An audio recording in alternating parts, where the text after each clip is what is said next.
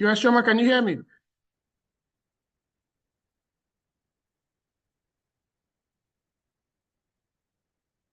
US Shoma?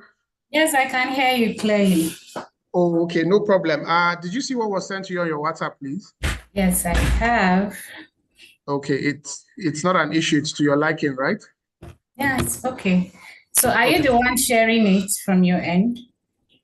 If you want us to share from our end, we can do that for you. Okay. Okay, no problem. Before anyone else comes, for the schedule, can they hear us? Okay, okay, no problem. Sorry, let me go offline.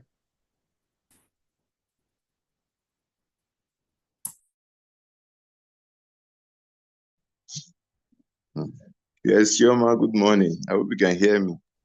Good morning, sir. It's good Hey, to how are you see you, doing? sir. I'm fine, sir. This is your background. Is it photo or is it in a place? Let me know. I know you are into interior decor. It's just So my I better come and background. decorate my own too. Good, Say good, good good. morning. So this you just get quiet so that we know I, you are there, bah? I was just listening to you people. Good morning from Digi. Falcomber. Morning. I'm happy everybody's on time. I was just saying 9 o'clock. You know, our Nigerian people, they don't wake up early. We have Yeah.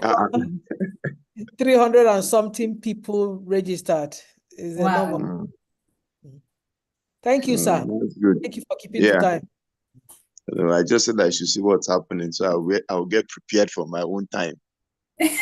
Prepare well. Oh. People are looking out to see you. That's good. Wow, that's good. Sure, my background is intimidating. That's why I'm not bringing out my face. So, ha. I'm telling you, that our background is a serious one. Eh? Thank you, ma. I had to showcase what I do, ma. No, You that's know. the way now. You see, that's what we do in the foundation too. We're not only just projecting people, we project your product, we project your ideas. Yes, So ma. please use it. Next time we use it for our background. So we'll be telling No them. problem. It's very okay. Charge NIQS Foundation copyright. Oh. Don't allow them to use it free of charge. It's marketing tools. Well done. Thank you all of Thank you you. for Well coming. done, ma. Yeah. Hey.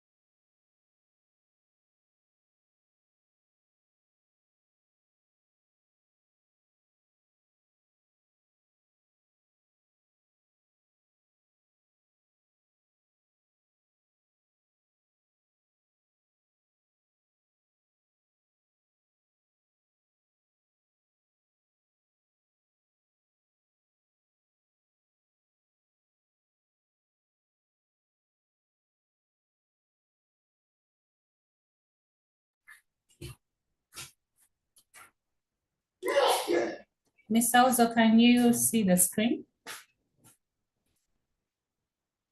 Yes, I can. Is it okay, or you want to share from your end? It's okay, ma'am. Okay.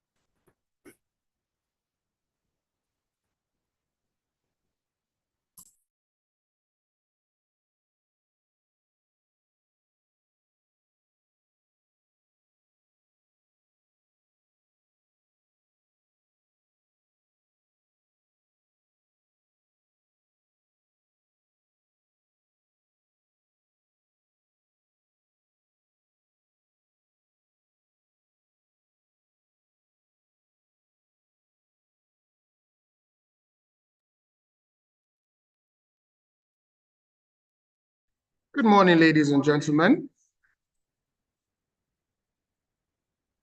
Good morning. My name is Ihebuzo Ozomeshina Obina, and I am the project manager for NIQS Foundation. Ladies and gentlemen, distinguished quantity surveyors, professionals in the built environment, you're welcome to the much anticipated NIQS Foundation capacity building program titled Open Innovation in Quantity Surveying Perspective. Ladies and gentlemen, today we have a wonderful session ahead of us, and I urge you to buckle your belts and get prepared to be mind blown for the amazing presentation that we have for you today. Before we commence, I'd like to introduce one of our distinguished quantity surveyors, the head of quantity surveying department at Bayes University, Abuja. Ladies and gentlemen, I'm talking about no other person than QS Chioma Precious Ekwani. She's a member of the Nigerian Institute of Quantity Surveyors and a registered quantity surveyor with over 15 years of experience in the field. Ladies and gentlemen, for the past 5 years, she has been lecturing quantity surveying at Bayes University, Abuja, where she currently heads the department. She's an accomplished academic, and she has published several papers and supervised numerous student projects. Alongside her teaching role, QS Ekwani owns an interior designing firm specializing in luxury furniture and interior services. Balancing her quantity surveying expertise and entrepreneurial ventures, she has dedicated her career to delivering specialized, high-quality services across both professions. QS Chioma is married with 3 children, and she exemplifies professional excellence while managing the multifaceted roles of academia, construction, and business ownership. Ladies and gentlemen, I give the floor to the moderator of today's session. QS Chioma, you have the floor, please. Thank you so much. Thank you so much, Mr. Ihebuzo. Still trying to get used to being introduced. You know, in the academia, the only introduction we are used to is, you know, introducing the topic or the subject to the class, you know, so, but this is also different, but I'm getting used to it. Thank you for that warm introduction, and thank you for the welcome.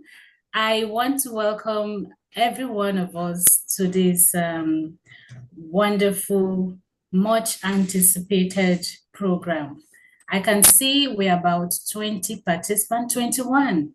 And I really want to appreciate you all for being very time conscious Nigerians. You know, it's not very common to see Nigerians keeping to time, but this is quite very encouraging. So thank you for coming quite early. They said early to bed, early to rise. So I'm sure we'll be out of here in no time because you made it possible.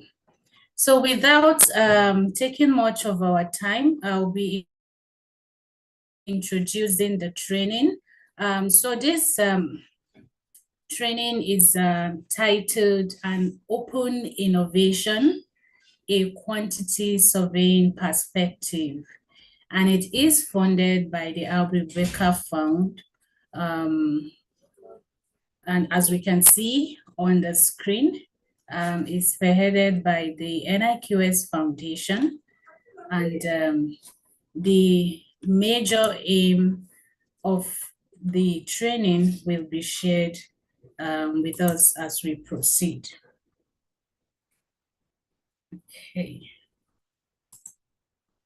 So, ladies and gentlemen, distinguished quantity surveying professionals, I warmly welcome you all to the highly anticipated NIQS Foundation Capacity Building Program titled Open Innovation, a Quantity Surveying Perspective. So the NIQS Foundation is an independent organization formed by the Nigerian Institute of Quantity Surveyors.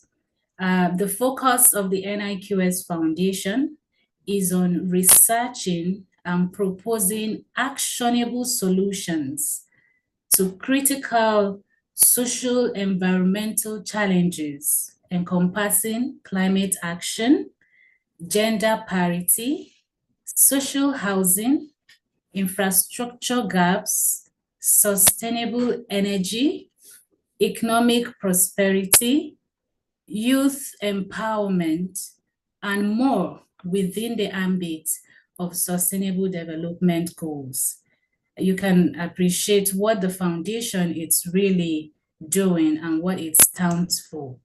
The mission of the NIQS Foundation is to raise global brand of Nigerian Institute of Quantity Surveyors and to make the world a better place for all by using the built environment as a platform. It's not surprising because the vision of the NIQS Foundation is to impact innovative solutions on issues relating to the built environment, climate change, sustainability, social housing, life on land or below water, affordable and clean energy, gender equality, education, decent work and economic growth, youth empowerment, and job creation through skill acquisition. And this, you will agree with me, resonates with the SDG goals. And so far, they have been doing a lot to accomplish the vision. The target for this program is to seek support local causes around the world, supporting humanity in achieving the Sustainable Development Goals. So for the founder of this, or the sponsor of this program, the NIQS Foundation program titled Open Innovation, a Quantity Surveying Perspective, is proudly funded by the Aubrey Baker Fund, the Charity for Surveying and Land Economy. And we want to sincerely appreciate them for this initiative and for funding this innovative program. So a little bit about the Aubrey Baker Fund.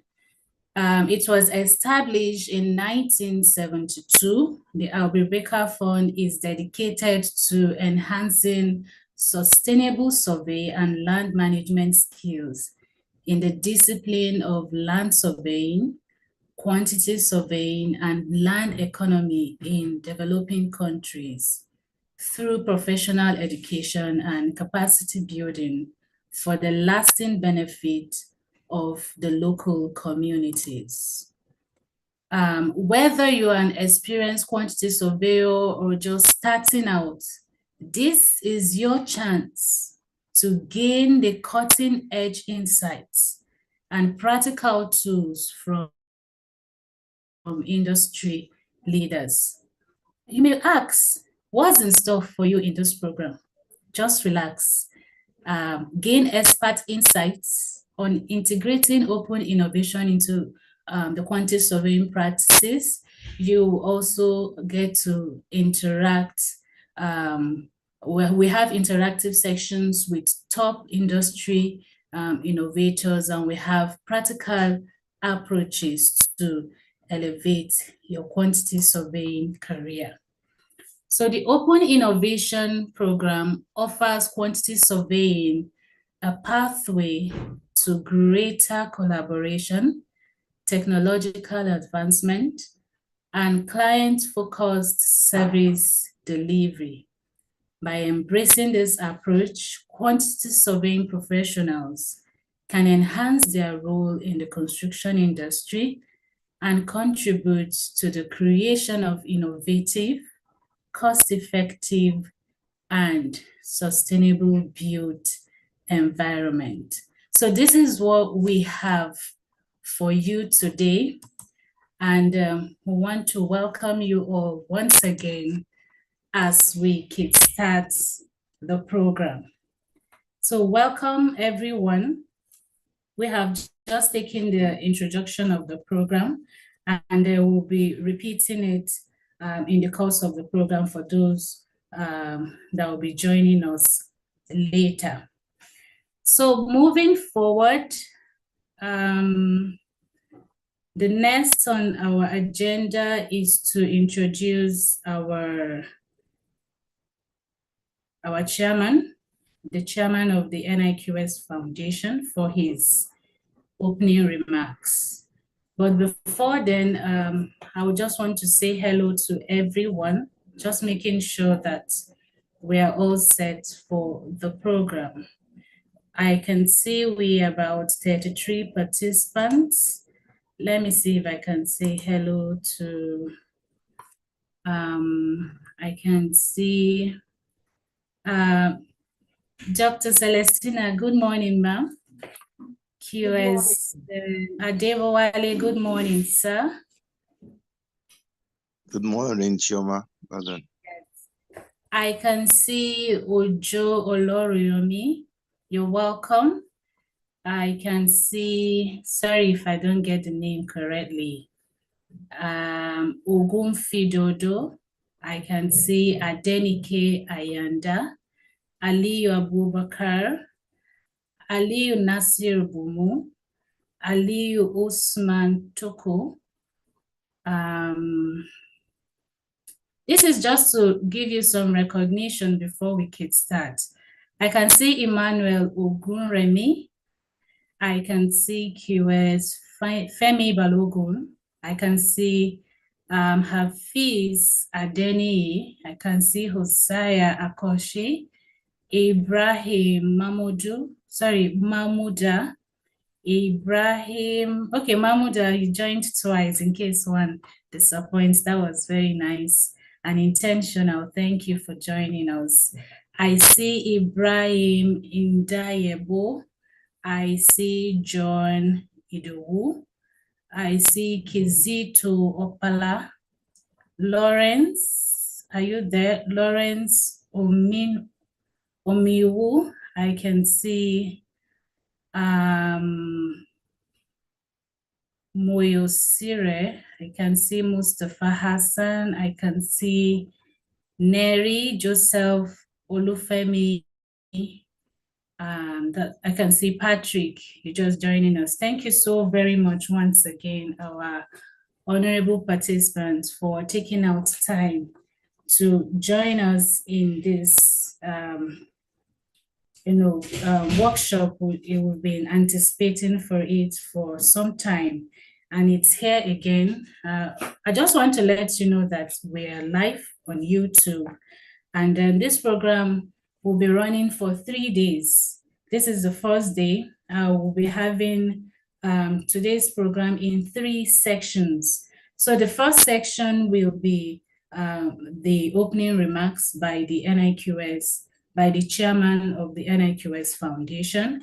And then after that, we'll be taking the modules. And then the last session will be the interactive session where we get to ask questions and make observations or comment on the training. Yes, so without much ado, I would like to introduce our Hello, Chairman. Sorry for yes, cutting. ma'am. Yeah, the chairman is having a little bit challenge in joining. Can Okay. go on with the other ones until he comes on board, please. Okay, okay, ma'am. Thank you. You're welcome.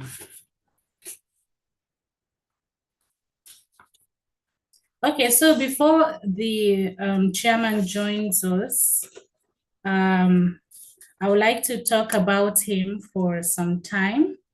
I remember the first time I saw the chairman. It was during one of the NIQS workshops, like 10, 12 years ago. And he was one of the people I saw that made me to realize that I'm actually in the right profession, So he was, invited to give a keynote remark about the workshop. And I was so, impressed with his dressing. Before then I was used to seeing quantity surveyors and jeans and t-shirts, and boots going to sites. But I saw another version of quantity surveyors all suited up, with tie, looking so intentional, so demure and all that. So, but we'll leave all those introduction until he comes on board. So we have our speaker today, QS Chijioke Michael Iwagu. I don't know if he's here too, but he'll be taking us on the topic. He'll be taking us on 2 modules today. The first module is Introduction to Open Innovation, a Quantity Surveying Perspective. And thereafter, he'll be taking the second module, which is the act of problem formulation in quantity surveying. So these are very intense module, and I know that QS Chijioke is prepared to give us, the meat for the moment. QS Chijioke is someone I have worked with for a couple of years. We worked together when he was a secretary, professional education stuff for NIQS Foundation, so NIQS FCT chapter. I worked as a secretary, and I've seen QS Chijioke very passionate about innovation in quantity surveying. He knows what he is doing, and he has contributed immensely in innovation in quantity surveying. I remember also sometime 2 years ago, he also participated in a training for Revit, I can't remember the other one, for 3 months.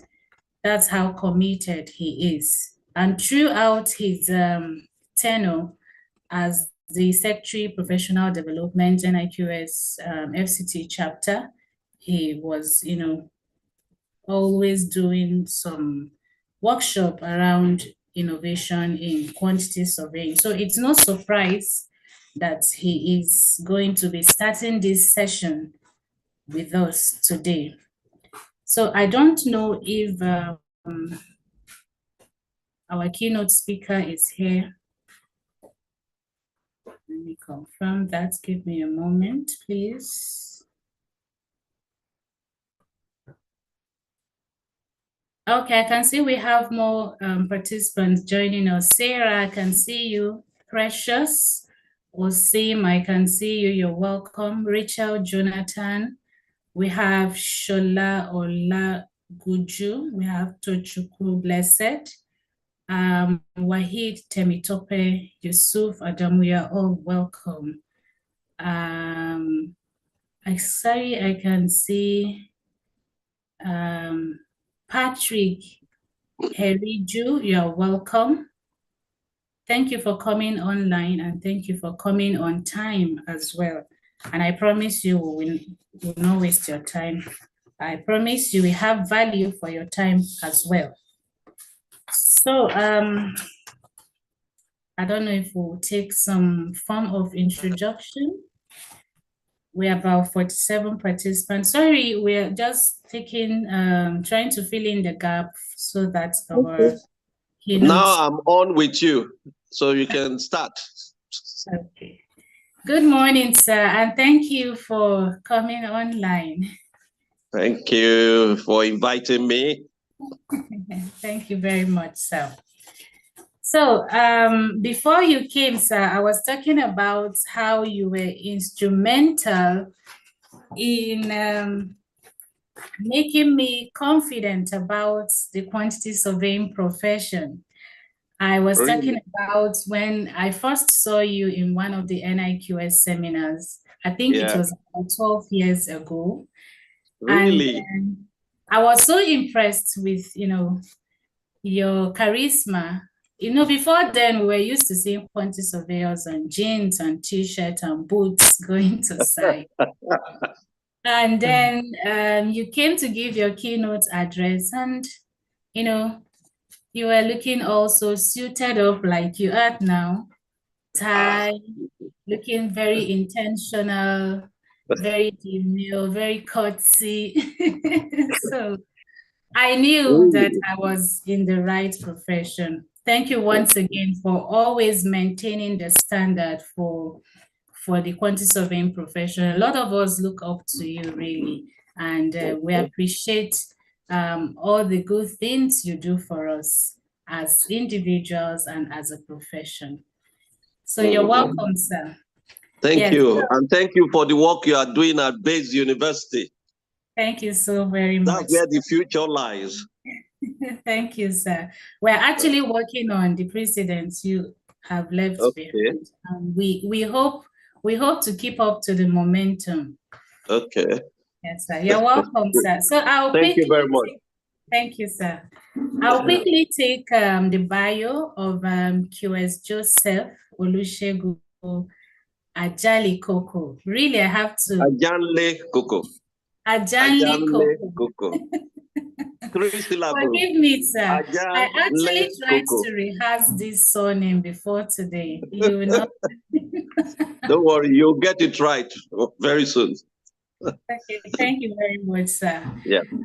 At first, when I saw the Ajanle Koko, I was like, is he Nigerian? You're welcome, sir. So, QS Joseph Olusegun Ajanle Koko is a past president, Chairman, Board of Trustees, NIQS Foundation. Is also a distinguished quantity surveyor and cost management expert with over 3 decades of experience in the construction industry. As a managing partner of Construction Economics Partnership Limited, established in 1986, QS Joseph has made significant contributions in the field, both in Nigeria and internationally. QS Ajanle Koko holds multiple prestigious positions, including current president of the Commonwealth Association of Surveying and Land Economy. He has also served as president of several professional bodies, including the Nigerian Institute of Quantity Surveyors, NIQS, African Association of Quantity Surveyors, AAQS, and the Association of Professional Bodies in Nigeria, APBM. QS Olusegun is a fellow of multiple professional organizations and recipient of numerous awards. He has been recognized for his leadership and intellectual contributions to the construction industry.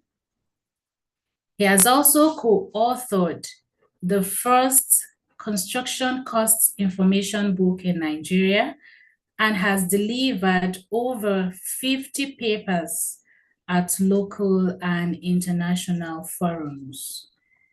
QS Ajanli Koko expertise extends to construction economics, construction management, and professional development within the Commonwealth.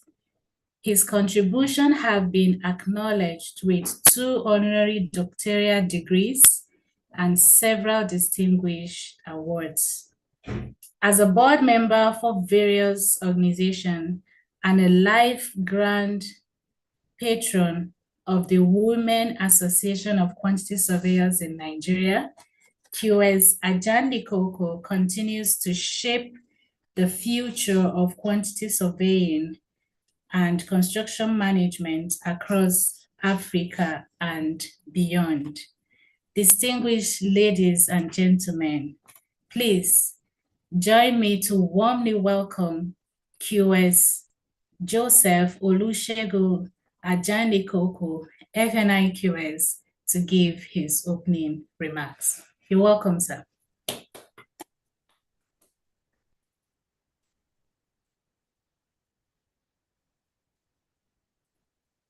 Sorry, sir, I think you have to unmute your microphone. All right. Thank you, our dear hostess.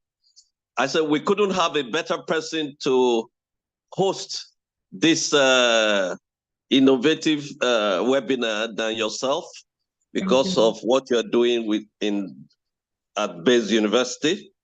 And so this one fits in quite appropriately into your profile. Thank you.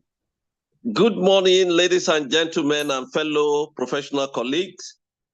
It is my greatest pleasure to welcome you all to this groundbreaking capacity building program, Open Innovation, a quantity surveying perspective, as we gather virtually from across Nigeria and beyond. We stand at the threshold of a new era in our noble profession. The world around us is evolving at an unprecedented pace. The construction industry, once considered traditional, is now at the forefront of technological advancement and innovative practices. As quantity surveyors, we find ourselves not just witnesses to this change, but potential pioneers of it. Open innovation, the theme of our program, is more than just a buzzword. It represents a fundamental shift in how we approach problem solving, collaboration, and value creation in our field.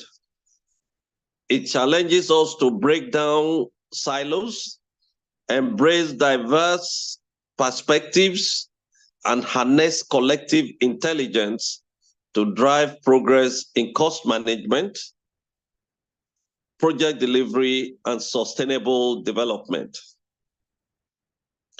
This program, generously funded by the Aubrey Baker Fund in UK, is a testament to the global recognition of the pivotal role quantity surveyors play in shaping the built environment. It also underscores the importance of continuous learning and adaptation in our profession. Over the next 3 days, we will explore cutting-edge concepts, share experiences, and engage in discussions that will not only embrace our individual capabilities, but also elevate our profession as a whole. I urge each of you to participate actively, challenge assumptions, and be open to new ideas. Remember, innovation is not just about technology, it's about mindset. It's about... Hello? Where Yes. with you, sir? Are you hearing me? Yes, we Very can, sir, but your video is off. Okay. I have to go back to it then. You can go on, sir. Yes, it's about mindset.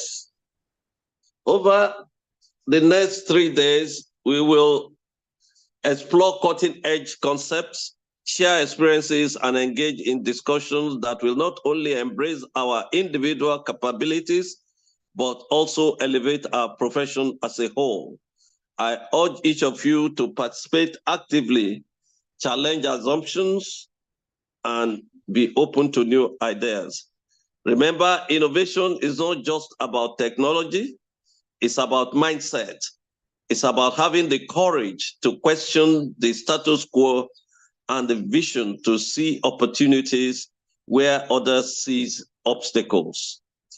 As chairman of the board of the NIQS Foundation, I'm filled with optimism about the future of quantity surveying in Nigeria and beyond. Programs like this are crucial in ensuring that we not only keep pace with global trends, but set new standards of excellence. Let us embrace this opportunity to learn, grow, and innovate. The knowledge and insights you gain here have the potential to transform not just your careers, but the entire landscape of quantity surveying in our nation. I extend my heartfelt gratitude to the Aubrey Baker Fund for their support, and to our distinguished speakers who are erudite scholars for sharing their expertise, and to each of you for your commitment to professional growth. With that, I declare this capacity building program officially open.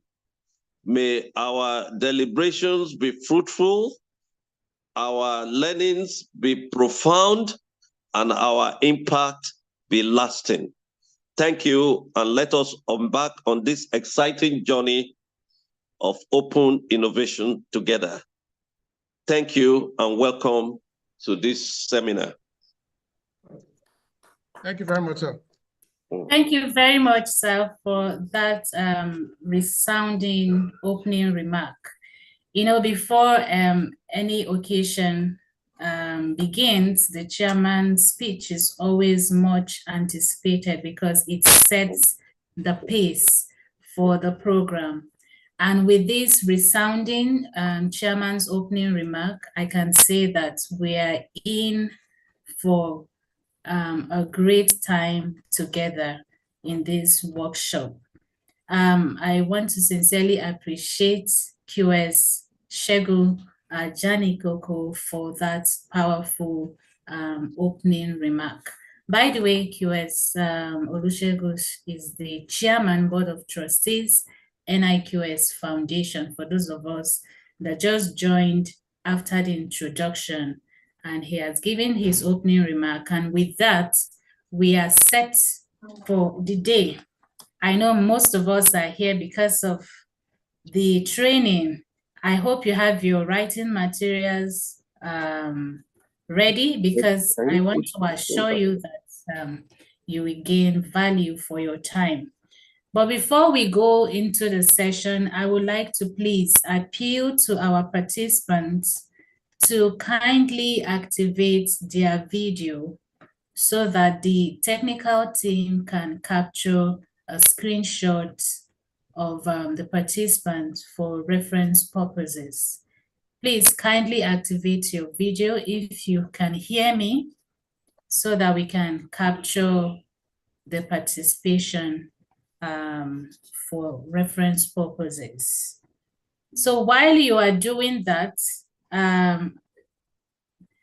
just to quickly add to what the chairman has said, in the next 3 days, we are going to be having mind-blowing, innovative sections. I want to appeal to us. You know, one thing is to get knowledge. Another thing is to utilize it. So I want to appeal to us that all the knowledge we'll be gaining from this program, beginning from today, let us consciously put it into practice. Otherwise, it will be a wasted effort.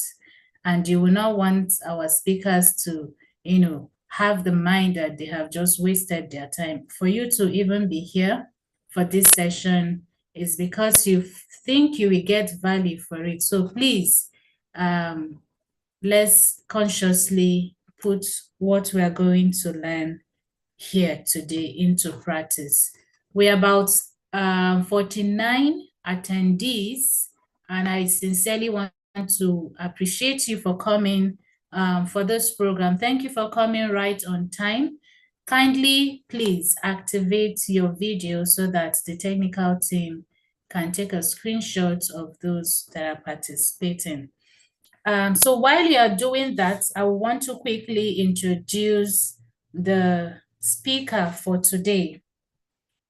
The speaker for today is QS Chijioke Iwuagu, MNI QS, works in the technical department of Arab Contractors OAO Nigeria Limited.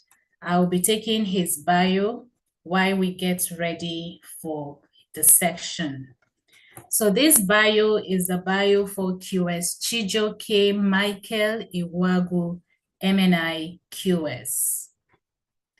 QS Chijioke Michael Iwuagu is a distinguished quantity surveyor with over 15 years of experience in the Nigerian construction industry.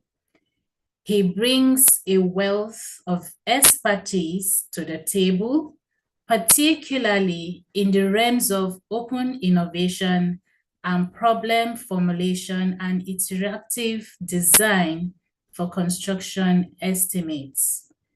QS Chijioke holds a HND in quantity surveying and a PGD in information technology. He also specializes in professional software packages that is essential for modern construction management.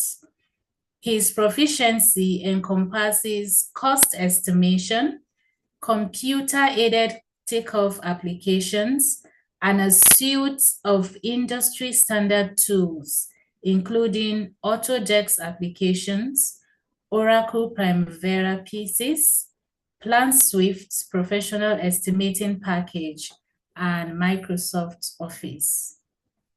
As the BIM and CAD administrator and software instructor at CAD Professional System Technology Limited, a startup he co-founded, QS Iwuagu is at the forefront of implementing IT solutions tailored for professional services in construction. His 12+ years of software coaching experience, coupled with practical applications in construction technologies, underscore his commitment to advancing the field.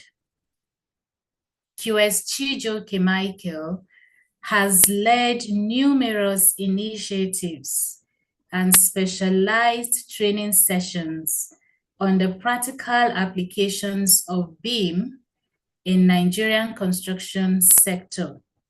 And currently, he is pioneering efforts to integrate the BESMM4 revised within the typical BIM workflows, showcasing his dedication to innovation and efficiency.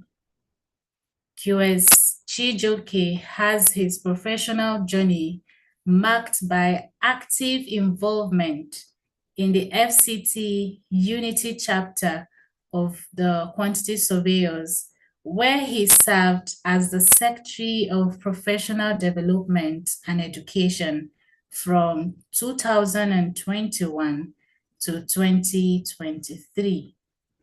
Additionally, QS Chijioke holds pivotal roles as a quantity surveyor and cost estimator in the technical department of Arab Contractors OAO Nigeria Limited, and as the Vice President of the Arab Contractors Cooperative Society.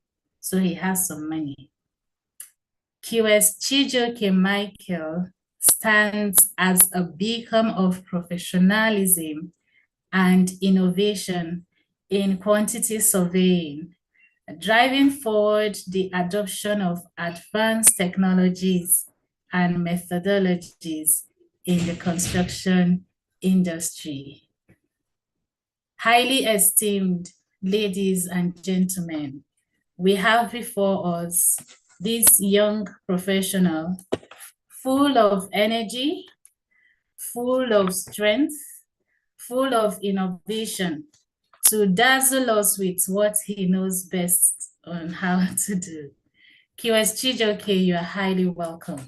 Please, let's give him a warm, resounding applause. You have the floor, please, QS Chijioke. You're welcome once again.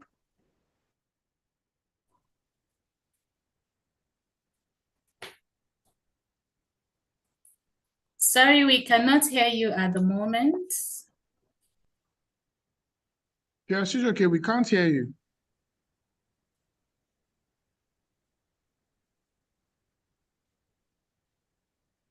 He has to unmute himself. Okay. Yes, it's okay. Perhaps check the earpiece you're using.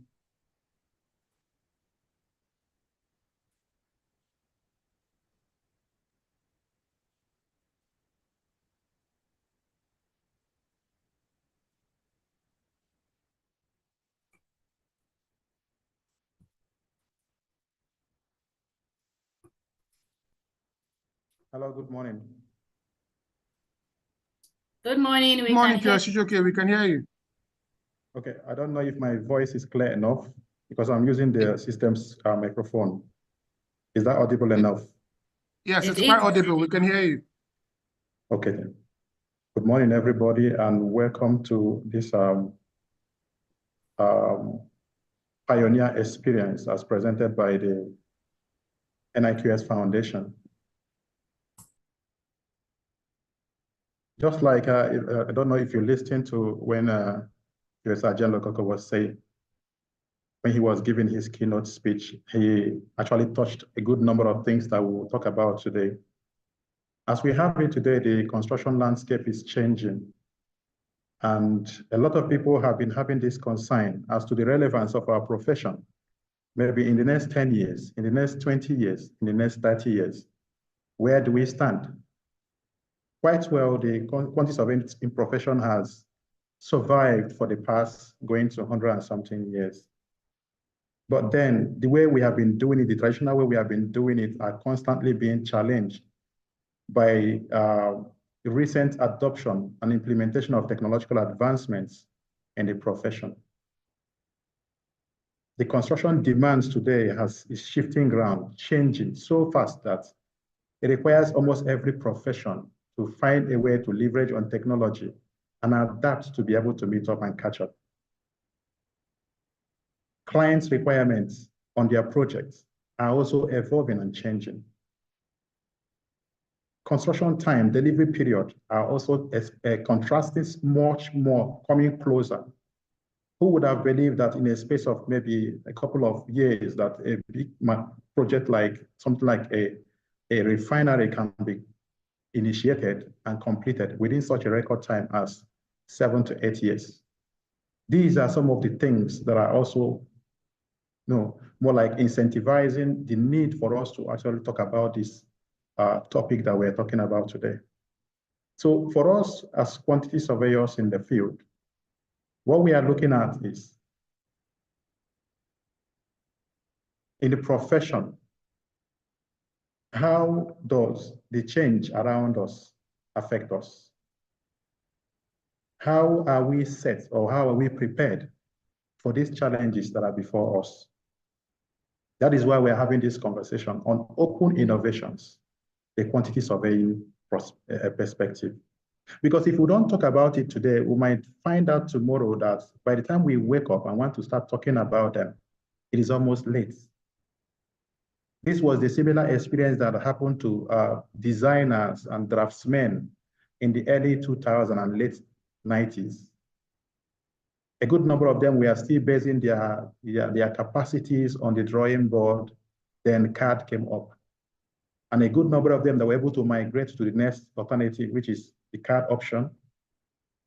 The other ones were left behind. And with a little space of time, they discovered that they have no footing at all in the business. So this is why we as quantity surveyors, we are looking at it. These changes that are happening in our construction environment, these changes that are happening all around us, almost every profession around us is being impacted by technology, one technological advancement or the other. How are those things going to shape our survival? So for us quantity surveyors, this is why we are having this conversation today.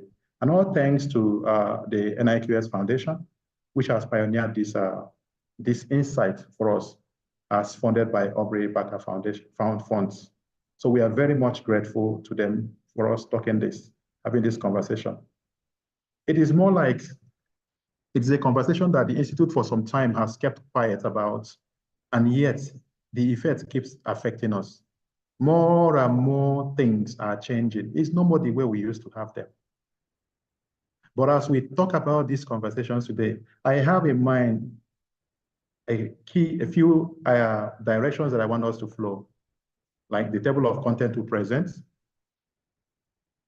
We'll talk about an overview of the issue itself. We also talk about learning objectives. We'll try to define what is open innovation, because it comes with a lot of names, but the concept still remains the same.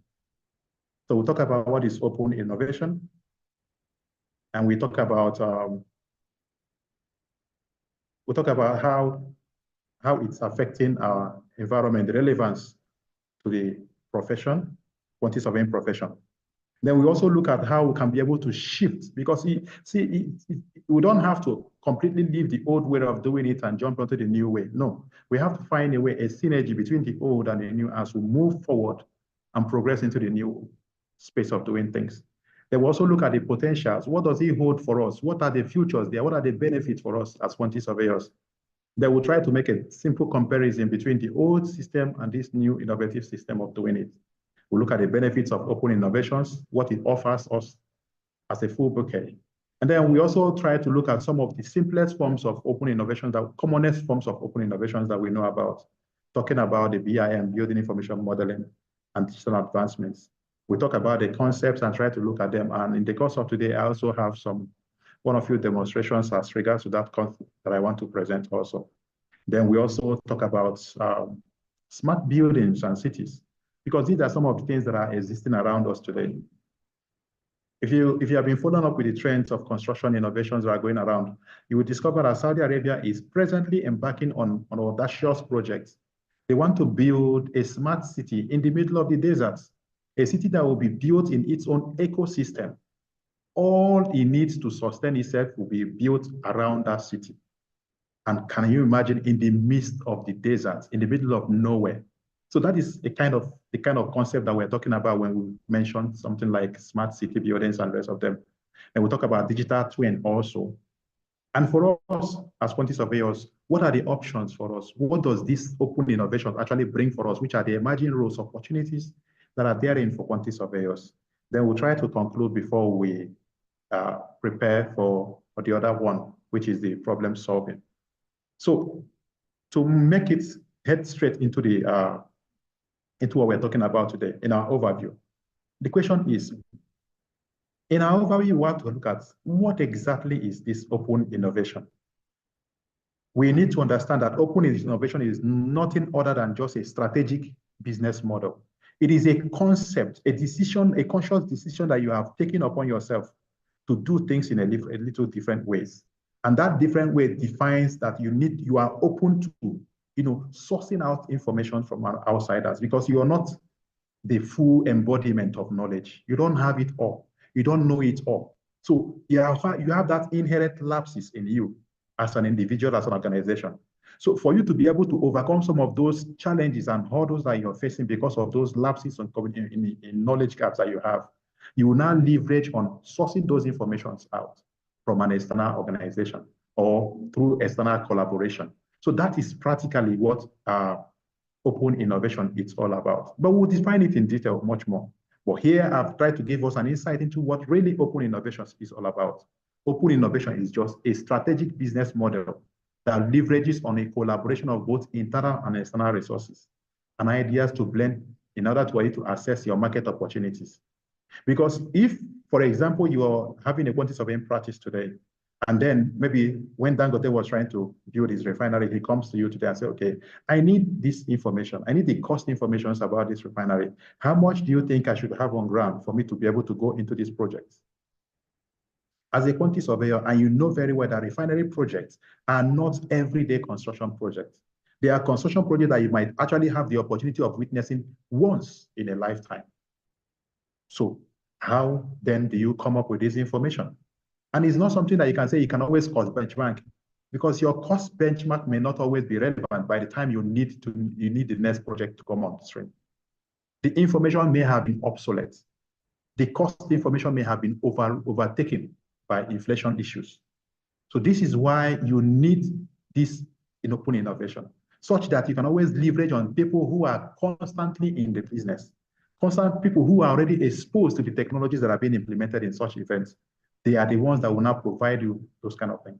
And then we also talk about what are the benefits for us, open innovation. What does it offer for us?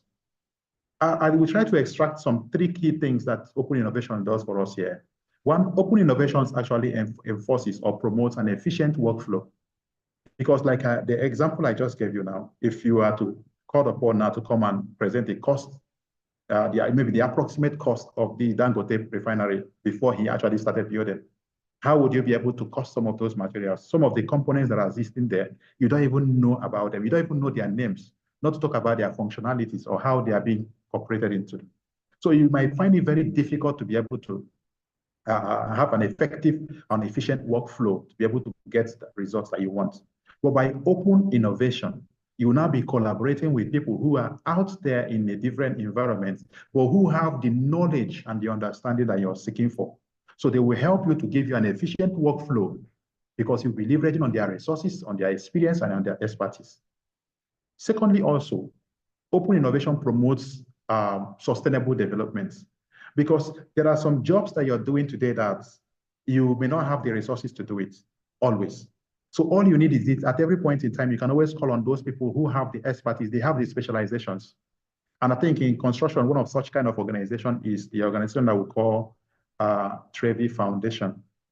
Trevi Foundation, I'm not advertising for them, but Trevi Foundation is a construction company that is established for the sole purpose of doing foundational works for your project.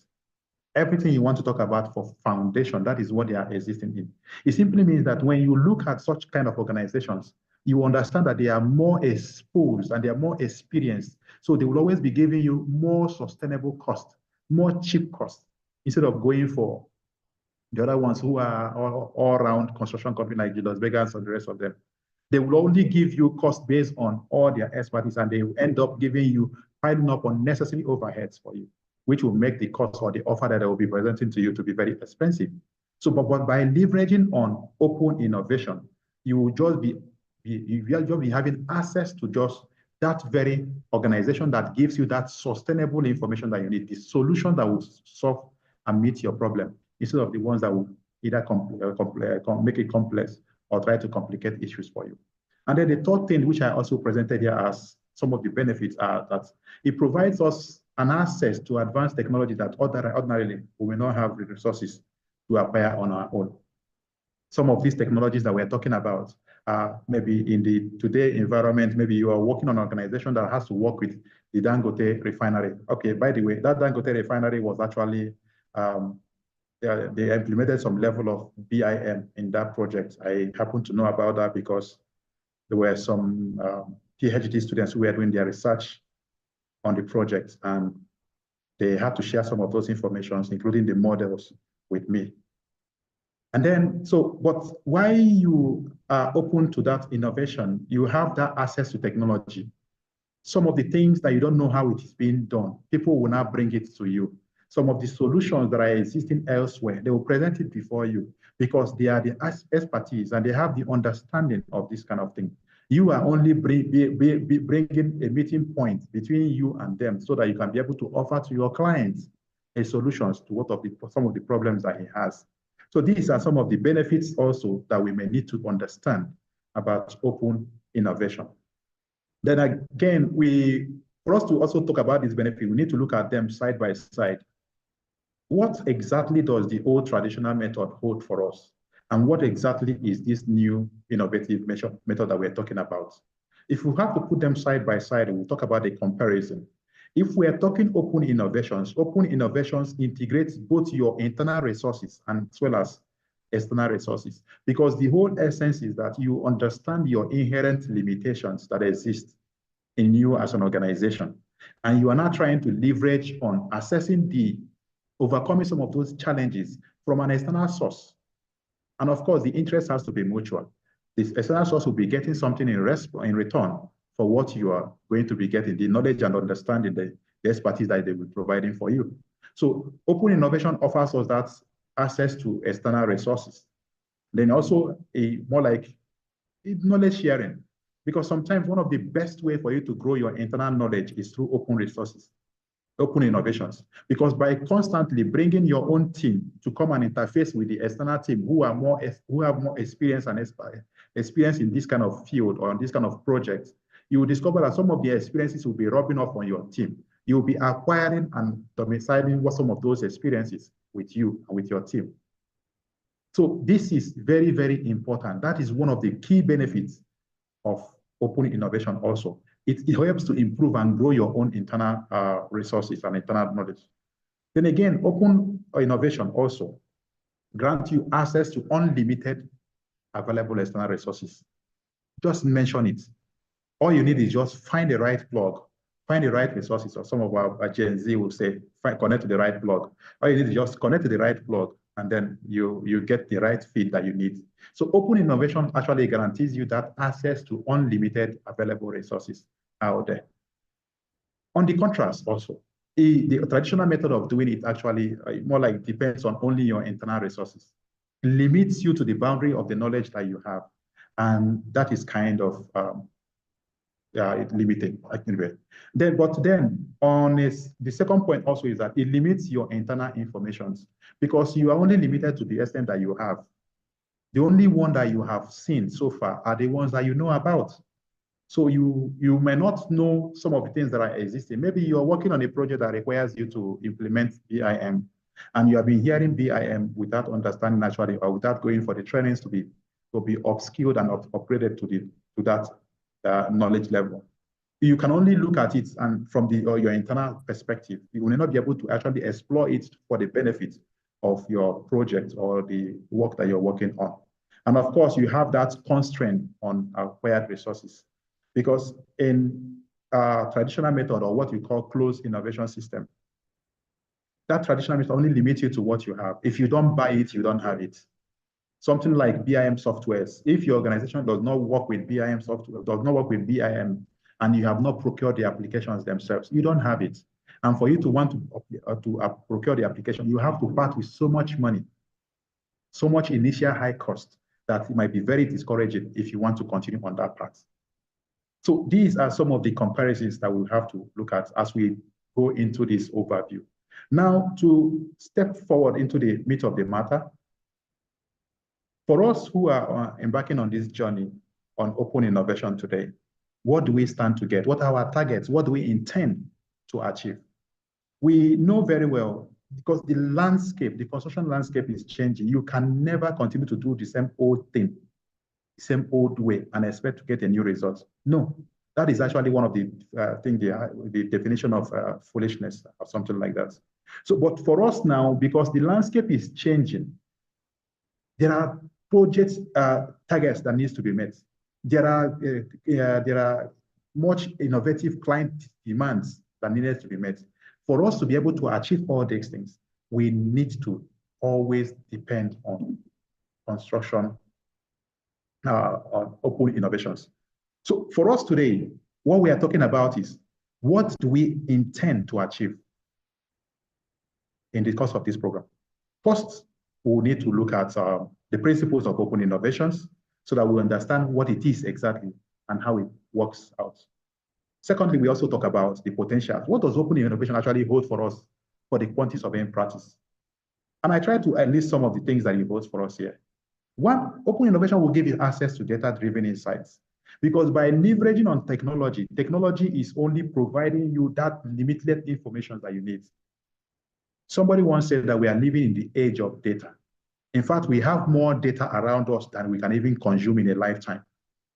But these data are not just existing. They are actually there to help us make informed decisions. They are there to help us make decisions that will be very, very impactful in all the things that we do. So open innovation actually offers you that very advantage. Secondly, open innovation also helps you to harness on the opportunities that are available for you. Because we talked about it now, as technologies are evolving and being produced, more and more opportunities are coming up for people. You have more things you can do. You might not end up doing the traditional quantity surveying roles or works, assignments. You might end up doing things that are very innovative. Some of the things that we'll also mention at the end of this, in the course of this program that we're doing today. So these are some of the options that are available to you. Thirdly, open innovations also prevents you to give you an edge of relevance so that you remain relevant, like we mentioned before at the introduction. The people, some of those draftsmen, the architects as at that time, the late 90s and early 2000s, who refused to catch on with the trend of CAD, eventually they were left behind. They became irrelevant, they became dispensable. But today, those older ones that jumped on with the trend of CAD, they are also presently being challenged by the adoption of BIM. If they don't stay evolved with the trend of time, they might end up also being irrelevant. So open innovation also gives us that advantage of retaining our relevance so that we can still be useful for the next set of generations or innovative technologies that will come.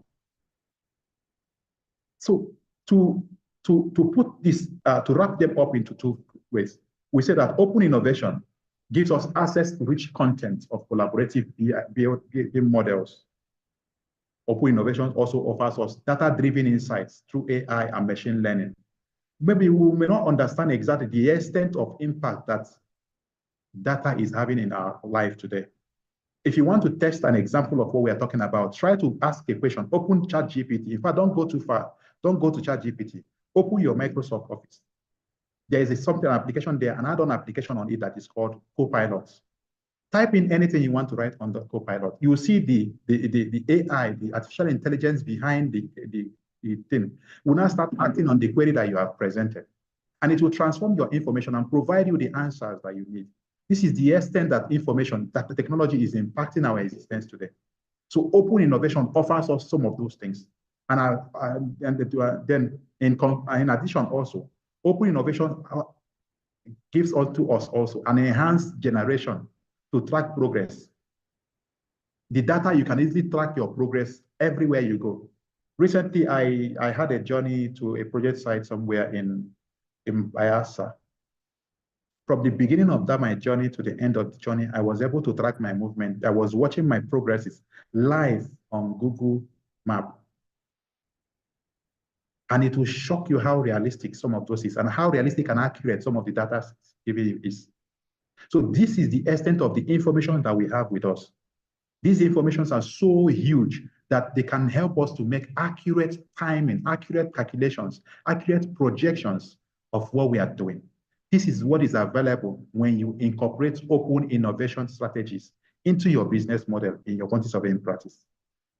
And comparing this to the traditional method of doing it, the traditional method of doing it only relies on the bill of quantities. Maybe when you want to make a projection of previous project that you have done before, one of the best point of call that you will have as a quantity surveyor or quantity surveying practice is to call on any bill of quantity that you have done before. That is one of the things. And it has its own limitation. Whereas open innovation will leverage on so many things. Some of the things that you have lapses on when you're doing your traditional method, open innovation has opportunity that cover some of those limitations. The traditional method of practice also depends only on spreadsheets and the basic things that Microsoft offers you. Maybe if your practice is so advanced, you might be using some specialized, customized applications for your practice. But you know that some of those applications are not very easy to maintain. They're not very easy also to upgrade. So these are some of the limitations that are existing when we use the traditional method of doing things. So for us now, let us now talk about it. What exactly is open innovation? We have tried to describe it in so many ways by using examples, by using the benefit that it has given us. But as we look at open innovation today, open innovation is just to let us understand that the world that we are living in is changing. As I said, this is what I remember a quote from a playbook that I read while I was in my JSS1. That is, the gods are not to blame. It says, the world around us is changing, and we must change with it. So open innovation is letting us understand that even the world around us is changing. And for us to change with it, we need to understand that we don't know it all. We don't have all the resources that are required to be able to address all the issues and provide solutions that are available on our table. So we need to expand our reach. You need to collaborate with external resources to be able to meet up some of these things. And when we are collaborating with some of those external resources, they will be bringing in benefits to our clients, benefits to our projects, benefits to our firms. Because we have mentioned before, while you're collaborating with them, some of the knowledges that you're bringing together will be rubbing off on your own internal resources. That way also, like they say, iron sharpeneth iron. While the external iron is sharpening your internal iron, your internal resources also will also be sharpened. So for us here, open innovation is something we need as quantity surveyors to always consider today if we want to retain our relevance in the industry. Because as there continues to be a paradigm shift, we have to leverage both on our internal and external resources, internal and external ideas. We need to use them to be able to assess our markets so that we can constantly innovate and take advantages of the technologies that are available to us today. The quantity surveying practice is the most suited candidates because we are multi-talented and we are meeting a lot of market demands. So for us, we need to leverage on some of these unparalleled opportunities that are present in adopting open innovation. Then for you to know whether you're actually doing open innovations, some of the characteristics of open innovation, something that you need to understand as open innovation. One, for it to be open innovation, there has to be collaboration. Your organization must be collaborating with an external organization. Secondly, there has to be an external input. You will depend on an external input for some information, for some knowledge, for some additional resources that you don't have on your own. Thirdly, there has to be this knowledge sharing, while you're also providing for them the information that they need to help you provide us this information. They also provide you the information that meets your own requirements. So there has to be that knowledge sharing between the two of you. And fourthly, there has to be an inbound and outbound innovation. Inbound and outbound innovation simply means that while they are bringing in their technologies and telling you additional way of doing it, you also not be on your own. You're not stuck. You also have some addition, some contributions that you do that will also guide them or shape some of those information that they are presenting so that it will conform to the solutions that you intend to present to your clients. So there has to be an inbound and an outbound innovation. Then fifthly, there has to be an iterative and agile approach to it. By iterative, I mean it has to be somehow elastic. It has to be a fine way to to reflect the changes that you're seeing. As situations are changing, it has to also change to be able to meet up with the challenges that you're having. You would not say because you have leverage on card in the 90s, therefore you will retain card forever. No, the technology, the ground has shifted. It is no more talking cards today. We're not talking BIM. In fact, it has even gone beyond BIM. It is not talking something that is also married alongside with BIM, talking about digital twins. These are some of the changes that are happening around us. And again, one of the last characteristics of open innovation is that open innovation actually creates what is called an ecosystem of values. It creates that value such that all the innovations and the values that are being created remains in that system so that you can always leverage on it every time subsequently to improve on whatever you're doing. We have talked about how this contrasts with the old traditional method. And it contrasts with it in so much way that you have access to information and knowledge. When you are adopting open innovations, you have access to rich contents of information and knowledge because it provides you a broader pool of ideas and expertise. Imagine your little private practice now have to leverage on a practice that has been existing for decades. That gives you access to rich bouquet of information that you may not have experienced in the course of your practice. It also creates time, faster time for you to penetrate the market. I mentioned to us maybe at the beginning, if maybe you are brought in to come and present cost information to Dangote while he was trying to prepare for the refinery project that he did, where would you start from?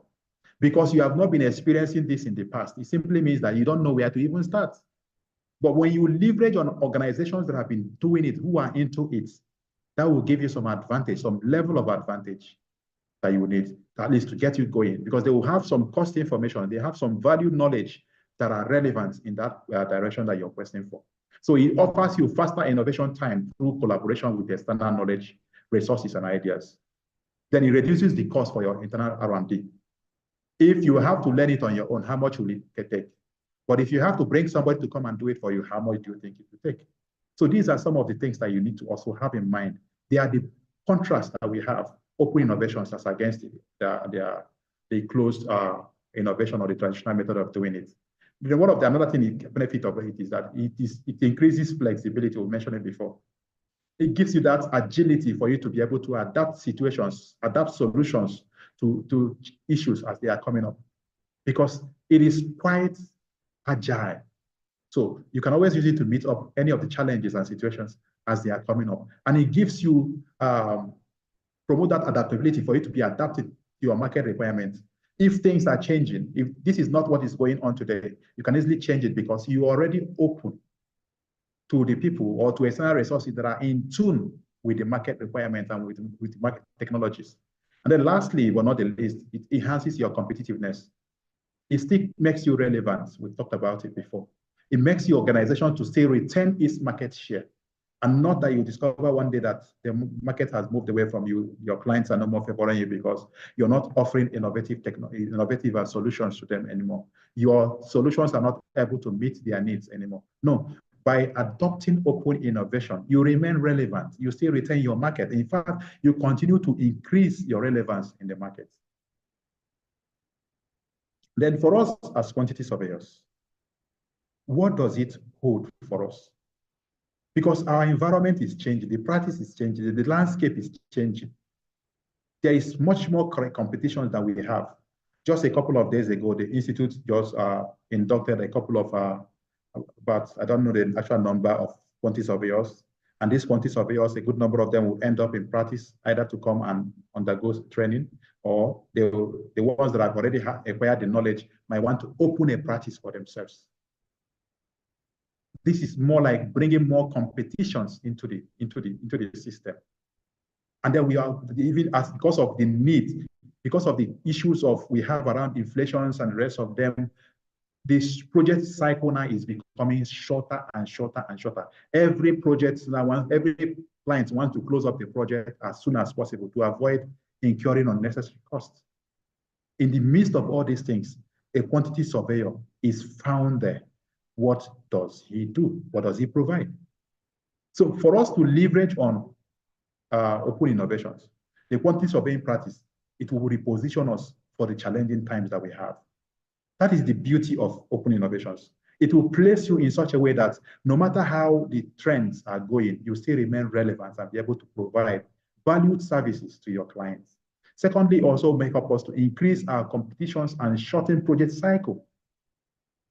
I mentioned to us, maybe Dangote, when he was starting up his project, he needed the project because the size of the project that he wants to build, he needs to happen within a shorter period of time so that he can be able to leverage on the issues of inefficiency in our energy sector to be able to recoup his investment.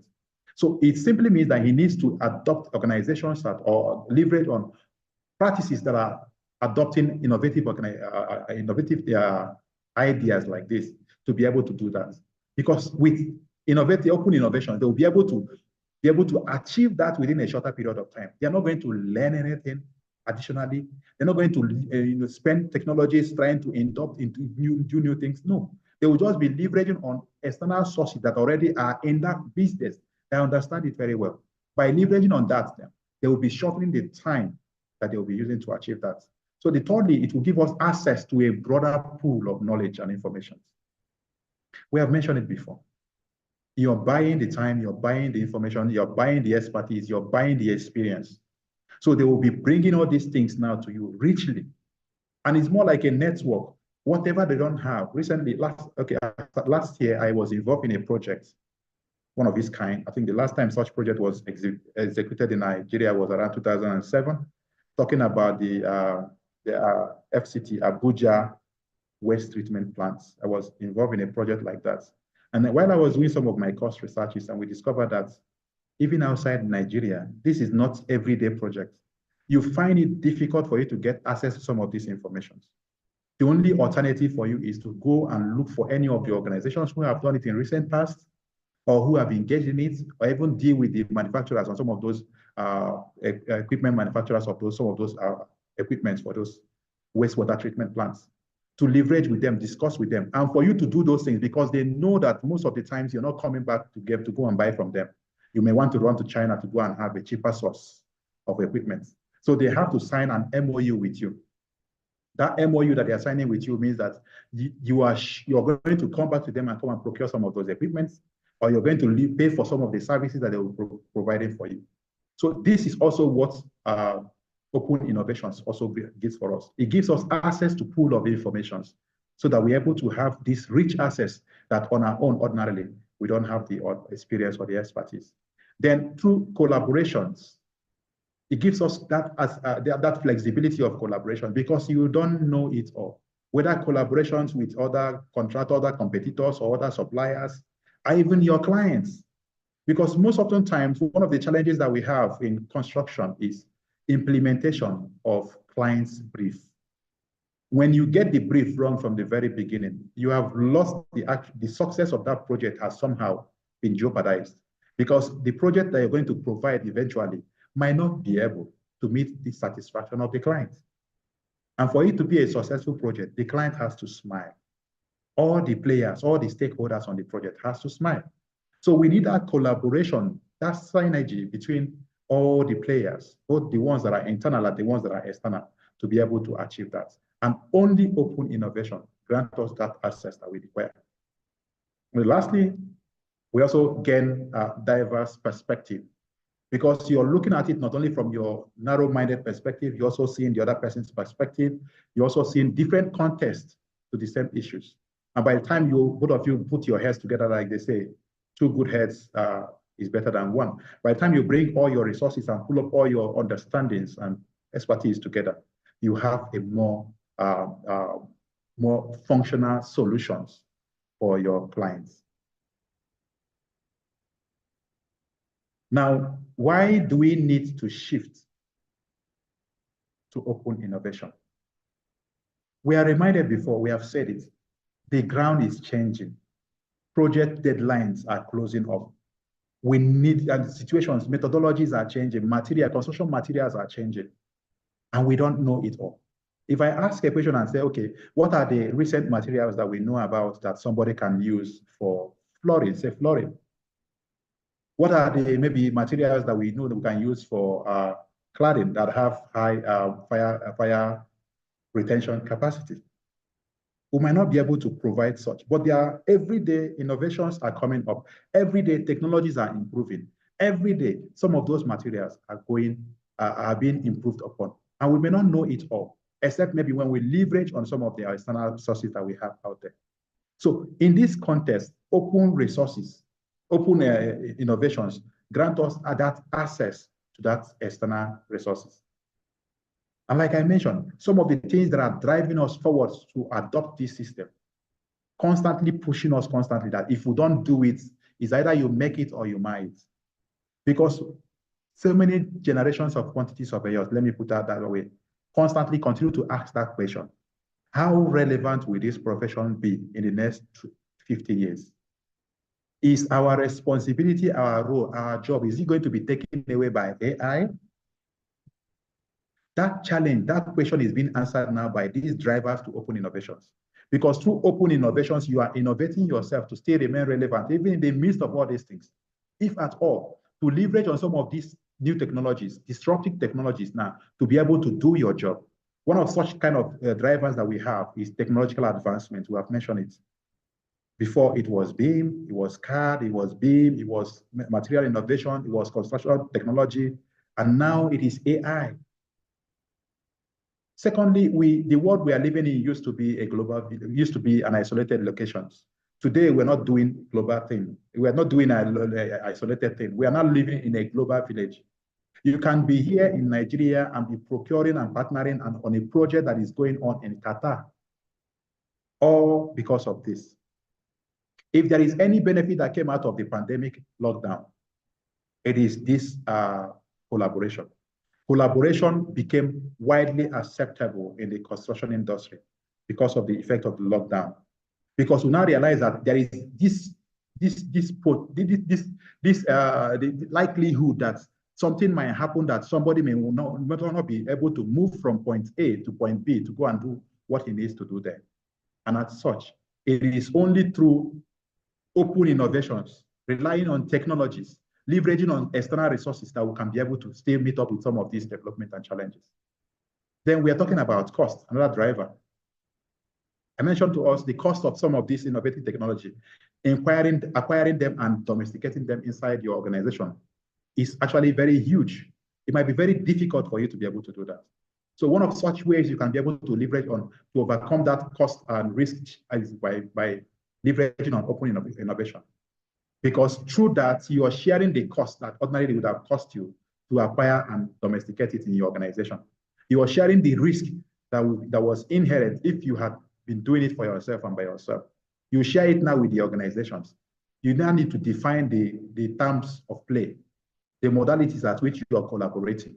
You have to define it. Then one of such, the last one is this, I mentioned it before, you are now acquiring talents that you don't have. I said that iron sharpens iron. By the time you continue collaborating with external organizations that are more professional or who have the expertise rather on that area of subject of interest, you discover that you continue to gain more and more interest for yourself and for your organization. So you have this rich access to unlimited information, and it will rub off on your organization very, very well. Now we talk about the potentials for us. If we have been hyping on this open innovation, what does it even hold for us quantity surveyors? How do we leverage on it? How can it even affect us and the things that we do? I want to let us understand. Because we have so many technologies that are evolving, we have a lot of things that are happening in our environment today, but the construction market is no more the way it used to be. So for you to still retain your services as a quantity surveyor, you need to first of all appreciate that the environment where you are operating is no more the way it used to be. The landscape has changed. Technology is transforming a lot of things. The way we used to do things has changed. And for you to stay remain relevant, you need to adapt. You need to change so that you can continue to assess all the numerous opportunities that are available. The introduction of BIM, let me use that word, BIM protocols today in the construction environment, is innovating a lot of things. It is revolutionizing both design and construction. So you need to actually understand what BIM offers for you so that you can be able to leverage on the opportunities that BIM has also presented for us. BIM also is also providing for us an ability of simulation. So you can also be able to look at it and say, okay, this is how it is. This is how it's supposed to be. You can be able to simulate circumstances, simulate situations, simulate challenges. Simulation techniques, technology has been around us for a long time because even the engineers have been simulating so many things. They have been simulating it to be able to have built structures that are still subsisting even till today. So, but BIM has come to add more value for us to be able to. While you're simulating, you're also visualizing it. You can be able to replicate a lot of things. That is the advantage that BIM is offering for us. For us, quantity surveyors, who can leverage on some of these things. Then on the big data, can't talk about it enough. The big data is so vast and important for us as quantity surveyors because we cannot always continue to live to rely on our hard copies of our bill of quantities. Through leveraging on big data, we can drive greater insights and make insightful decisions. When you are saying that this is going to be, the cost is projected to be like this, that is what is going to be, because you're relying on information, data, because they say the numbers don't lie. If it is 1 + 1, 1 + 1 still remains 3. So if the numbers cannot lie to you, when you rely on numbers to make your projections and to make advice, cost advice, it simply means that it will always come up the same way it is. If for any reason it will not be exactly what you have projected it to be, you will also have the understanding as to the reasons why, or the diversion or the divergence why it is not so. So for us also, leveraging on AI and big data will also help us to have a sustainable management of our information or projects that we're working on. So that whatever it is cost information that we're working on, it is based on what we have seen, what we have observed, what we know. A very good example of this big data and AI is talking about this twin, digital twin. A digital twin is relying on the actual data that is extracted or taken from the operation of an existing asset, so that you can now reflect it on the digital assets and use it also to make corrections when you want to build another one. Use it also to make informed decisions as to maintenance decisions. Use it to make informed decisions as running costs. Use it to have a holistic understanding of life cycle cost of that operational of that asset. So it is so huge, we can't even exhaust all of it here. But we are saying that this is an opportunity that it holds for us in quantity surveying. Then secondly, we have an emerging market. The industry is evolving. The market is changing. And for us, if we continue to adapt, we have opportunities of new roles that are opening up for us. New roles such as data analytics, new roles like BIM manager, BIM administrator, so many beautiful roles that are coming up today. But if we need to rely on our traditional way of doing it, we might discover that we cannot be able to leverage on some of these new opportunities, new roles that are emerging for us, and we cannot be able to take care of them. And of course, we might end up being irrelevant in the scheme of things. And then lastly, it helps us to open us to optimizing the values of our markets, the potentials that are available. As the market is expanding and changing, you are still retaining your relevance and importance in the market. You still retain your market share. In fact, you even improve more to fill up the traditional the gaps that used to exist in the market. So for us, quantity surveyors, open innovations gives us this edge. When we incorporate the open innovation strategies into our quantity surveying practices, we will have some of these benefits that we have. Then, open innovation versus traditional method. What do we have? Open innovation gives us that access through BIM that we've talked about. Through BIM, we're able to do things better than we can do it before. Your cost information, your cost decisions are based on the actual thing, not on guesstimates. Not maybe the drawing was somehow messed up along the right. You could not actually read the dimensions very well. You did not get the specifications very well. No. BIM already contains all those informations inside it. The potentiality of mixing up the information is near zero. It's almost eliminated. So long as when they were designing the bill, the level of BIM implementation that was adopted was well defined. You also, the quantity surveyor who is leveraging upon the BIM, knows the information that you're going to get from there.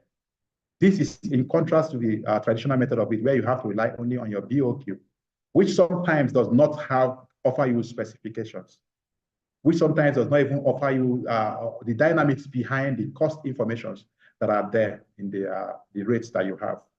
So when you look at these two things side by side, you discover that open innovation has come to stay. For us, we need to adapt to it. We need to change with the trend of time. We need to move on with these issues that are around us today so that we can continue to progress and retain our relevance in the scheme of things and not be overtaken or be removed out of practice by the implementations of AI. So we looked at the benefits. We have talked about it before: efficiency, sustainability, and cost effectiveness. Efficiency, by leveraging on the external expertise and resources, we reduce duplication of efforts. Sustainability, we are able to promote the development of sustainable solutions that consider environmental, social, and economic impacts all in one. While you're doing your own, you're not only negating the other environments. One of the takeaways that I got from the just concluded NIQS workshop was that in sustainability, in designing anything for sustainability, while you're trying to meet, it defines as while you're trying to meet your needs today, you're not also shortchanging the future generation. So for us not to shortchange the future generation, we mean that we have to adapt a sustainable approach to our quantity surveying practice. We have to use a practice that will continue to be relevant even in the near future, so that the generations to come will also benefit from some of the advantages that we have had.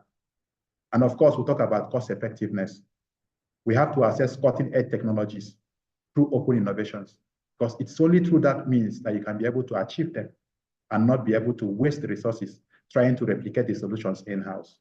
Why waste your efforts when you can easily get it cheaper outside? Outsource it. In fact, that is actually one of the things that is shaping Nigerian economy today. If you look around now, you discover that most of the banks they have some few assets that they used to bank on before, including their labor forces. They have outsourced all of these people out. They now source it from an organization that will pay only for that instead of incurring cost of gratuity, cost of bonuses, overhead, and other things. No, by outsourcing it, it's a more cost-effective approach to managing cost issues in your organizations. So open innovation gives us that benefit, even for us who are in quantity surveyor. You might not want to employ an engineer in your organization as a quantity surveyor so that you can be able to bring in that insight as an engineer. You might consider having a collaboration, a relationship with an external organization, maybe an engineering practicing firm out there that you can use to, meet some of these issues and challenges that you have in your organization. BIM. When we say BIM, I don't know if I would have liked, maybe at the cost of this, I would have liked to interact with the audience so that we have more holistic understanding about BIM. When we say BIM, what are we talking about? A good number of persons used to think that BIM is either technology, some think it's software, some other people think it is a drawing. No. BIM is simply a process. It's a process that involves man, machine, and process and procedure. So you need to understand exactly what BIM is. And for me to also give us context as to BIM, let me just define it and I will take us back into BIM, into a demonstration that I have this morning for us. Building information modeling is a process involving digital representation of the physical and functional characteristics of a built asset. Underline this word, physical representation, and then also take note of this word, functional characteristics. Now, the drawback with CAD was that while CAD is showing you the physical representation of what you want to acquire or what you want to build, it does not show you the functional characteristics of what you're building. When you see a wall, you know that this wall, by virtue of the definition of the thickness, it is 230 millimeter. But it does not tell you whether this wall has this strength, whether this wall has this weight, whether this wall has this fire retention capacity. These are some of the physical functional characteristics that only BIM provides for us. So, but when you are now implementing BIM, this is what you're now leveraging on. The possibilities of you missing out any of the information becomes very slim because all the informations are compressed inside. All the information that you need are therein in that BIM. So BIM gives us that opportunity of having a holistic aspect of our project. From the very beginning, you already know what it is. When you're looking at a wall, you know that this wall has this ability, this wall has this weight, this wall has this height, this wall has this length, this wall has this capacity, including finishes and definitions and such things like that. They are all encompassed into BIM. And this is a major leap and achievement in the industry. That is why it is disrupting so much of the old things that we're doing. That is why every modern technology now is trying to incorporate BIM into it.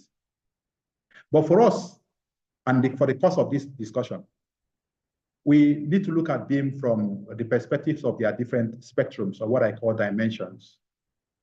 We know the 3D CAD, that was the extent where CAD left us. CAD started from 2D, which is showing you the height or the length, horizontal and the vertical. Then it went into the showing us into 3D, which is showing us the length, the width, and the height. Then we now moved further to go into 4D BIM, which is showing us the length, the width, the height, and then we incorporate time because we are bringing in the element of scheduling, time, scheduling into it. So by bringing in scheduling, you're looking at some of those elements. Each of the elements that you're seeing coming in, you're also seeing the time at which those projects are, that element is sequenced to be implemented on site. So this gives you a rich access and understanding of construction situations, what you need to pass through when you're trying to implement that project on site. Then we have also the 5D, fifth dimension of BIM. The 5D BIM goes a little bit, this is where they usually bring in quantity surveyors because we are the expert in this extent. And which is why I want quantity surveyors of every age, quantity surveyors of every time to always make sure that at least, even if they don't care about leveraging on technology, let them know how to implement and adapt technology, BIM, up to the extent of 5D. 5D means you are now bringing in the 3D, incorporating time schedule, and then you're now bringing in the last part of it, which makes you a quantity surveyor, the cost aspect of it. You're bringing in cost into all those schedules. You're bringing in cost into the actual elements that you're looking at. You're bringing in cost to be able to look at it so that when you're looking at the I element itself, you're seeing when it will be implemented. You're also looking at the cost that you have accumulated as at that time when it was implemented. So this is so rich. And as we are talking about it now, BIM dimension continues to go further down. Then we have the sixth depth of BIM, or the sixth spectrum of BIM, which is bringing in sustainability issues. And of course, remember what I said something about sustainability. We can't continue to do something today and we end up shortchanging the future generation of having the opportunity of doing the same thing tomorrow. So that is what sustainability, where the concept of sustainability comes in. We have to look for a way to make sure that we are having more economic use of the energies that we are providing for in our projects. Your project, how are you utilizing energy costs? How are you making your project to be energy efficient such that you don't end up using up all the energies that you require? Maybe in the course of tomorrow, QS Adebowale, who is actually happens to be one of my mentors, would also tell us something about sustainability. Sir, with your permission, please, in the course of tomorrow, mention to us how relevant it is for us to be design projects that are more energy efficient, projects that are using less and less energy, such that we don't end up using up all the energies that we have, burning up all fossil fuels, and maybe filling all our environment with emissive fuels, carbon emissions, and the rest of them. So that we can be designing things that are more sustainable. That is what BIM 6D is talking about. When you finish designing, you now start incorporating some of those things that makes your project to be to incorporate sustainability into your project so that you can be able to use it and track the project as well. Then we have the seventh one, which happens to be the extent to which we will go for today. But that is not the last stage of BIM. BIM continues to be an evolving conversation, and they are pushing the frontiers further and further down. The last extent, which I have here, is 7D. 7D talks about incorporating facility management, where we're not talking about life cycle costing. We're no more talking about how you're using this thing. We're talking about how you use this thing in the life cycle of this project, so that we can get an informed decision, have understanding on how best to use these assets, so that tomorrow, if we want to replicate a similar thing, we will not have to rally around too much to be able to find relevant information that will be useful for us. So these are some of the depths or spectrums of BIM that I have to share with us on this day. But then, how does BIM, how does it impact our collaboration workflow? BIM offers us a lot of beautiful benefits. One, it helps us to have a fast and effective cost estimate and quantity takeoff. I have mentioned it before that if you're looking at the model itself, you're not trying to query any dimension, because the dimensions, the models itself, the elements of the model already have inherent in them the dimensions. You don't have to ask, what is the length of this pipe? You don't have to ask, is this line here, is it a pipe or is it a block? By hovering over it itself, it will tell you, look at me here, I am a pipe. Look at me here, I'm a block work. Look at me here, I'm a glass. So you have that more fast and effective cost estimate and quantity takeoff. It saves you time on when you're doing your takeoff. Then also BIM gives us a reliable and accurate quantity generation. When you launch upon it and you extract all the input, so long as it has been modeled accurately, there is no how your takeoff will not be accurate. And another beautiful thing about BIM is that even if as designs are changing, all you need is just one or two stroke, bang, bang, bang, all your cost estimate will upgrade themselves. You don't have to labor so much about it. You don't have to worry, oh, he has made so much changes. The client have changed this one from model 1 to model 2. You don't have to bother about this. The moment any of the aspect of your project design changes, all you need is just click one or two keys, boom, boom, boom, boom. And then your calculation or every other iterations that you have typed to that BIM model will upgrade itself also. And then by that also, it tells us that BIM leverages and reduces our error. It reduces every form of error, every sort of omission, and helps you to achieve and save more on rework, cost of rework. BIM also is a time saver, is a great time saver. Most of the projects that we're talking about in the world today, a good number of them are built around BIM. If you maybe open your Google and make your research, you will discover that we have so many innovative projects that are ongoing, on stream at the moment, and a good number of them are based on the BIM principles. They are applying BIM on them. And that is why they are able to achieve so much in such a short period of time. So for us, part of the examples that we have for BIM is it will help us to define, have a very good defined objectives. It will also help us to foster collaborations among all the parties in the project. It will help them to also to define participants, because when you are talking about BIM, BIM is not open to everybody. From the word onset, the participant, the players, the people who are going to be in the project have been defined, and the roles have been assigned. When you're collaborating on a BIM project, BIM has different what you call a BIM execution plan. Part of the BIM execution plan is to define who are the players, define the chain of communications, define the rights of assets, the rights, who owns this application or this model, who has authority on this model. Then also it embraces digital technology like we have mentioned. One of the beautiful aspects of BIM now is that you must not be collaborating within your organization. You can collaborate via cloud, whereby one organization is in Nigeria, the other organization is the other end of the world. They will be working on the same model, leveraging on technology, leveraging on internet connectivity to be able to participate and do the same thing. And of course, BIM also helps us to facilitate knowledge sharing. Because each time you continue to collaborate with people who are already in the field, who are doing this job, there is one thing or the other you will always learn from them. And then you continue to share the ones that you have with you. That both of you team, after having worked together, two of you becomes more sound and exposed into how the other person does his things and how the other person works. BIM helps us to also establish what I call intellectual property rights. I know there is always this contest as to who owns the BIM model. Who owns the BIM model? Because the architect is presenting his architectural model, the structural engineer is presenting his structural model, and the mechanical engineer and electrical engineer, they are presenting their own model. But then the question is, all this model, federative model that has been presented, who owns it? It is the BIM execution plan that defines that authority that I'm talking about. But it gives you rights. For the one that you're presenting, you have the rights of control over what you're presenting. For the purpose of that project, purpose of executing it, purpose of moderating usage, everybody has control, level of rights of that model, not that intellectual access.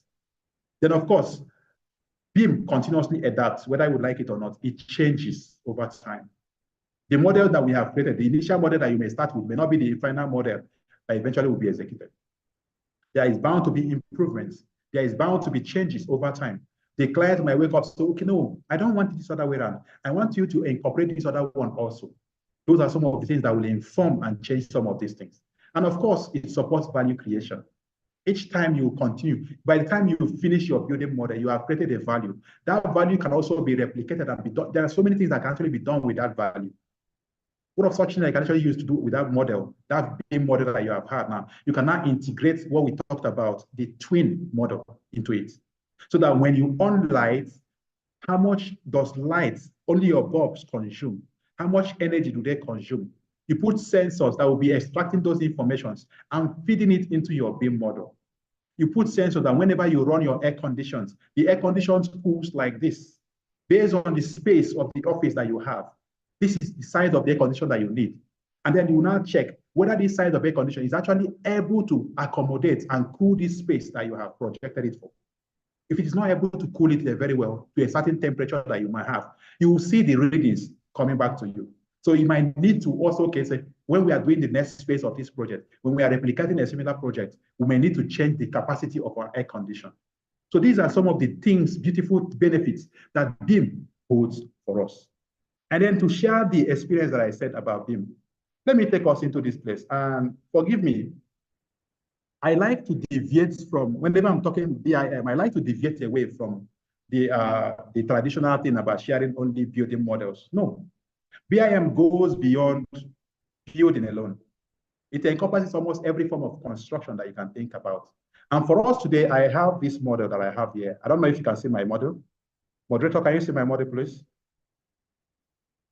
Yes, I can. Okay, then. So I am looking at this BIM model using a platform of Autodesk, a software by Autodesk. This is Autodesk Navisworks. And by all means, this is not the only BIM visualization and review tool that you can have. There are so many, lots of them. A good number of them are out there. Just look out for the one that you can actually acquire for yourself and the one that you have the resources to be able to manage and maintain, because these assets don't come cheap. Presently, I'm running the license courtesy of the Autodesk themselves. So what I have here is a similar thing that Dangote did. This is a refinery project, but it's not the Dangote refinery. The model of Dangote refinery, they have a lot of, they stripped so many informations away from it that I actually found it not useful for any form of demonstration. But what I have here is a typical refinery project. And from what I told you now, what I'm looking at now, I've just transformed my view to reflect what I may call my 2D. Okay? By looking at it from a perspective, I can see this is my length and this is my width. I can actually look at any of those items now. I am seeing all the items, but a good number of them are not quite visible. And I'm seeing them as lines, and they're not quite interactive. But what makes it BIM is that when I bring my cursor over it and hover over any element that is there, you will discover that I have an information.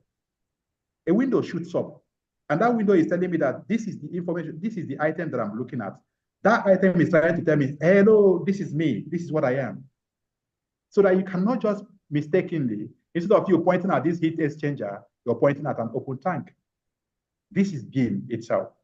Then, like I said also, when you now switch to a particular aspect, angle. Blocking road. Now. You have Now to help me. I'm looking at it from the 3D aspect of it. I'm looking at it from the 3D aspect of it. And I can actually look at all the length side, the width side, and as well I can actually appreciate the height. It has given it a height contest. When you drop, you can go to Oga. What we're talking about with 4D, we're now incorporating time into this schedule. Unfortunately, I don't have that demonstration available for time for 4D. But all I'm trying to say is that when we are looking at this tank, at what stage of the construction sequence is this tank going to be implemented? At what stage are we going to be implementing this other one, these steel structures? At what stage are we going to implement these boilers? This is what 4D is talking about. And when we bring in the fifth concept, the 5th D, which is bringing in cost estimate into it, what we are now talking about is when you look at this tank, you see the actual cost of this tank. The cost of the tanks comes up to you. When you see this tank, you'll see maybe 250 million naira tank. When you see this other one, you see this amount of money. So by the time you now reflect it against the time sequence, you discover that when you, by the time you execute the tank alone, by your construction schedule, you would have incurred a 250 million naira expenses. So it helps you to also track your project cost. Okay. Now, another beautiful thing that I actually have in mind in bringing all this in is to tell us, when you are looking at this thing, I mentioned to us that the model itself, what I have here is what I call a federating model. A federating model is a model that has been a combination of different models by different disciplines. So if I come down here and pull down on this arrow here, I have different models here. For example, let me click this one and I will say hide unselected. Now, if you look very well, you discover that it is only my site that you are seeing. The project site is what is available. All the other aspect of it is no more available because this is what I'm looking at. It is the project site. I might as well say, okay, unhide all of them. Then I'll move again. I move over to the next one, which is to leverage on all my steelworks and hide all unselected. I am looking at these plants now without any of the piping, except for these ones, because these are modular aspect of it. By modular, I mean that it comes alongside with this pipe. This other aspect of the pipe is fabricated alongside with these boilers that we have here. So all of them, I can actually isolate them, but they have been collaborated by different authorities or by different disciplines. Imagine that this is maybe a building works, whereby I have this drawing submitted by the architect, the second one submitted by the mechanical engineer, the third one submitted by the electrical engineer. In fact, let me also do that also, so that we can be able to leverage, to understand what we are talking about. Now, I have an example of a building for what I'm talking about now. If I'm looking at this building now and open up this side, I will discover that this is not just one work by one person. I have the architectural, I have the structural, I have the M&P, MRE, and then I have the electrical. All of them are all showing up here. And I have tried to open up this so that we can be able to see. I try to cut a section into it so that we can see. And when I look at these things, I know that by physical appearance, this is a light. But when I click my cursor over it now, it shows me, yes, this is an electrical light. It is a bulb, it's a 100 watts bulb, about 277 volts. And it has a name, 100 watts. And it's located on the ground floor. I don't know if you can see the call out information that is showing me. When I move away to another one, that call out again appears again. It shows me also the name of this thing. This simply means that I cannot mistake this thing to be maybe a wall. I cannot mistake this door to be maybe a wall. No matter how I try to mistake it, the information itself will always call its attention to itself and tell me, no, I am not a wall, I am this. And it will go beyond some of those things as well as to tell me other information that I might want to know about it in terms of height. For example, let me click this wall that I have here. This is a wall that I have here selected. And by extension, I look at here, I see that it's saying that this is a wall, and that wall is on my ground floor. But when I go to the properties and say, okay, what is this wall? A property information opens up here for me. I can open up my element tab. My element tab is telling me that the name is 230 block wall. And it's of the family of basic wall. And it has a category of this. If I continue to go, you see there are lots and lots of information, useful information that we can use, including information that has to do with fire ratings, information that has to do with weights. Now, on the lower side, now you can see I have my length. Length of that wall is about 7.7 meters. The width of that wall is, the area of that wall is about 19.75 square meters. And the volume of that wall is about 4.543 cubic meters. These are all information that are so important. This is what BIM is providing for you. This is what BIM information is offering to you. As a quantity surveyor, you have access to rich bouquet of information. You don't even have access, you can't even use all of these information. But what we are saying is that it is better that you have excess information than you don't have enough information. You have excess so that you cannot choose the ones that you want. So if you want other aspect of the information that you want, I can come down to the material. Now you now know I have access to so many other dimensions of the information, materials that are being used, incorporated on that single item that I have. So this is what I'm talking about when we talk about BIM. It offers a lot to us. It provides so much information for us. And one other beautiful thing is that we can actually have a holistic appreciation, that is visualization of our model. I can look at every aspect of this project. That single wall that I selected, this is the wall. It's showing me that that wall is still active. This is the wall I just selected. And I can look at it, I can open it, I can look at it from every dimension, from every side. You can't do this with CAD. Neither can you do it with ordinary 3D. So it gives you other distance. Then I say, again, it also helps you to also interrogate what has been modeled. Like if you look here, I have two collaboration issues, what I call clash. Now, this is an electrical piping. This electrical piping is now going over the headroom where the staircase headroom is supposed to be. It's an issue.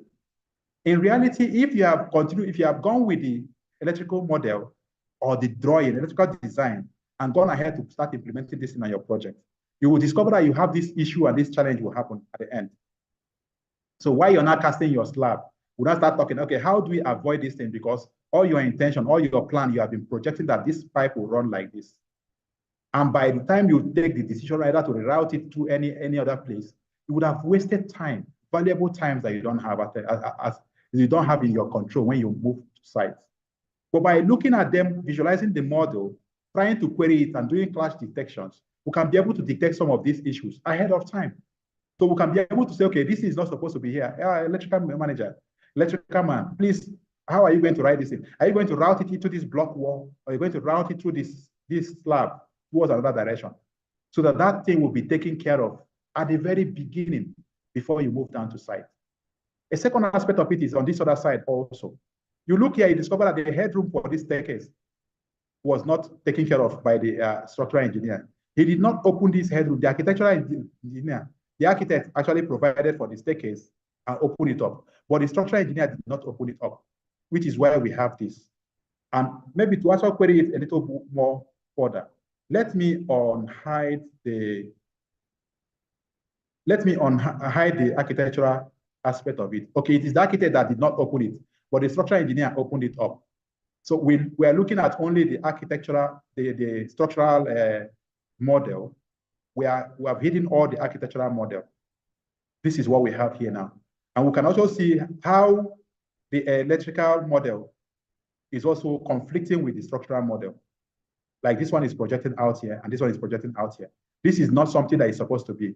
It simply means that we may need to get back to the electrical model. Let him now find a way to reroute his electrical piping, either to flow through this part or any other part where it will not be obstructing the headroom for our staircase. All right.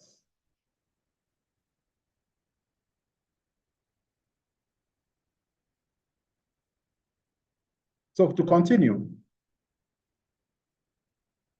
we now say, okay, for us, the next thing that we're talking about is we are now incorporating another dimension of innovative technologies that are impacting our environment, which is the smart buildings and smart cities. I know a good number of us have stayed in hotels whereby you are given a key card, and by the time you're leaving the hotel room, they say you bring the key card. The moment you remove the key card out of that place and step out of the door, less than 5 minutes, the whole electrical component inside that room shuts down. The air condition, the TV, every other thing, lights, everything shuts down. Also helping them to conserve on the energy. So that is what smart concepts, smart cities are also doing for us. Now, the aspect of smart city is now being incorporated with what we call the Internet of Things, IoT. The first time I heard about Internet of Things, I was trying to visualize what exactly it means, until I realized that Internet of Things simply means you're here in this conference with us, in this workshop, and then you remember that, oh, you left your air condition on. You don't need to panic. You have gone to work. You're already seated on your desk in your office. But all you need to do, because of you have Internet of Things already connected in your home, you pick up your phone, you dial, select the appliance that you want, and from here, switch it off. And because your application at in your home is connected via the internet to you here, you have access to remotely control it where it is at home. That is the simplest concept, simplest analogy of what Internet of Things actually talks about. But here we are now trying to incorporate it into buildings so that we can be able to have access to a lot of things. We can get informations. We are getting sensors. Today we have cameras that can actually read people's temperature. I think that's one of the things that the coronavirus brought alongside. When a camera is looking at you, it's actually picking out your body heat. It's already knowing whether you are having fever or not.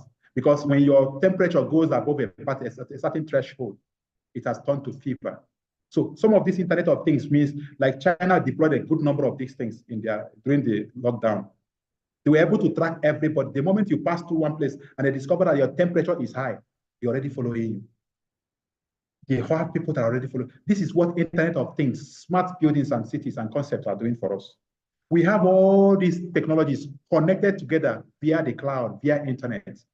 They are receiving sensors they're receiving readings, information from sensors that are here. And those informations are constantly being analyzed by AI. And they're using it to project also information for us.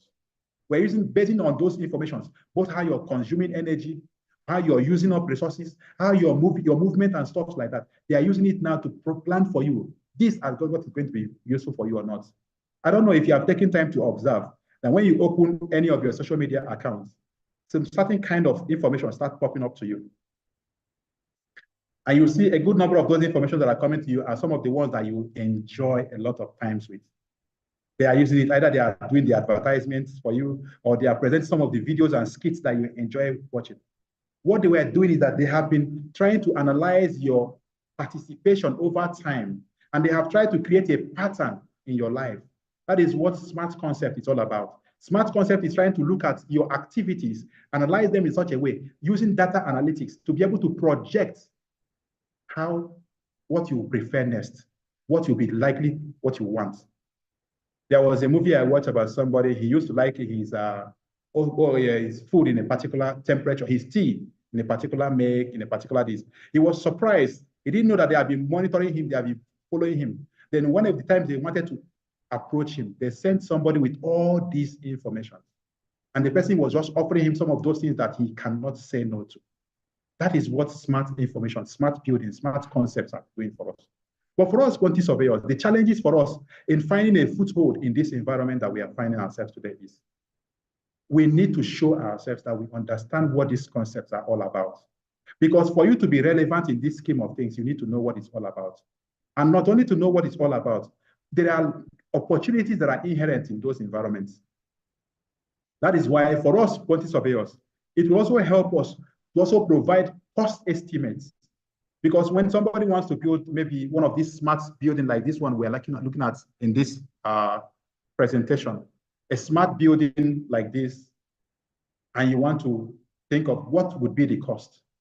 Who is in a better position to actually project the actual cost of this thing, if not somebody who understands both the concept, the theory, and the construction, and the functionality, of course, which is where the quantity surveyor also comes in. Understanding this smart concept also helps us to be able to build on our feasibility aspect, understanding. Because for you to be able to make a feasibility projection about it, you need to know what are the things that make up this cost. How does it function? What are the possible drawbacks that it will have? So that when you're making your advice to your clients, you'll be giving them an informed advice and decision. Another beautiful aspect of it, like I've mentioned, because it is now trying to understand and optimize resource utilization. You now understand that, okay, using this size of air condition is actually overrated. Using this smaller size has the ability of meeting the same demand and needs that you need, instead of you depending on this other one. So by leveraging on some of this understanding, you can be able to offer what is called life cycle cost analysis. You'll be able to make a more accurate life cycle cost analysis, because some of the ones we have been presenting before are based on available information. But now we are leveraging on technology, which is giving you live information, live streams of information. If you know that the particular type of, maybe let me use that word again, air condition is prone to overheat whenever it is used to certain capacity, then you might say, okay, by understanding, by experience, this is not the best capacity, or this is not the best type of air condition for this kind of space. Therefore, this is what we should be able to use. So it gives you that understanding and ability for you to play a useful role as a life cycle cost analyst. Then, of course, we have what are the other big parts, which is to be a big data analyst. Because some of this information we're talking about is coming in diverse forms that we don't know how to use it.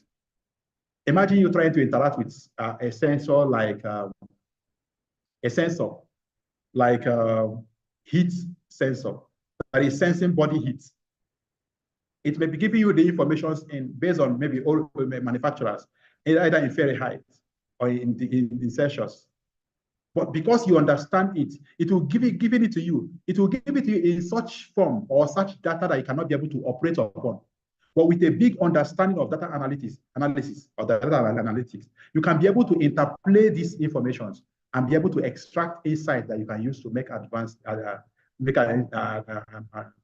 information. It's very, very important. And I've mentioned before, value engineering, you can never say too much about it. As quantity surveyors who understand the concept of smart and innovative technologies, when we leverage on all these and understand them, we can be able to give more valuable insight, more valuable construction, valuable contributions in all to advise to our clients. Value engineering, even while they are doing it like this, they say, no, from experience, what I know that this one will always play out like this. From experience, this one can also serve this purpose. Instead of expending so much to acquire this, why not expend so little to get this one, which will also meet the same needs? So these are some of the few things that are roles that quantity surveyors can play in this evolving technology and in the development of smart building and smart cities. So don't say that you don't know about it. You have not heard about it. It has been around us for quite some while. In fact, we have been using it even without knowing about it. This concept has been around us and we have been interplaying with it without even being conscious about it. I give us an example. When you go walk into any hotel and move into your room, they give you a key card. That singular key card actually controls almost everything that is in that room. When you remove that key card, every other thing is shut down. When you slot in back that key card in the key holder, you discover that all your lights, your TVs, your air conditions, other things, everything starts functioning very well. And they are using all these things. If they use and interact it with sensors, they can be able to actually extract the amount of energy that each room is consuming. Because some people are in the habit of maybe they enter room, they want to go to their room, they on air conditions and go for a meeting. By the time they come back, they want the room to be chilled.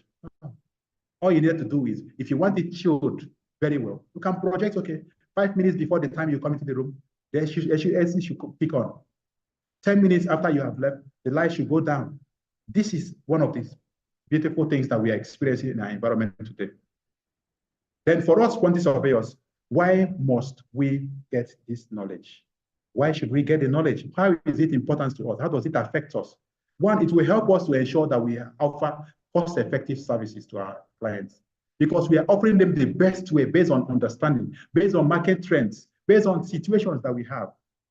It also helps us to enforce sustainability, because remember we talked about sustainability, using it in such a way that you don't end up shortchanging the people who are coming up tomorrow. And then of course, it will also help us to integrate very well into these solutions. Because as a quantity surveyor, when you understand some of these things, you'll be able to play your part. You know your role cut out already for you. You know what you're going to do as a quantity surveyor. All you need is just to go inside it. We'll talk more about the roles that are available for us. Emerging roles, openings, opportunities that are there for us as quantity surveyors. But meanwhile, let us get down to the next one. Digital twin.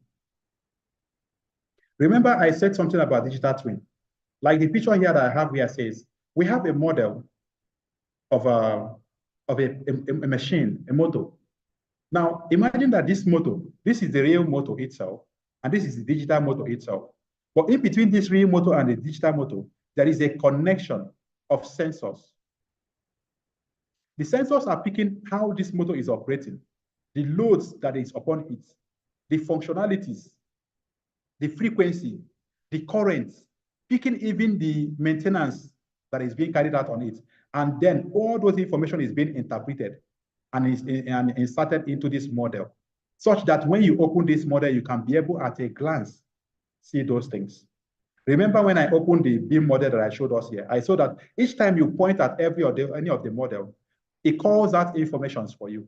Each time you look at every aspect of it, it shows you information in depth, rich set of information that you cannot even talk about. You cannot even consume all. But they are quite useful so that every time you want any aspect of it, you can be able to extract them and use them. That is what digital twin offers for us. Digital twin presents you with that opportunity of having extracting real life experience, real life understanding, real time reflection of the actual thing. And you are replicating it on the digital twin, so that even when you want to simulate the digital one next time, when you want to build another one next time, you can build it better. When you want to manage it better, you can manage it better. And this technology it's recently coming to construction, but it has been around for a long time. I know we understand what in the aviation industry, what they call simulator. What the simulator actually does is something like this. But the difference between the simulator and the digital twin is that there is a disconnect between the digital assets and the physical assets. Every aspect of what the aeroplane can do can be simulated.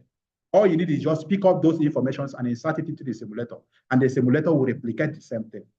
And through that, you don't have to train a plane with a Boeing 647 that is filled with almost 200 and something passengers. You don't have to take that kind of risk.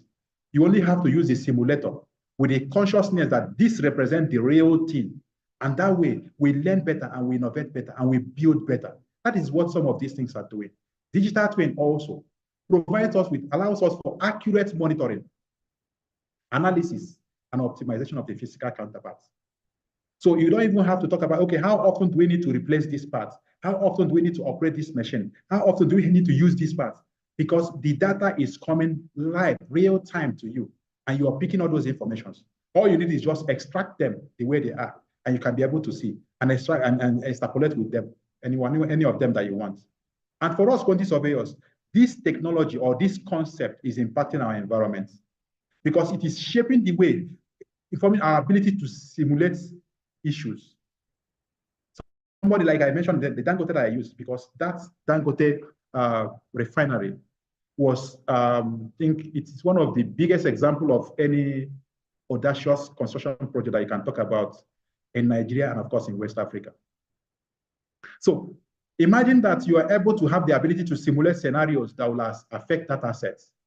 For example, if, there is anything that will happen that once part of that factory or that facility is not to be working, what can happen to impact the functional performance of that asset? you can be able to simulate it. And as a quantity surveyor, it's like, okay, these are actually the financial costs of such implication. This is what can happen. This is what can happen. And when it happens this other way around, we can be able to save this. When it happens like this, we can be able to lose this part. So it will give you that experience and that understanding to be able to, of different scenarios of what can happen with the assets. Also, digital twin also have the ability to impact, for us to analyze the design changes. Like I mentioned to us, if you have discovered from your understanding that this particular equipment does not give you the best performance, this particular equipment is prone to maintenance within a shorter period of time. You can now say, okay, when you're not trying to replicate a similar asset somewhere else, you might not say, okay, let us not go with this other equipment because it is prone to this kind of, it is prone to frequent maintenance, which leads to downtime. Then also, digital twin also help us to optimize some of our maintenance and operational costs. I mentioned to us that it gives you lifetime, real-time understanding of what is going on. So you already know the maintenance. This aspect of this machine requires maintenance every so cycle because you're seeing the data, the interval of maintenance, you're seeing it. So you can be able to project accurately when the next maintenance cycle should come. Then, of course, through having continuous understanding about the operation of that asset, you can now be able to project a more realistic operational cost of that asset. Then also the next one that is connected to that one, because you now understand the operational cost, the accurate maintenance and operational cost of that asset, you can be able to project a life cycle cost of that project. Because each time you understand some of these things, what exactly is life cycle cost? You're talking about the initial cost, you're talking about the running cost, you're talking about the maintenance cost. All these two all together gives you the life cycle costing of the facility. So when you have these informations on you, courtesy of what digital twin offers for you as a quantity surveyor or as an innovative quantity surveyor, you now have access to be able to offer that advice to your clients. Then the last but not the least is it will present you a better understanding of the asset value, because you know that this asset actually gives you more value. That asset does not service you more because it requires more maintenance costs and the rest of them. So when you have this understanding, it impacts your services as a quantity surveyor because you are now more better informed to be able to offer valuable services to your clients. But for us, what will it require for you to be able to implement digital twin? One of the things that it will require you as a quantity surveyor to operate digital twin or to function in an environment where they are implementing digital twin. One, you might need to have an expert in data science because you need to understand how numbers operate. You cannot use 20 and you want to multiply it by 20 degree. Because of the inclusion of that degree symbol on that number, it is no more a number. It has become a letter. So you need to have data science, understanding, data science for you to be able to do these kind of things. If you don't have that understanding, you might not be able to integrate some of these things because like I mentioned to us, the sensors are going to be giving you those informations in a format that may not be so useful for you to operate upon. So for you to be able to operate upon them, you might need to convert them. That's why they say something about data. Your data might be coming in form of raw data that may need to be processed, cleaned up for you to be able to have the information that you can use to be able to operate together. Secondly, you need to have that understanding or be an expert in data modeling. By data modeling, I mean your ability to be able to project what aspect, because data can come in diverse form. You now have to shape it in a way that you want to present it. By shaping it, it's okay. Instead of me looking at heat information, I want to look at operation. What is going to be, what is the incoming voltage? Incoming voltage can be the result or the cause of the heat that I'm getting from the equipment. Instead of you focusing on extracting the heat alone and looking at it and using it to get a wrong insight into your equipment, you might focus on, okay, what is the volume of, or what is the load, the power that you are bringing into that equipment? Are you feeding it more than enough power that is making it so for you to have excessive heat loss because you are giving it more than enough load, that energy that it requires? So you might have to find a way to be able to extend your data in such forms that you want to receive the information. And of course, you have to be an expert in data simulations. You have to look at it, okay, what if we put it this other way around? What if we look at this other way around? What are the options that we have? You might have to have this concept, these abilities. And now by virtue of our profession, our training, quantity surveyors have been positioned for this long before now. The technologies are only coming to reinforce the need for us to exert our presence, the need for us to always continuously evolve and take advantage of some of these opportunities that are here. And of course, we have to be able to integrate them with diverse sensors, like I mentioned before. You can't have digital twin without having sensors, because it's only sensors that will be able to extract the readings, the real-time feed from the operation of the equipment or the actions of the equipment or the asset itself, and be able to extract them, translate them into data forms that we can be able to work upon. Then that brings us to the meat. For us, quantity surveyors, what does it offer for us? What are the opportunities that are there for us? In all these open innovations that we're talking about, what are the opportunities for us, for quantity surveyors? For quantity surveyors, we need to understand, like we have mentioned severally, our environment has been revolutionized.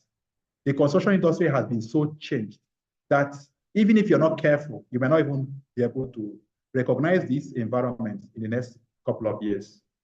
Some of the things that we used to know, some of the relevance that we used to think, things that makes us feel very relevant, we're no more doing them. A good number of them, one of the reasons why we are quantity surveyors is because we deal with quantities of materials, talking about quantity takeoff, talking about costing and the rest of them.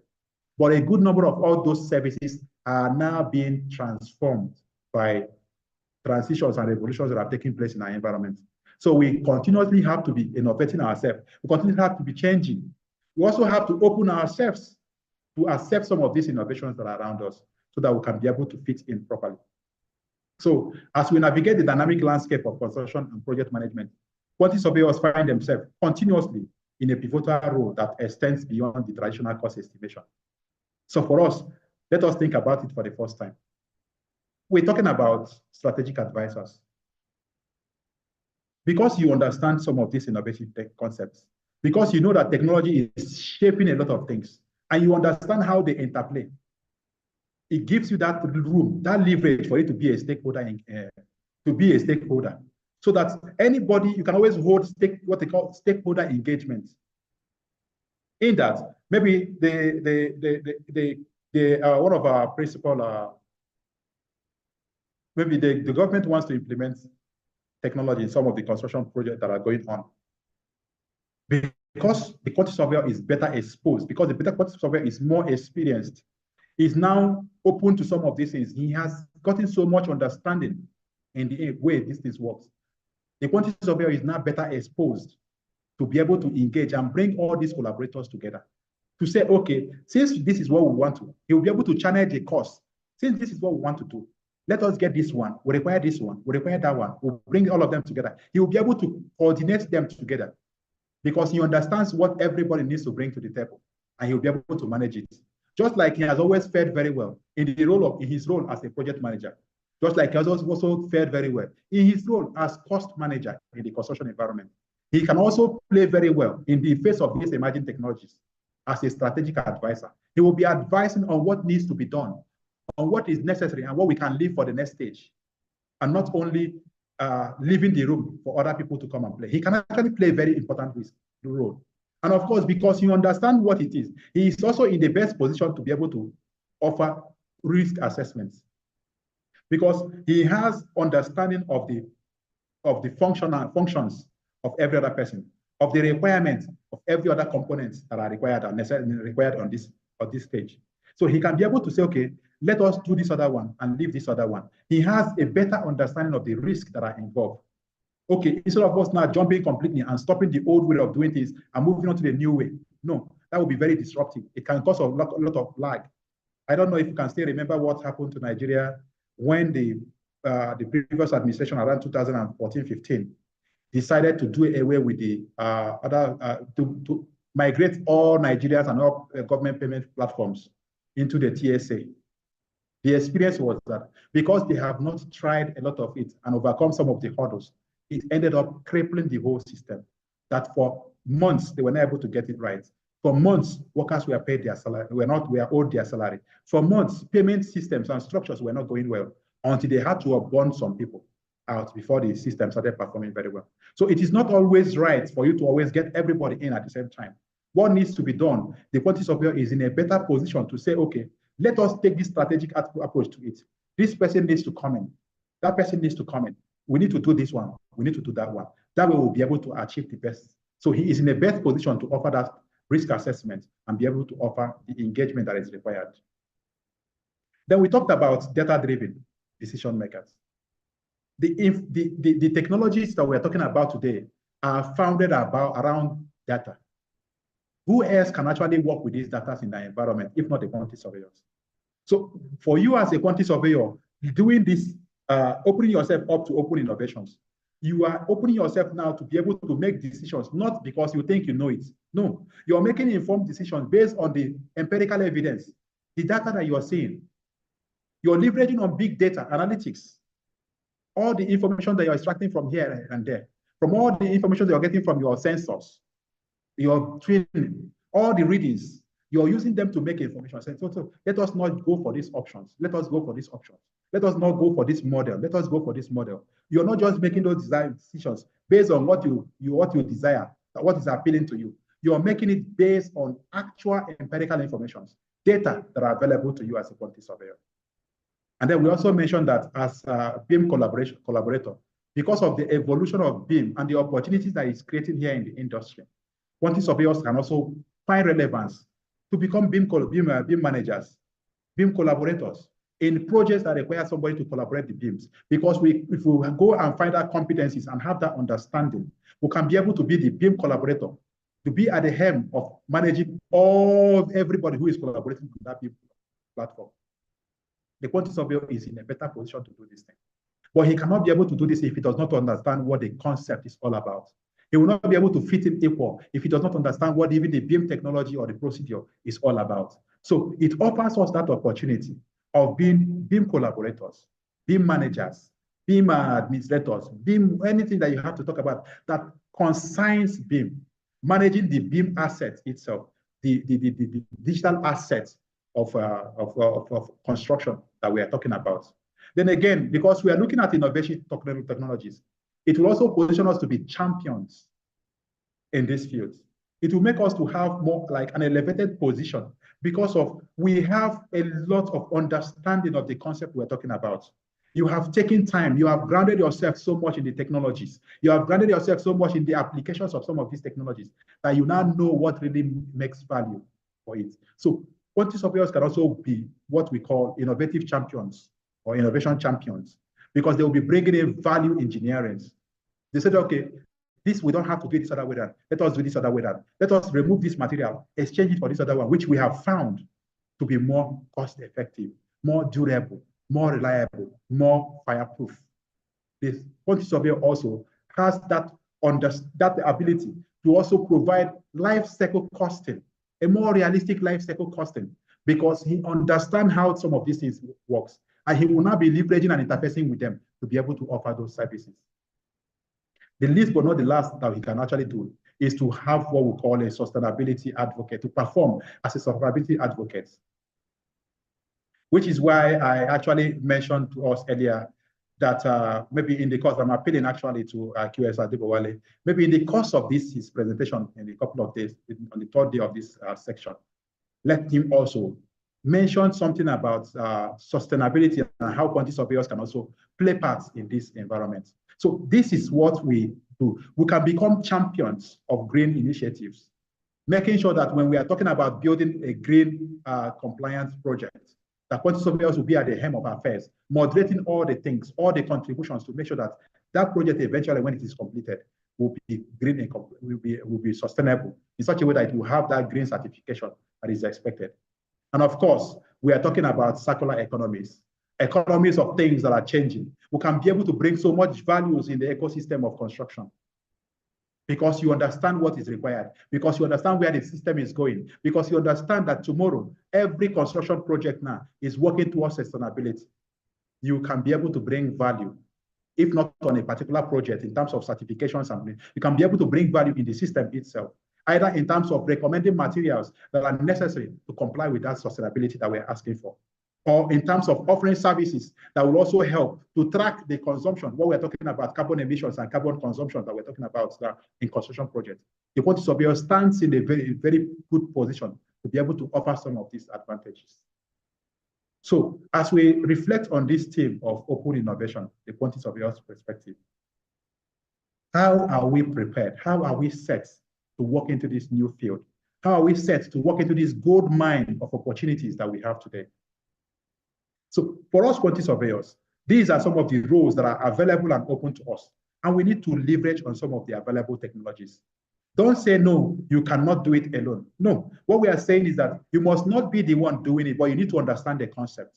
Because even if you want to collaborate with another organization that will be doing it for you, when they are getting it wrong, when they are bringing in solutions that will not conform with the answers or answers that you're seeking for, you might not know because you don't understand. What if they give you the solutions in such forms that you cannot be able to interpret? You might not know because you don't understand. So instead of you to end up finding solutions to your problems, you end up compounding your issues. So that is why we think it is necessary. That is why the QS Foundation has taken opportunities of these opportunities this morning to present to us these emerging roles for us as quantity surveyors, so that we can always walk into them and leverage on them to be able to create opportunities for ourselves, to be able to exert our relevance, to be able to exert also our resilience in the construction industry. So in conclusion, I just hope I've not bored you with so much talk about open innovations and the rest of them. But we need to understand that our environment, the construction environment, is constantly changing. And we as quantity surveyors, we cannot remain the same way. We cannot continue to do the same old things that we're doing before. If you remember very well, the name acronym, when quantity surveyor actually stands from the role that we are playing as quantity experts, talking about quantity calculations, taking off. But we are no more playing some of those roles because we had other things that are helping us to do that in even more accurately and more better today. Therefore, we as quantity surveyors, we need to blend our technical expertise as quantity surveyors with the creativity and the data-driven insights that are coming around us today. We need to leverage on technology to be able to offer sustainable consciousness in all that we do. We need to be driven positively to change and remain resilient for us to sustain our future.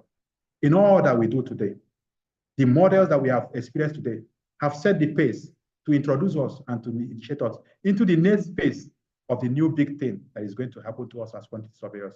So I encourage us, all of us, to make efforts to move on, put on our thinking cap. The cost might not be so easy at the beginning, but at the end, the reward is worthwhile. And we'll then live to tell our children the story. And we'll be able to live to tell the next generation of quantity surveyors who are coming how we're able to be relevant, how we're able to remain resilient, and how we're able to survive. So thank you, and I hope I've not bored you with my time today.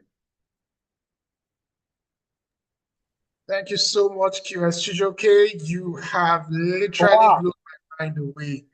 I am short of words. Thank you so much for your presentation.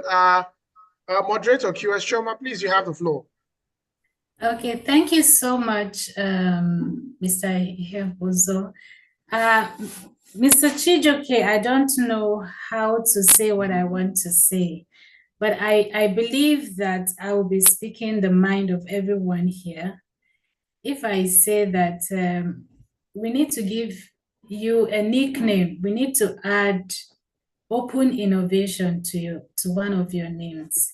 Like, that session was mind-blowing, quite engaging, and also thought-provoking. Thank you so much for giving a very vast overview on what open innovation is from the quantity surveying perspective. Thank you so much. That was just marvelous. Thank you so very much. So before I do a quick recap of what I learned, I want to believe that every one of us took notes. I did. In fact, I have like over 4 pages here. It was very rich. So during the course of our session, some of the board members and came on board, and we want to quickly recognize them. I would like to, first of all, recognize the presence of QS Kene Nzekwe, FNIQS, FICEN, MIAD, the current president and board of trustee members, NIQS Foundation, and the president of Nigeria Institute of Quantity Surveyors, QS Kene Nzekwe. You're welcome, sir. I also want to recognize the presence of QS Osaretin Okoro, FNIQS. He was with us from the beginning of the session, and QS Osaretin Okoro is the NIQS Foundation Board of Trustees Secretary. Thank you very much, sir, for joining us and staying all through the session. I also want to recognize the presence of QS Dr. Femi Balogun, FNIQS, FRICS, CCARB, CP3P. I think I cited him at the beginning of the session. QS Dr. Femi Balogun is the NIQS Foundation Board of Trustees member. Thank you so very much for joining us. And for all our wonderful participants, we thank you for being part of this training. I also want to give a big shout to the founder of this workshop, the Albie Baker Fund. Thank you so much for funding this wonderful training, because this conversation is quite timely. This is what we need to be laying much emphasis on, because if you're wondering why other industries have actually gone ahead, when he was talking about digital twin, I remember that the medical industry has already started cloning. Okay, and that cloning has been there for quite some time, such that the same characteristics of a person is being transferred to his clone. His identity, his memory, every little details, is being transferred to the clone. So, and they're using it now to treat diseases. So if the parent person, let's say myself, I have like a deadly disease. I don't have any at the moment. I don't pray to have, so I can be cloned, and my clone version will not have that disease.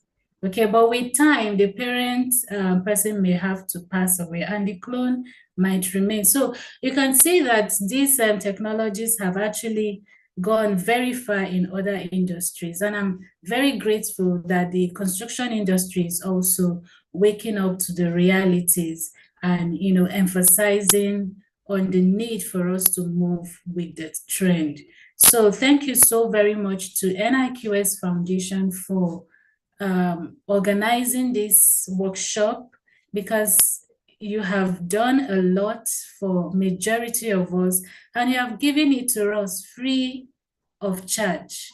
So thank you very much. I know a lot of people pay millions of naira, yes, to get this knowledge. So the thing is, we have gotten so much knowledge, and we're going to be acquiring more knowledge as the session progresses. What are we going to do about what we are all learning? One thing that was very clear to me during the session is that studying quantity surveying is not enough. It's only a starting point to growth. So imagine the development that QS Chijioke has gone through over the years to get to where he is. He didn't just stop at studying the quantity surveying, and that's just how it is. growth is progressive and it doesn't stop. And we just have to keep developing ourselves. We just have to keep learning. Look at how far he has gone because of so much, development and embracing the technologies that is available to us.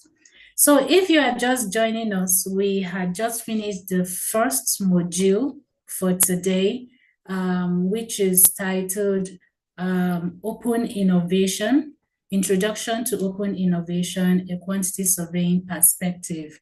And that was taken by QS Chijioke Iwago, and he gave a general overview of what open innovation is from the perspective of the quantity surveyor. And, this open innovation is just a shift from what we already know to adopting the technologies and resources available for us so that we can remain relevant in the current situation we find ourselves. So one thing is certain, like I said, growth is progressive. These technologies will just keep advancing. It doesn't end with us, but we need to also advance with it. We need to keep moving with it. We need to keep remaining relevant, with the technologies. So one of the benefits, he mentioned a lot of benefits to us, but one of the benefits that stood out for me is that we have access to data to make informed decision. You agree with me that we have a lot of data flying all over the place, but with embracing the open innovation, we are getting access to data-driven insights that will help us to make informed decisions to take our services to the next level. And I don't know why quantity surveyors are always seen as magicians. They will give all the time in the world to the architects and the other engineers to do their designs and come up with, their briefs. But when it comes to the quantity surveyor, they want him to, deliver within the shortest time. I don't know. I keep telling some of my clients, hey, I'm not a magician, but with this open innovation, we have access to quicker data so we can render our services faster because our clients want more and better service delivery. We are able to meet up with the demands of our clients. And one thing he said is that collaboration is key. We need to collaborate and to be able to get this technology and remain relevant. So open innovation also gives us access to rich content and information and knowledge, saves time, it is flexible, makes us to retain our relevance.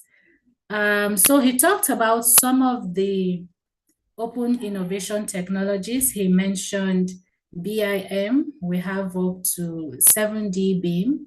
We have big data analytics. He mentioned about smart buildings and cities. He also talked about the digital twin. And in conclusion, he also encouraged us to embrace these technologies. Everyone is talking about it, but are you willing to embrace these technologies? Because if you're not, honestly, the train will leave you behind. Quantity surveying has progressed beyond scale rule and paper. And we honestly need to get on top of our game if we're going to remain relevant. So that's just a nutshell of what we have been talking about for the past 90 minutes on open innovation from the quantity surveying surveyor's perspective. I want to believe that we all have questions. And we'll be taking your questions at the end of the session. But for now, we want to quickly take the second module, which is the act of problem formulation in quantity surveying. QS Chijoke will also be taking that. Then immediately after that session, we'll take all your questions. But for now, you can drop them on the platform. We're taking notes of the questions so that they will all be attended to. And I also want to assure us that the copies of these presentations will be sent via our email at the end of the training session. So please, let's be here, body, spirit, soul, and mind. Let's be mindful of what we're doing so that we can have value for our time. So I will also want to hand over now to QS Chijoke to take the second module, which is titled The Art of Problem Formulation in Quantity Surveying. QS Chijoke, over to you, please. Yeah. What is your problem? It sounds more like a rhetorical question. What exactly is your problem? As a quantity surveyor, what are the challenges that you confront, you're confronted with every day? What are the issues, the solutions that your employers or your clients expect you to provide for them? That is what informed this question. What is your problem? The whole idea behind this presentation is to give us insights into how to offer sustainable solutions to our problems. The concept talks about problem formulation, how you formulate your problems, how you dissect it, how you reconstruct it so that you can have more understanding, because some problems are quite complex that you cannot be able to look at them as a whole. Looking at it as a whole will make you lose focus, make you lose either grip or appreciation of all the different facets of that problem. But by disintegrating them into smaller units, you can be able to look at them and have a more clearer picture and more understanding of the problem. So for this course, we'll have an overview, talk about the learning objectives, which is our intentions. We'll do an introduction to problem formulations, how we form our problem. It's not like we are causing the problem ourselves, but we have problems that we need solutions for. How we also formulate those problems so that we can be able to have the right solutions for them. Then we'll talk about an iterative design in quantity surveying. A concept that talked about how you're able to present a solution to a problem that is also dynamic. In as much as the problem keeps changing, your solution will keep changing. That is iterative in nature. And we'll talk about the importance of problem formulations, some of the barriers that we experience in problem formulations. Now we try to look at problem composing and decomposing, problem translation, translating, decontextualizing, and contextualizing. Then we look at case studies, case study 2 on materials. We talk about the emerging roles, which we have already experienced. Some of the emerging roles that we have talked about before, we reinforce it again in the course of this presentation so that it will sink in deeper, more better. Then we'll have our conclusions and our takeaway. So for our overview, we'll look at problem formulations, the cornerstones of our decision making. Because what you decide to do after, in the case of any situation or circumstance, is a function of how you're able to see the problem. When you see a problem like it's something that is not surmountable, then it becomes a very big challenge that you cannot be able to surmount. Or when you see it as a problem that you can be able to surmount, then it becomes very easy. A story was told about, it's a funny story anyway, about a man who was going somewhere and found himself in a lion's den. And then the moment he saw the lion, he knelt down and started praying. And then all of a sudden, the lion knelt down also and went up in prayer. And the man opened his eyes so that the lion was somehow putting his two hands together and looking up like it's a prayer. And the guy was like, the lion was supposed to bounce on me and then eat me up, but then he said he's not praying. He started saying, okay, he started posing. He's a lion, he cannot do anything again. That his prayer has been answered. Meanwhile, what he did not realize was that the lion was praying a prayer before meal. So let it not be that while we are trying to conceptualize the way we see our problems, will end up causing issues, more challenges for us. We need to have a more holistic way of looking at problems, a more diffused way, let me put it that way, of looking at problems, not trying to make them big, so big that they can be able to impact our decisions. They will also talk about the critical impacts on project success, how the way we perceive problems, how they impact project success. And we look at some of the explorations of the techniques that are available to overcome some of the barriers that we are faced with whenever we are trying to solve problems. For our learning objectives, what we are focusing on, we need to understand the importance of problem formulations. Why is it necessary that we have to, first of all, we have a problem at hand and then we have to still again try to formulate the problem. It is important that we formulate the problem so that we give it a context that it will be easy for us to understand, a context that will be able to understand and address the core issues and not meet the surrounding problems that are not really the core issues of the problem. We also need to identify some of the barriers that are associated with problem formulations, because it is necessary, because when we know some of those barriers, we can be able to work around them and avoid pollution with them. We need to apply some of these problem formulation techniques to some practical issues or life experiences that we encounter in a quantity surveying practice. Then finally, we may have to reflect some of the emerging roles that we talked about in quantity surveying practice. So what is a problem formulation? Problem formulation has been defined as more like the initial steps that you have in a process where you're trying to identify and clearly define the scope and challenge of your problem. Remember, I mentioned that we need to look at our problems and know that this is our problem. This very item, this very issue is our problem. When you know that this is the problem that you now have to identify what are the practical issues around it, what are the solutions that are. It will be well defined so that you don't end up and solving symptoms instead of curing the sickness itself.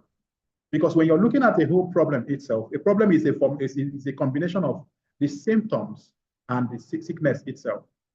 But when you now target your solutions towards the sickness, you'll be solving the problem. But when you target your solutions towards the symptoms alone, the problem will stay with them. So it's very important that we have to take that conscious practical steps towards identifying clearly our problems, defining the scope of our problems, and the challenges that are confronting them, and be able to formulate issues such that we can be able to overcome them. We need to analyze some of the requirements. What were we expected to do? Based on the materials that we have, based on the things that we have, how do we meet our clients' needs? How do we meet some of the solutions that we expected in our industries as quantity surveyors, as cost managers? How do we solve some of the problems, the challenges that are confronting our projects? Are we solving them by looking at it fairly? No, we have to find a way of dissecting each of those problems, isolating them one after the other, so that we don't end up solving symptoms like I've just mentioned, instead of addressing the issues itself, the sickness. So the paths that we have to follow through problem formulations has to involve, first of all, we have to first of all understand that as we continue to fix the puzzle, the jigsaw puzzles of life, we need to first of all understand what are the issues, identify the needs that are required, identify the objectives that are required, identify the problems that we are trying to offer solutions for. Secondly, we need to analyze. We have to analyze what are the requirements, what is expected of us, what do we need to offer, what do we need to do, what are the available informations, available things that are required around us that we can use to mitigate some of such problems. Then we also have to talk about, we have to determine whether the financial, what are the implications and the risks are available. Because sometimes they have always said that technology has always compounded, introduced technology in the midst of trying to bring solution, offer solution. It also introduces other forms of challenges or problem, if you might look at it that way. So we also have to try to have a more holistic understanding so that we understand exactly what is required, so that we don't end up while we are trying to meet our the solutions to our problems, we end up creating another problem. And then of course we have to establish it. By establishing, it means you have to refine it again, try it again, and establish that this is actually measurable. This is what it can be. This is the steps that we need to follow when we are forming a solution. Why is this so? Because when we do it this other way around, it will help to influence subsequent decisions that we may have to be taken. When you understand the nature of your problem, when you analyze the problem itself, when you determine all that is required to meet that implication, all that is required to overcome it, then be able to establish that this is all that it needs. You would have overcome that problem. You would have known that from the very beginning, this solution will be able to meet up this problem because it will be able to meet up even the fallout of that problem by applying that solution. So we define the solution, the problem itself. We formulate it, we identify it, we analyze it, we determine it, and then we establish it. For us in quantity surveying, we know very well that iterative design is all about something that has more like a vicious cycle. It starts from the beginning and continues continuously. When you're doing your planning, you do your planning at like when you formulate your problems, solution, you execute the problem, its solution itself, you reverse the problem solution itself, you continue again to planning, executing, revising, planning, executing, and revising. Why is it so? Because in the form of when you are trying to test some of these solutions that you're preparing, you might discover that the solutions are no more meeting some of your needs. One of such things I'm talking about is maybe tomorrow a client comes to you today and offers you, okay, I want you to provide me with cost advice. I want to do this facility. I want to do this project. I want to do this. What is your preliminary cost estimate? You provide your initial preliminary cost estimate. That initial preliminary cost estimate that you have provided, it is more like a solution. It's more like a problem that you have formulated. Now, by the time you now start going to the next stage, you now start assessing other information that are available, other detailed design information that are available. You discover that some of the deficiencies of that initial formulation that you have projected now will no more be sufficient to say meet up with the targets. There is now need for you to expand the target cost. There is no need for you now to expand the budget cost. There is no need for you now to expand some of the cost implications that you have already profiled. You are now basing this in this now to go into revising some of those costs again. You revise them again and go into planning again, because you continuously have to be iterating this thing. It has to be continuously going until you come up with a perfect thing. For us, iterative design refers to the cyclical process of planning, executing, and revising your project estimate and design elements. You can never stop, especially in a time like this, whereby we have a budget cycle that was introduced in January. No, budget cycle that was introduced sometime in maybe October, November, December. By January, a lot of things have happened to the market economy. Inflation have taken place. Some of the cost projections that you have planned are no more realistic. But one of the worst things that we continue doing in our environment here is that we continue to go ahead again with that information that we have had, knowing fully well that time has passed, knowing fully well that some of those important informations are no more relevant. They can no more work.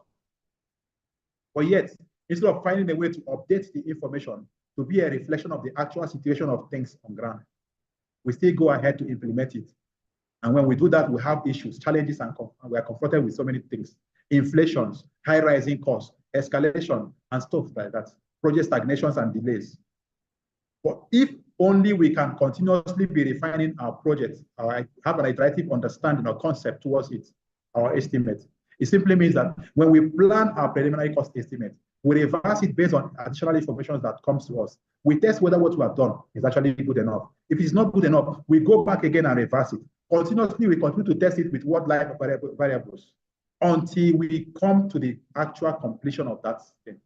This is how a quantity surveyor is supposed to see cost estimation, or what we call problem formulations. Because when you do it this way, it remains realistic even until the lifetime of that project, when you have to update it. And we have a simple sequence. A required step for you to do that is that, first of all, you have to develop your preliminary cost estimates, develop your plans. When you develop all these things now, we now have to test whether those things that we have developed, those variables that we have developed, whether they are able to meet up with the needs, whether they're able to meet up with the client's needs, whether they're able to meet up with the variations that we have in terms of design, in terms of concept, in terms of requirements, and the rest of them. If they're not able to meet up with those things now, we may have to go back again into our development phase. And one integral part of it that is very important is client feedback. Because remember, I mentioned it in the course of the last model, that for you to have a successful project, the client must be smiling.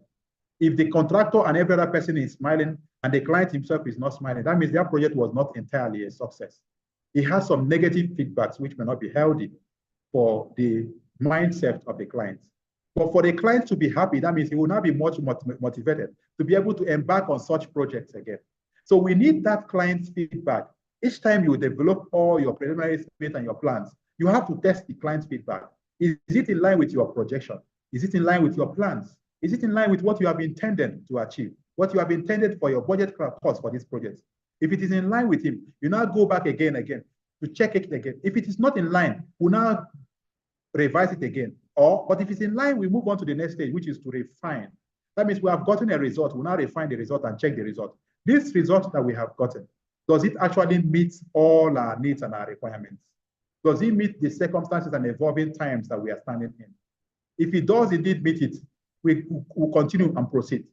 Because when it meets it automatically, what it simply means that you have an accurate and efficient information. You have an accurate and efficient solutions that you have provided.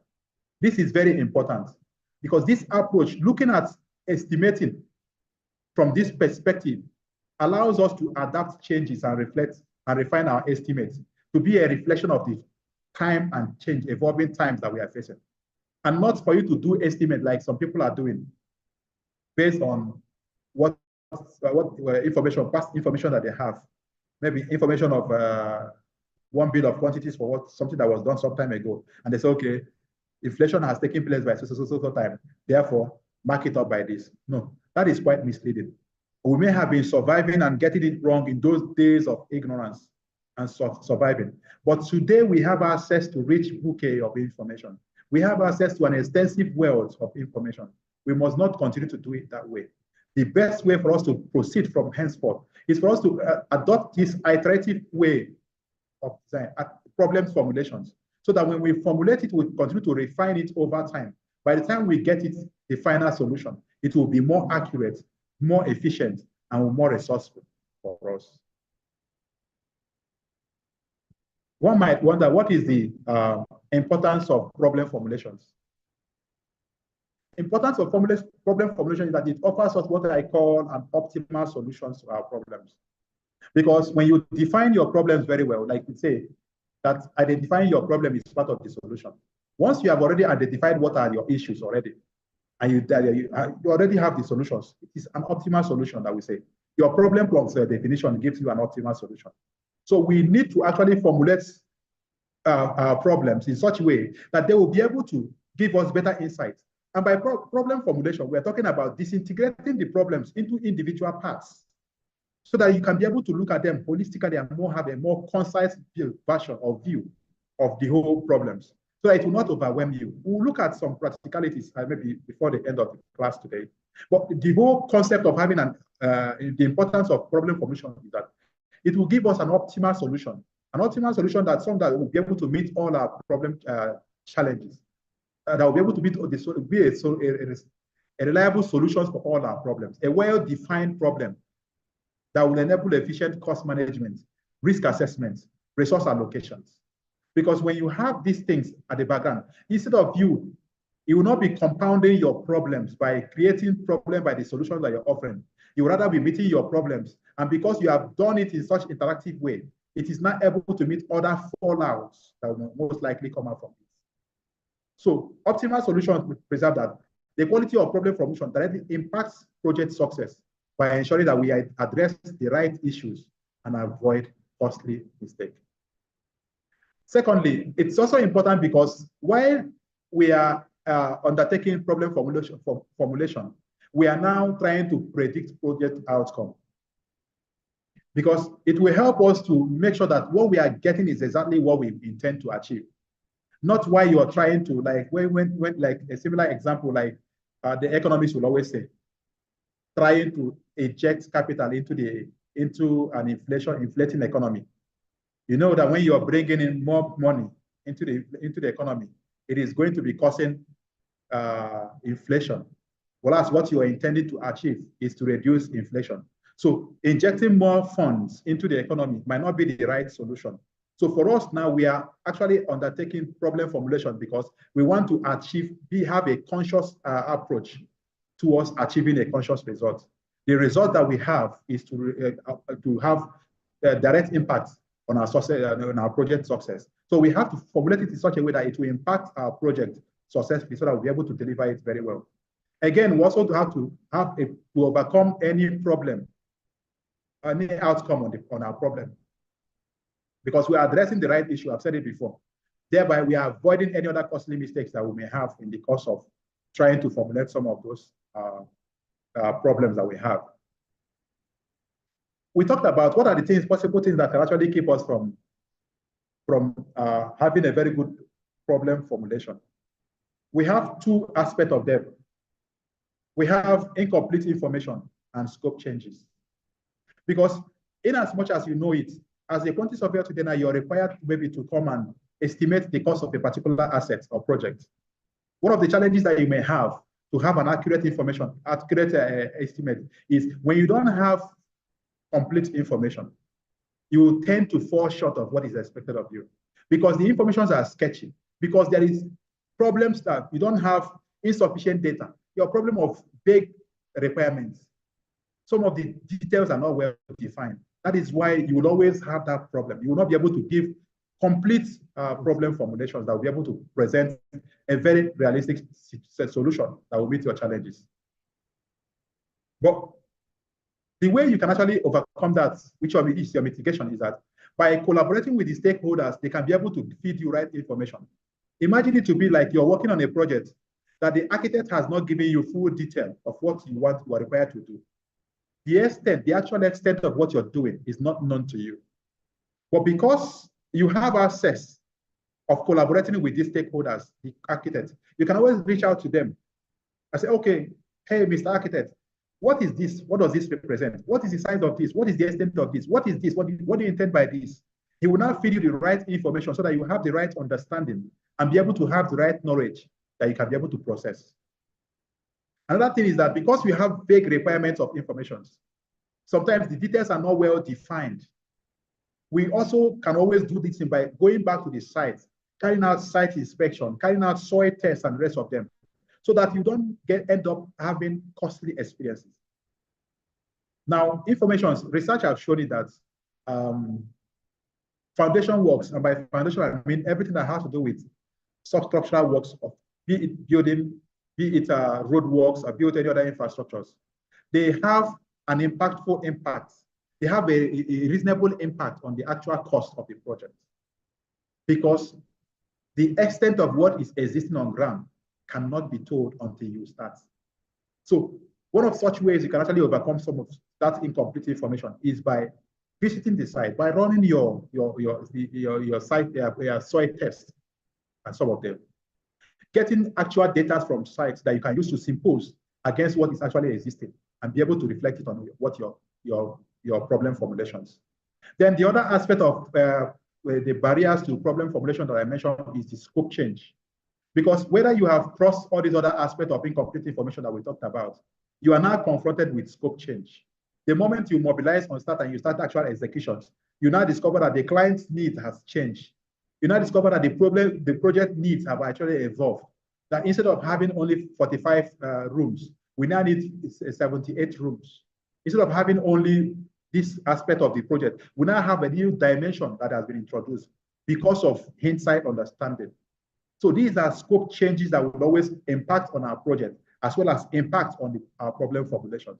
But we can always mitigate this also, this scope change, by regularly having reviews.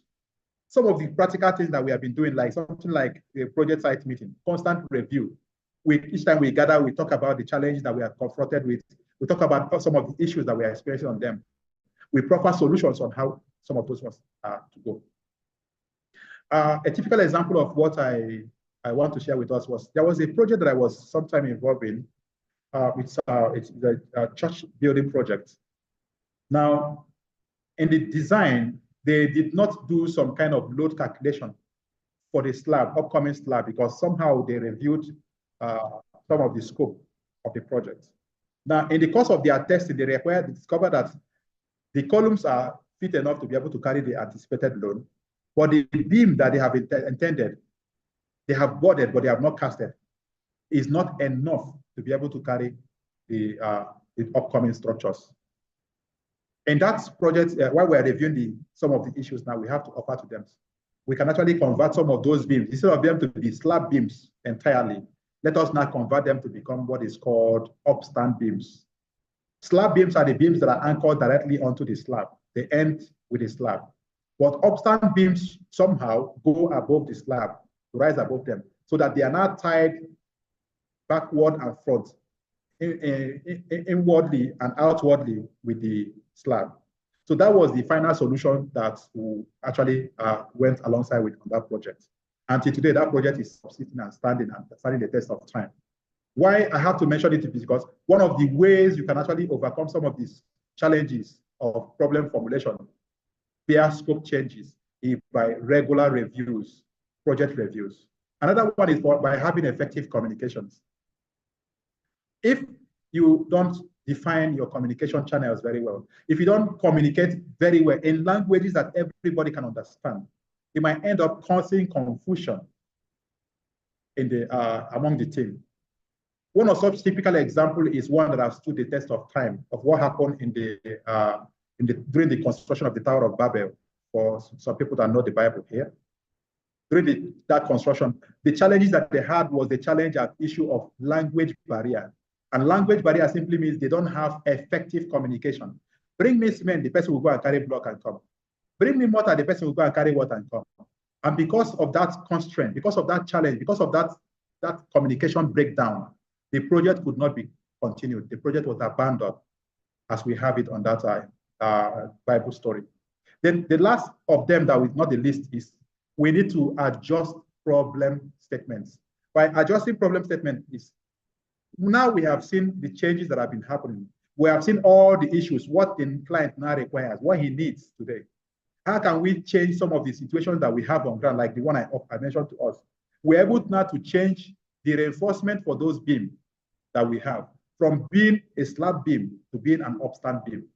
By changing it now, that is what we mean by adjusting the problem statement so that we now have a more realistic solution that is able to meet some of our problems.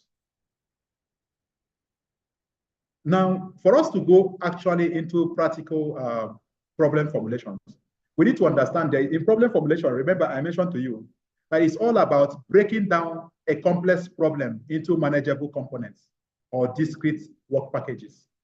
We are talking about it as discrete work packages because we are quantity surveyors, and oftentimes most of the problems that come to us comes in terms of package, work package.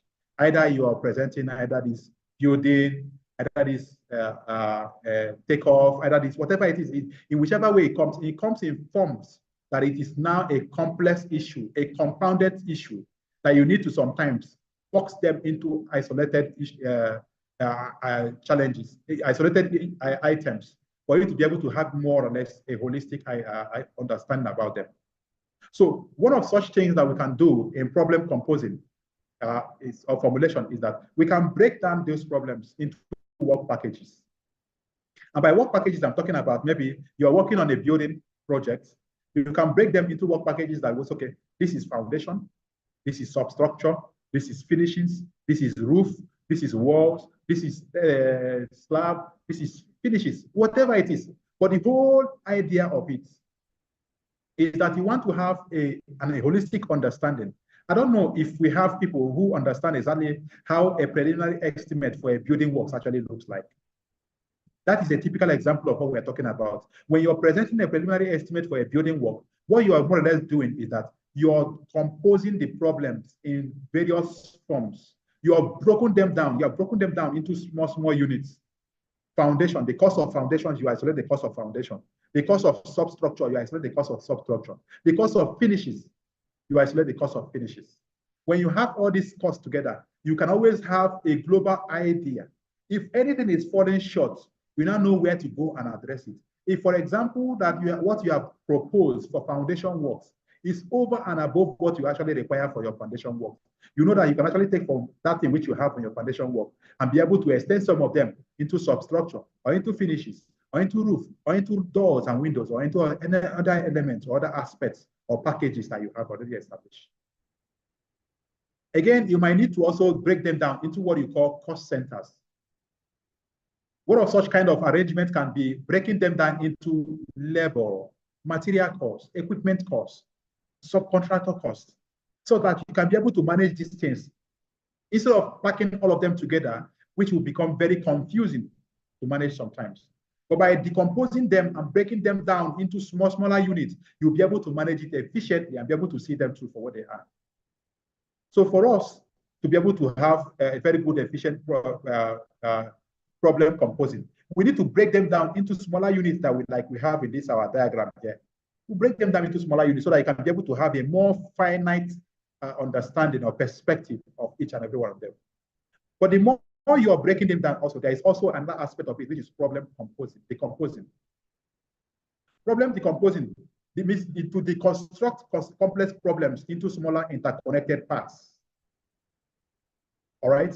Now, in problem decomposing, you also keeping the relationship between each of those parts together. You're not breaking the whole links entirely. You're not just breaking them down into the, you're also maintaining the links that are connecting them together, because you need to focus on how one part is impacting the other parts. Okay? How maybe increasing the quantity of reinforcement in your project is impacting the actual cost of your slab. How the increasing cost of reinforcement in the market is also impacting the actual cost of your projects, because it will affect the actual compositions of your reinforcement in your project, as well as how the quantity of reinforcement that you have in your project will also impact your project because of the quantity. Once the price in the market goes up, also it comes up on your project. So we have to decompose them into their individual smaller parts, but we still continue to retain the relationship that exists within them. So for quantities, we can break down quantities into units that we can understand, say maybe cubic meter, maybe a square meter, maybe linear meters, maybe in numbers. Okay, so when we say, okay, 50 square meters of glazing, instead of saying cutting wall, this size by this size 5, cutting wall, this size by this size 10. No, we can break them down into square meters so that we can have a holistic unit understanding about them. We can also retain the dependencies that exist between them. We have mentioned it before. It's important that we are going to keep that dependencies, because that is how we can be able to track how this impacts this. Now, for example, an item like electrical equipment, let me use that for example. You might have electrical installations as an item, a composite item in your cost problem that you need to solve. But then you know very well, yes, we know that inflation have taken place in the market. But the inflation that we're looking at maybe is an inflation that is driven by high rise in exchange rates. So it simply means that high rise in exchange rate will be driving higher. It will be impacting more on the cost of imported materials. It simply means that components that were imported, maybe electrical components that were imported, something like maybe our electrical components, those are the ones that will have higher costs. Then maybe materials that are manufactured locally, maybe something like wires that we have around us, will not be that more heavily impacted. So it simply means that by decomposing them and still keeping the relationship, you will not be isolating equipment alone. So that when you now look at the equipment, that you now relate the equipment with the item that has impacted the equipment, which is in this case, our exchange rate, that has impacted it more. So you now take out exactly only what it has impacted on the equipment, and not reflect the impact of that exchange rate also on the cost of wiring, which is also an associated item that goes alongside in that electrical installations. Similarly, also, we can also decompose them down into what we call risk factors. By assessing risk associated with a particular component as against the other one. Like I just mentioned, the typical example I use now is in the electrical installations, talking about equipment that are being imported as against equipment that are sourced locally in this place. So the risk of inflation, not inflation, the risk of inflation might impact both of them together, but it might not impact it as much as the one that is combined with the risk of exchange rate escalations. So we need to have this mindset also in our head. Because I remember very well in the course of the concluded NIQS workshop a couple of days ago, QS Adebowale that we happen to have in attendance today made mention of something. He said it took him time to realize that it was something that he has been doing unconsciously, but it took him time to actually realize that the actual cost of firm work for works that you have on the lower level or your slab is not supposed to be the actual cost for slab on a higher level. But by default, what we usually do is that we prorata everything. The same cost for reinforcement is reinforcement all throughout. The same cost for firm work is firm work all throughout. But if we really need to break them down, we discover that we have inherent risks that are associated for the different levels where we are applying some of these things. So we have to have that consciousness so that we'll be able to be presenting a cost estimate that will be more realistic and will be more reflective of the challenges that are confronting us. Now we talk about problem translating, decontextualizing and contextualizing. We need to understand what is exactly, this is a technique that we use to solve problems by trying to relate them based on their content. Because really what really matters is context. When you mention something, in what context are you looking at it? Because there can actually be different applications of that singular thing that you're talking about. So we have to find a way to put it in context, decontest it, and reconstruct it again, recontextualize it again. The essence is that when we do all these things, we will be abstracting our estimate from specific and then reintegrating them into considering various project scenarios, because that is the whole idea. When you present your cost estimates today, related to cost estimate, when you present your cost estimate today, how realistic can that your cost estimate be in the next few days? I know very well that we understand that when you are presenting when you're submitting your bid for your tender, there is also something, a constraint that is always being required of you to give. That consent is called bid validity.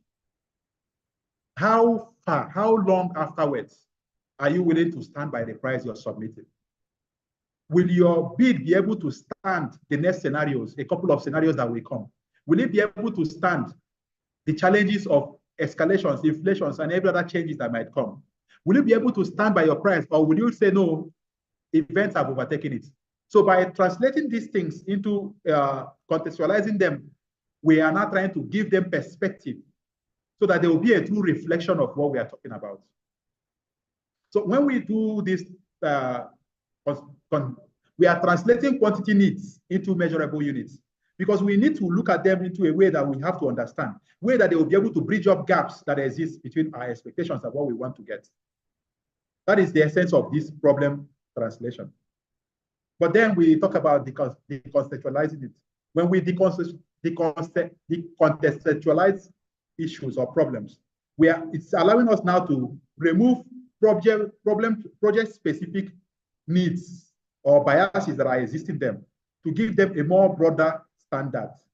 I made mention about using a typical example of a bid validity period. After you have bidded for a particular project, that bid validity period stands, and your estimate for that project stands up to the extent of that project award and for the rest of the project, if everything goes well. But the challenge will not be, with that estimate that you have given for this project A, will this also stand for a similar project, the same project that will be replicated in a different location for project B?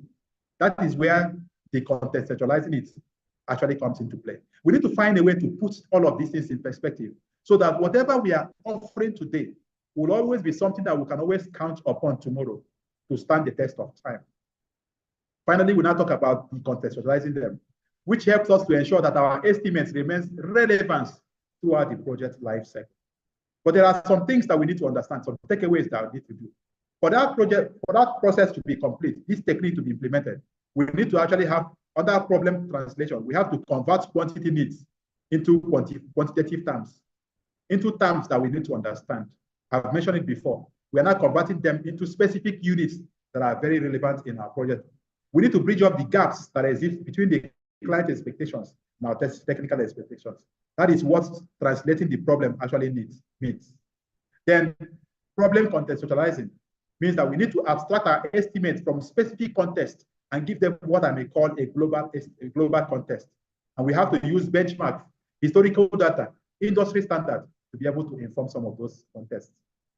And then finally, we talk about reconstructing it back again. Remember, we talked about it being relevant.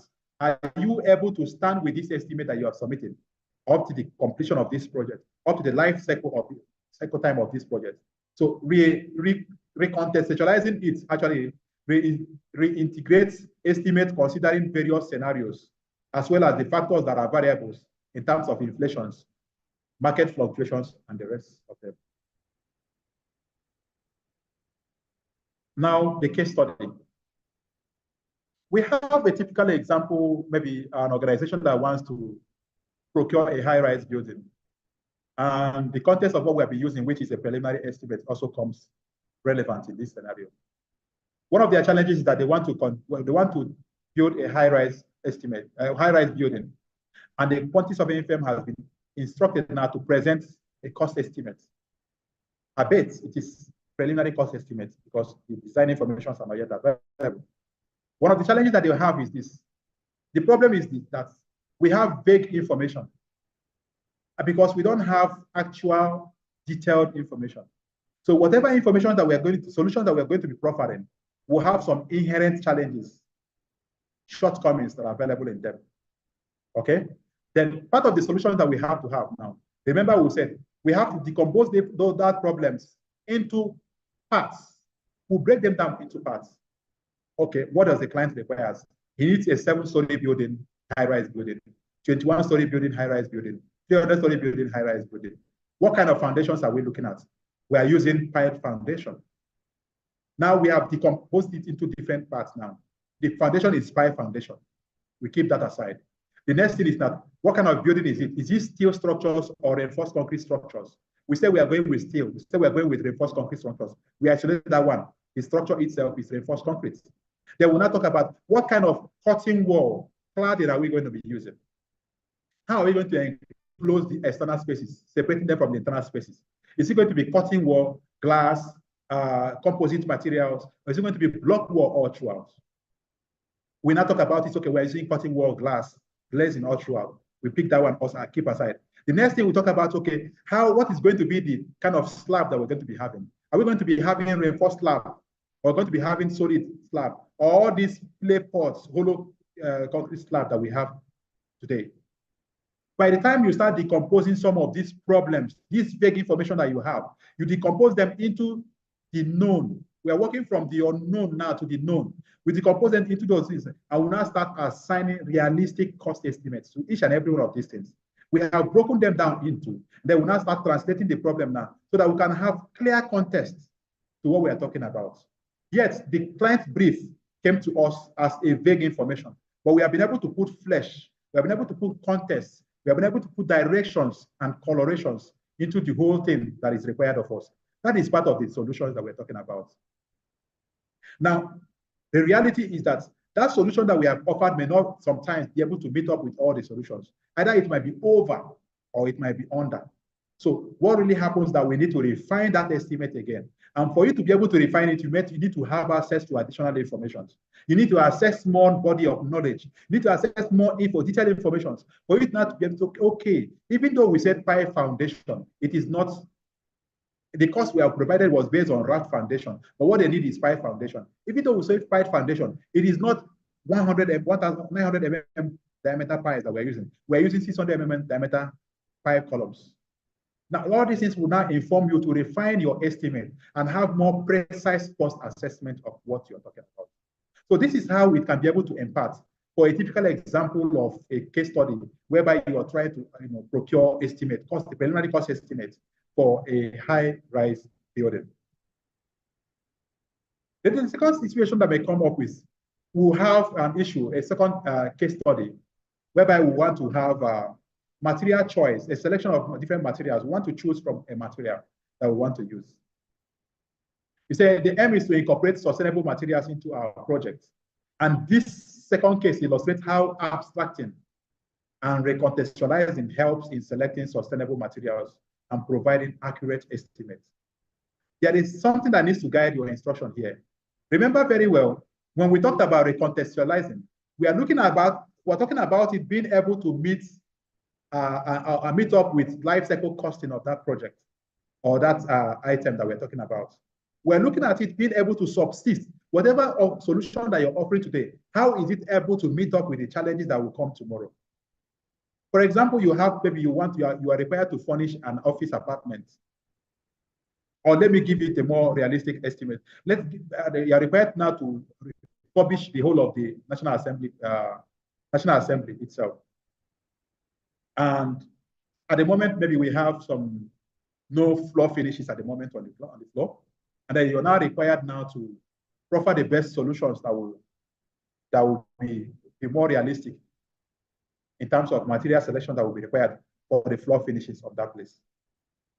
The challenges that we need to have, and because we're talking about sustainable materials, you now need to ask yourself, what exactly does a sustainable material mean? What makes up a sustainable material? Remember that idea, the concept that I mentioned in the last model. I said for you to have that concept of sustainability, that simply means that while you're trying to meet your present need, you're not shortchanging the future. And this is one thing, the challenge that we have when we're talking about life cycle costing. Sometimes some of the options and solutions that we go for today are actually very, very high, more expensive in terms of on the long run.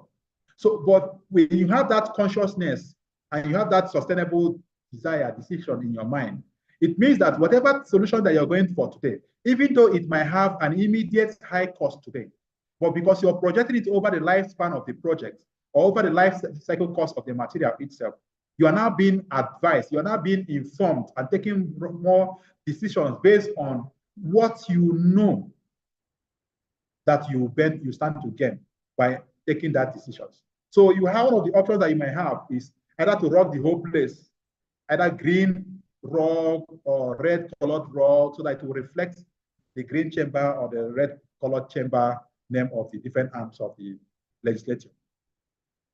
But then you might also ask yourself, imagine a situation where people have to be matching their foot on these rugs with whatever it is that they have underfoot. They will be matching all manner of these things. Imagine that, okay, cleaning exercise may have to take place constantly, maybe once or twice every week for us to maintain this rug. Imagine also if we have to use rug, it simply means that we have to give some time for the rug to also dry up. So within this period of time, we are imagining that maybe the place will not be usable. Is this something we can implement? What will be the cost of not having sittings, deferring the Senate sittings because the place is undergoing a routine maintenance? That is what we have to have in mind. And then how often do we think? Because if you continue to clean that rug, you discover that over time, the rug will deface. It may not be usable again. Can we be able to maintain it? For how long can we continue to use it before we need a replacement? And how often would we need that replacement in the life cycle of that chamber? These are some of the things that will now inform your decisions, because you have all these solutions already on ground.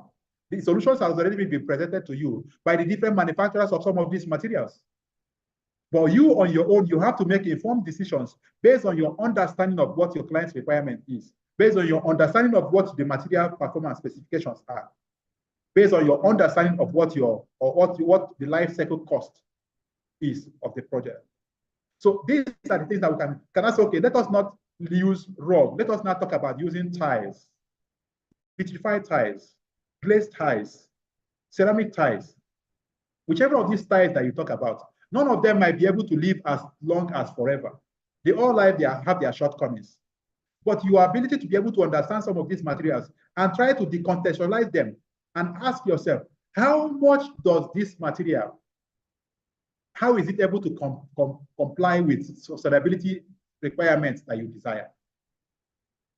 Are they reflecting heat, thereby making you to require more cost of ventilations and cooling? Are these materials retaining heat, thereby making you to require more, are they absorbing light, thereby making you to require more cost, energy costs for lighting?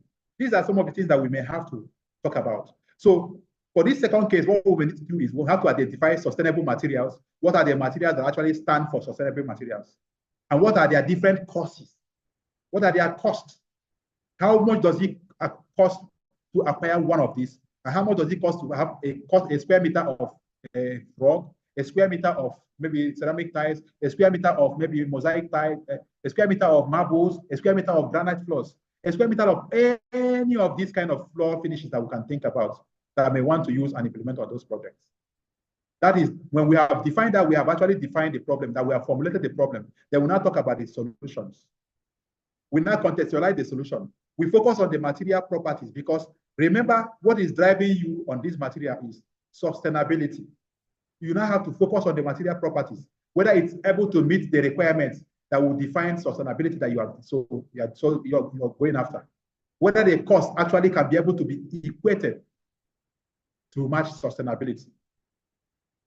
Again, we have to recontextualize it again. Remember very well what we are talking about contextualizing. Whenever we are talking about contextualizing, what we are focusing more attention on is making sure that it's able to stand the test of time as regards to the life cycle of that project, or the life cycle of that material, or the life cycle that has been defined that we need to cover up for.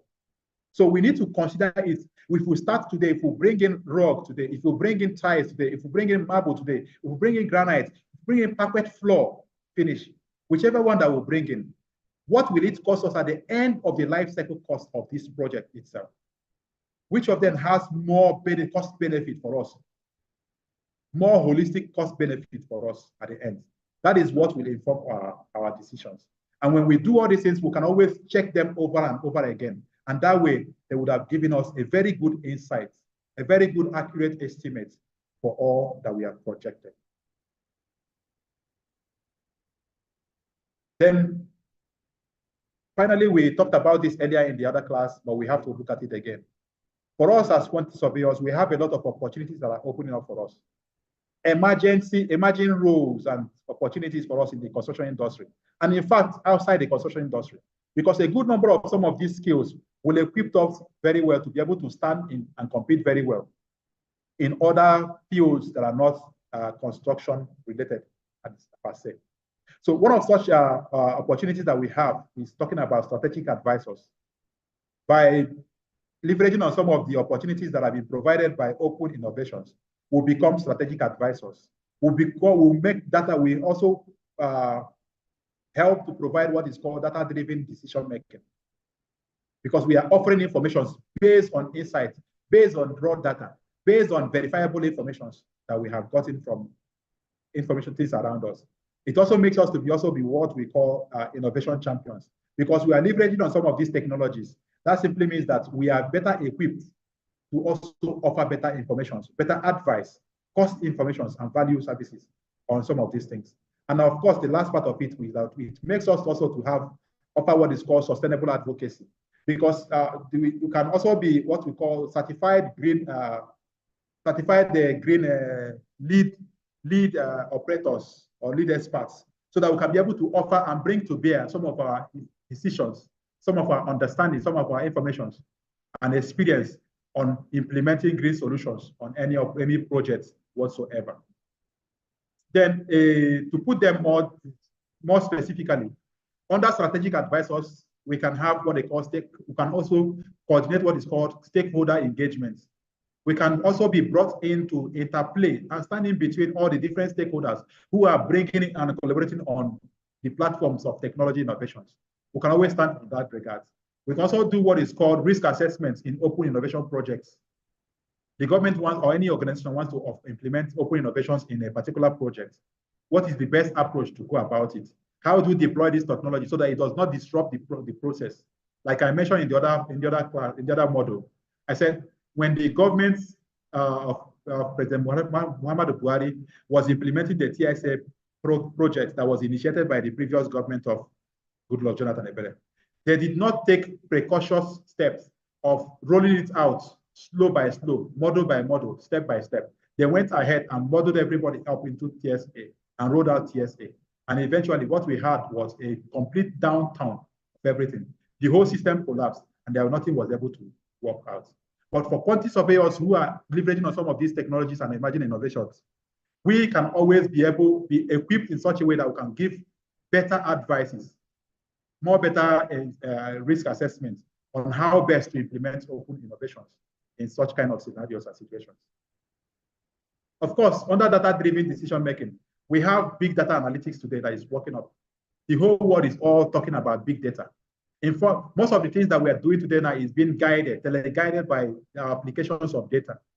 So as quantity surveyors also, when we leverage on some of these technologies and acquire some of these competencies, we might be able to fit very well in this regards. We might be able to be in position to offer this insightful advice to our clients, as well as leveraging on the advent of BIM, Building Information Modeling, to provide collaborative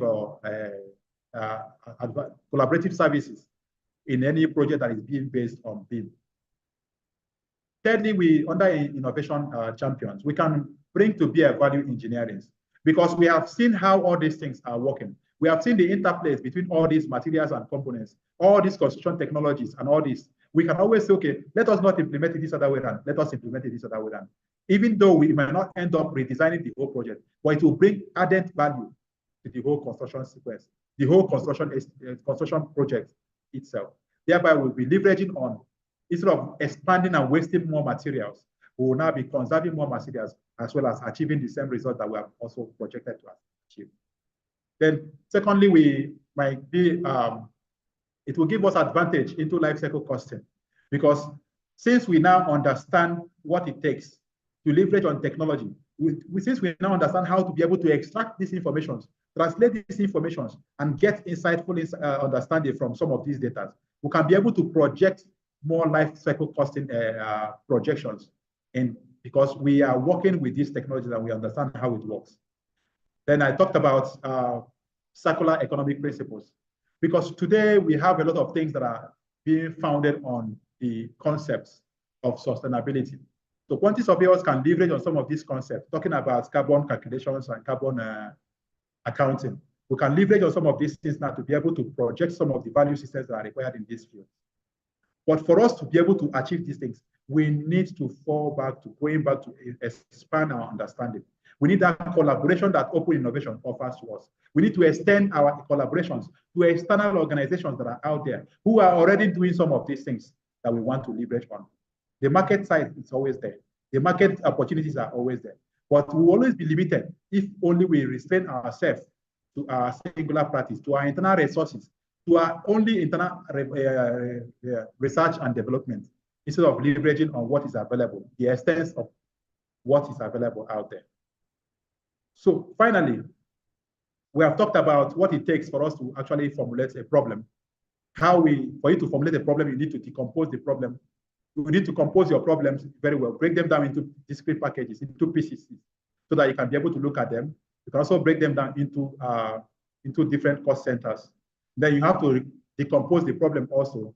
By decomposing, remember, when we are decomposing, we are trying to retain also the relationship that exists between the different parts.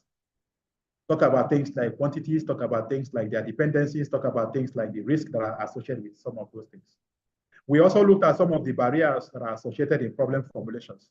We mentioned that the biggest part of the barriers that we have is incomplete information, or ambiguous information, or vague information. Oftentimes, when the information are coming to you as a cost estimator, they are coming to you in vague forms that you are not able to see the whole picture clearly. So because you are not able to see the whole picture clearly, you cannot be able to actually predict or project what are the requirements that needs to be met on that project. And of course, there is one that comes whenever the project has already set off, which is scope change. Scope changes always come sometimes and disrupt and make rubbish of what you have projected. It does not entirely make it rubbish, if only you can leverage on some of the options that we have presented here before. By trying to rescope your estimate, by trying to adapt your estimate, by trying to review some of your estimate, by trying to review some of the information that you're having, collaborate more and discuss more, then we'll be able to overcome some of the barriers that have been afforded to us on problem formulations because of scope change. Then we also looked at some of the emerging roles that are there for us as quantity surveyors. We talked about the ones that provide us as strategic advisors, for which we are becoming stakeholder engagements, that we can be able to hold stakeholder engagement, risk assessment, and the rest of them. We will look at the opportunities that are available for us in the data-driven environments that we are facing today in our construction industry, such that we can become advisors based on data because of big data analytics and the rest of them, because of BIM collaborations and the rest of them. We can take up some of these things as a profession, as a more like an expansion of our services. We can take it up on ourselves as part of our practice purpose and be able to make a living also in that direction. Then we have the one that talked about innovation champions, because this value engineering system we're talking about, if you don't understand how some of these things work, the values that they are bringing into bear, you may not be able to know the values that you can actually get from it. But when you understand how they work, you can then be able to project values that will be expected from them. Then we'll talk about the ones that come to us by leveraging on them because of life cycle costing. Because you're leveraging on the actual experience, live stream of information that are coming up from some of these data. You are now using them to make informed decisions into the actual life cycle cost of that project or that component or equipment that you have projected for. Then we talk about sustainability advocates, because the planet today has been so, the conversation around planet today is talking about consciousness in the way we use things. So we need people who will now become, quantity surveyors can become green advocates, certified lead experts, who will now be guiding the implementation of some of these green technologies and green applications in our construction, as well as the calculation of carbon emission and the rest of them that we're talking about today. So by and large, formulating problems is a compass that is supposed to guide us towards a successful project outcome. By measuring some of these techniques, by adopting some of them, we elevate our professions and contribute to sustainable built environment. I hope that we have been able to get some directions. So what we have talked about may not be something new that we have not heard about, but it has given it a different color that we may not have realized in the past. And when we do this thing consciously now, we'll discover that we'll be more result-oriented in what we intend to achieve. Thank you. Thank you so much, CJ. You are indeed a professional in open innovation. Thank you so much for your time. We appreciate you. Handing over to our able moderator, QS Choma. You have the floor, please. Okay, thank you very much, QS Chijioke Ibuagu. That was another explosive session. I want to believe that you have a seat in the academics, please. You need to come and occupy your seat.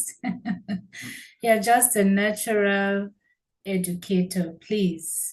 Maybe you should explore one of that skill.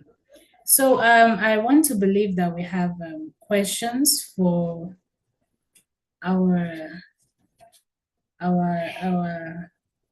teacher today, because he's actually a natural teacher. He's my teacher, by the way.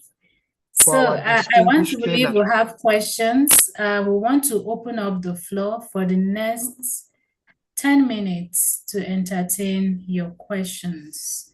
If you have question on the first module, which is the introductory aspect of what open innovation is, or you have question in the second module, which talks about problem formulation, please, the floor is open to do that. Because of want of time, we want to keep it as brief as possible, please. So if you have a question, please activate your camera, go straight to the question, and they will get answers for you.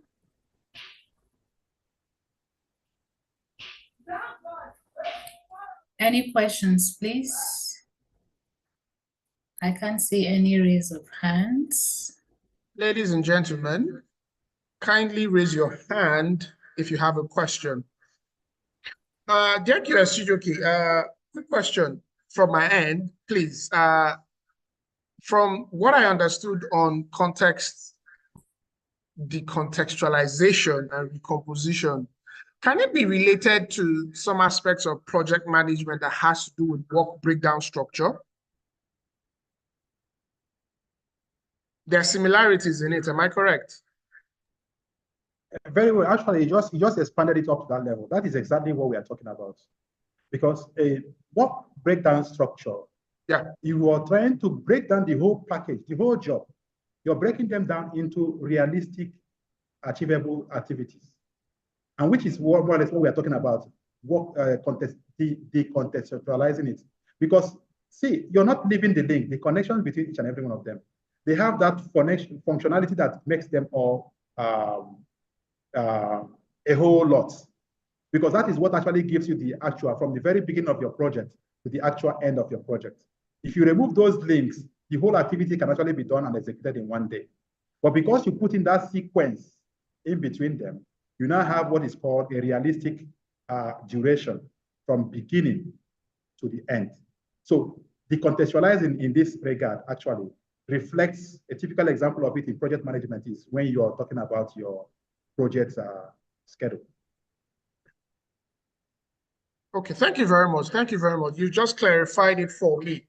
I really appreciate you. QS Wahab Temitope, you said you're currently having challenges with your camera. That's fine. You can unmute yourself and ask a question, please. QS Wahab Temitope.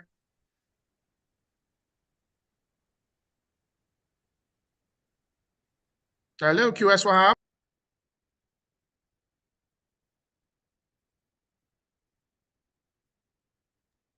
Okay, I think they're having network challenges. Our able moderator, QS Choma, do you have any questions for QS CJ? I don't have questions, but I just have a wrap-up of the session. Is a discussion that will continue after here. And I must say that there are a lot of things that have been opened up that we need to take further from here. So Okay, I will okay, reserve my, yes. Okay. No, go ahead. Okay, I said I will reserve my comment until we have taken all the questions, but in the absence of any question, I will take it. We have a couple of people who are raising their hands. My old guy is in the building. QS Dr. Femi Balogu has his hands raised. QS Femi Balogu, you're welcome. Our able board of trustees member of NIQS Foundation. Please, you're free to ask your question, sir. You can unmute yourself now, sir.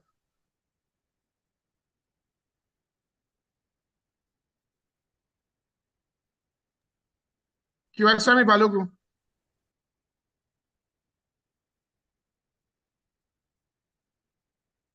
I think QS Demide raised her hand. Her hand is raised up. QS Demide. Okay, maybe we take QS Demide's question then. Okay, fine. Go ahead. QS Demide, Yes. you have the floor.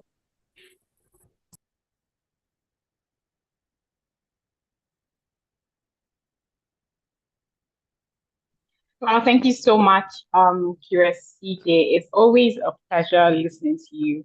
Like literally every time I see you as a presenter, I'm always so excited, and I always buy a new notebook for every session because I know that all I'm leaving with is impact. So it was really, really lovely listening to you as usual. And I must say that the paper was very, very commendable.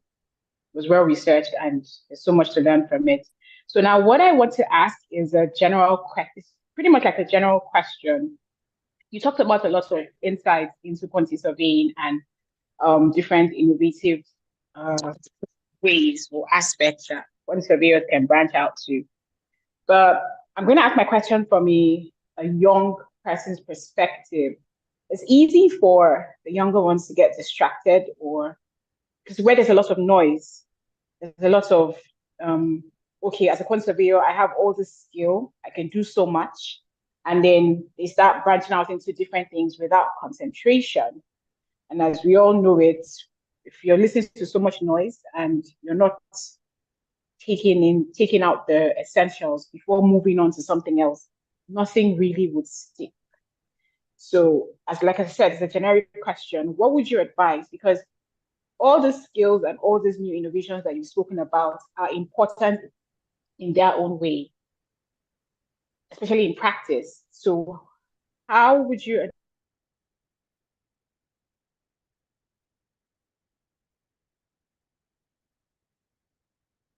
Hello, can you hear me?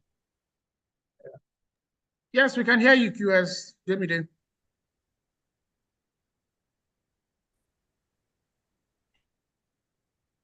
Hello, QS Demide, can you hear us? Hello. Yes, we can You hear might you, need to- please. you might need to Okay, repeat the yeah. question So how again. would you advise a younger person to focus and away from the noise and still get to understand the different perspectives or the different innovative ways that a conservator can practice and excel in it? So, like I said, it's a kind of like a trick question, but it's general and can be very useful to some people that are struggling, myself inclusive. I'm not going to take myself out of the equation because all the skills are important and all of them are coming in well at once based on the moving trends in the industry. And we all must know or have an idea of one or the other, or if possible, everything, so that we can be relevant in the industry. So, what would you advise? Yes. And this is not just to you, I will throw it out to the TG and any of our panelists when they get to speak. Thank you. Okay, please, can we also take QS Femi Balogun's question before our speaker responds for want of time, please? So, Okay, can you hear me? yes, loud and clear, sir.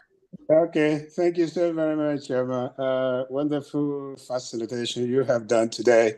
I have been listening to your comments and how you wrap up the whole thing.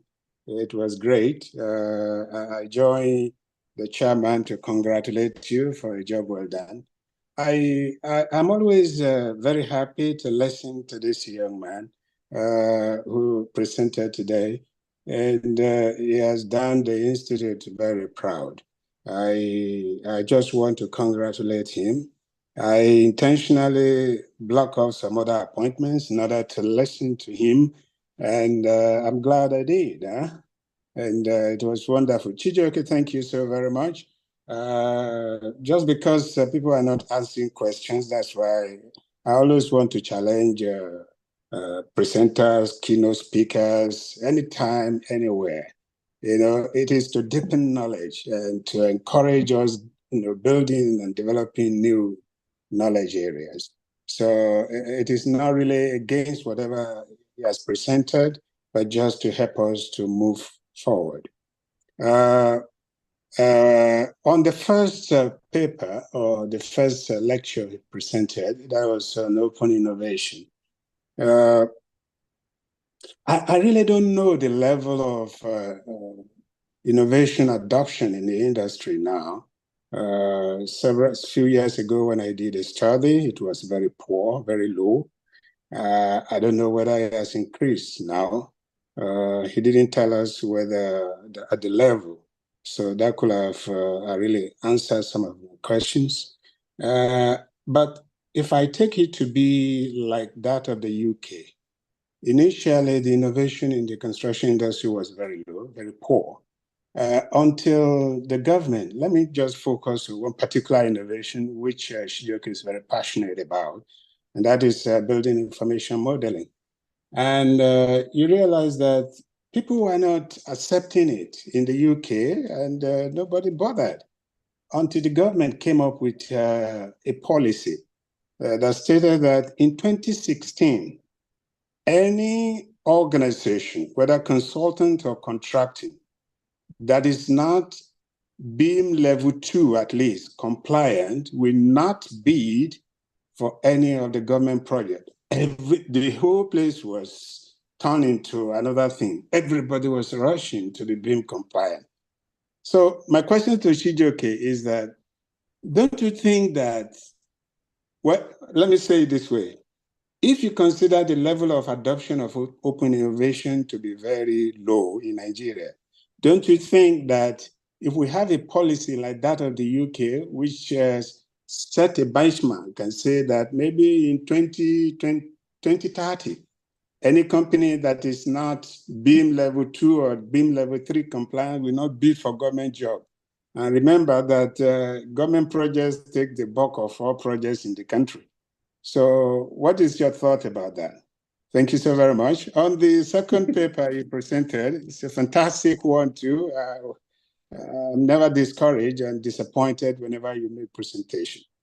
That has to do with dealing with problems. You have given us kind of a lot of steps we need to take, what we need to take, decomposing problem, combining, putting problems back together again. And somebody has even suggested probably using work-based rank structure, which is very key. I look at, RICS has a very wonderful quotation. They said that the client remembers best the first estimate. So, and you have run us through the process whereby if your initial or preliminary cost estimate is not good, how you're going to review it and this and that. But the problem is that you don't have the license to keep on reviewing it. So what is the role of,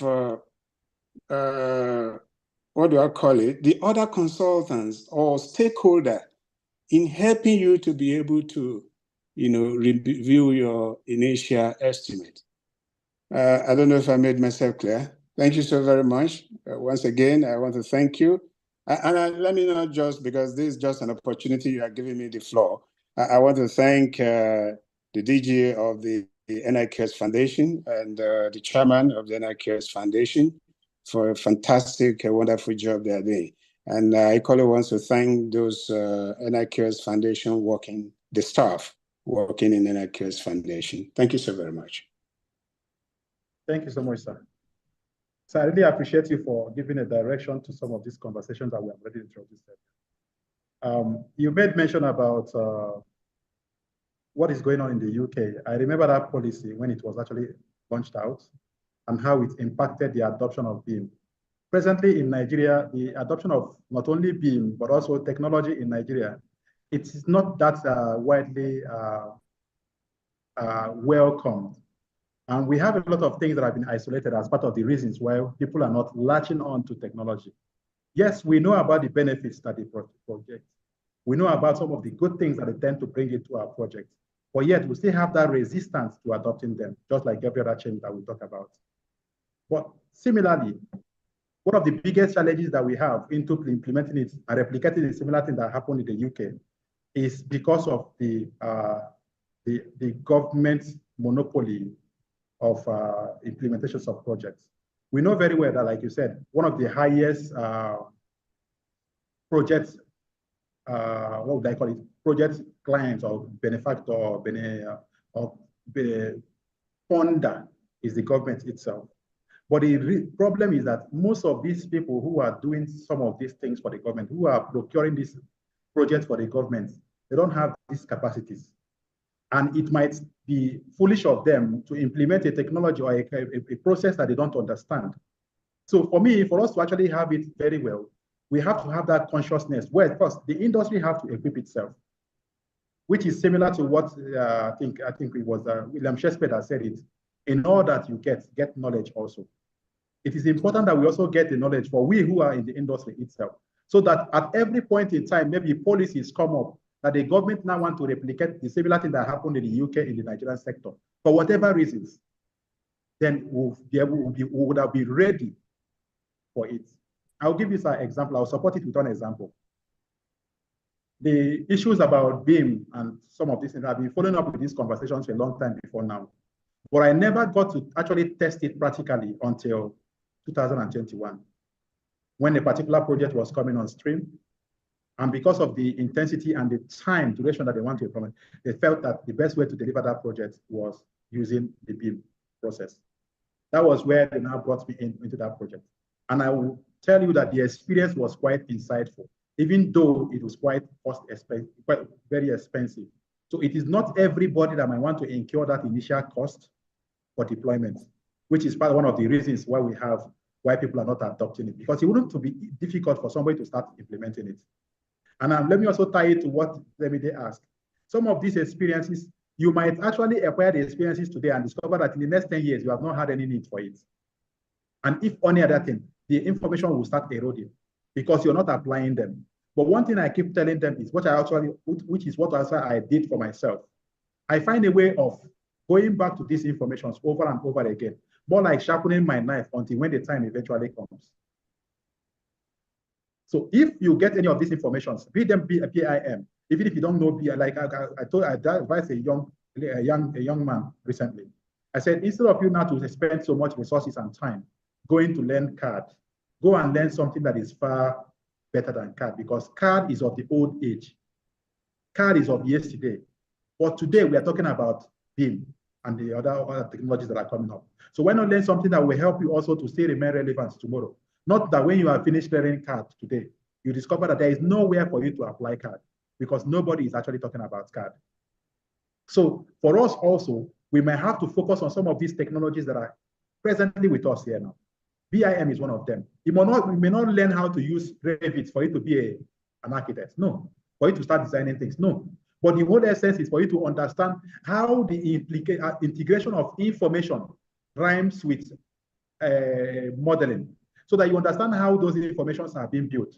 Even if you have a project tomorrow that the person that modeled it did not model it very well, you will not be able to know how to sieve out the right information that you need and leave the other ones, so that you can also be able to do better, very well. Because one beautiful thing that BIM also does for us is that it gives us that leverage of being able to do it faster. But the challenge is that when the whole essence of information, the whole information is messed up inside the BIM, whatever you're getting out can be confusing, because you don't have that clean information that you're supposed to work alongside with, because it was not properly defined. You have rich information right inside it, but they are not too useful to you because they are just mumbled up together. So I think one of the things that we can actually do for ourselves is, let us first of all talk about the conversations about BIM. Let us get those competencies on BIM. We may not need to know how to use the Revit or how to use the design applications themselves, but let us know the different platforms, BIM execution plan, what it takes, the different levels of BIM, the different dimensions of BIM. Let us understand some of these things and integrate it in some of the things that we are doing.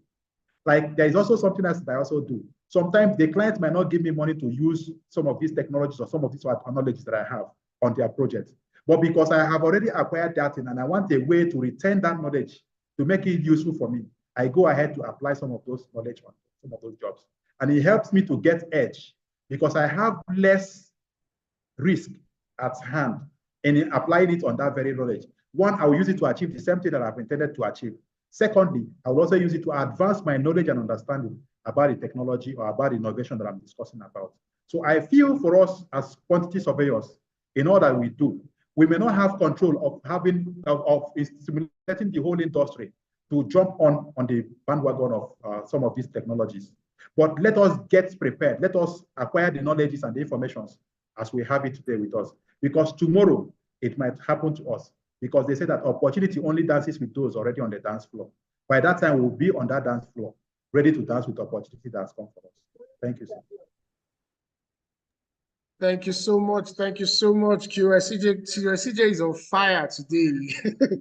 Ladies and gentlemen, we have two hands that are raised.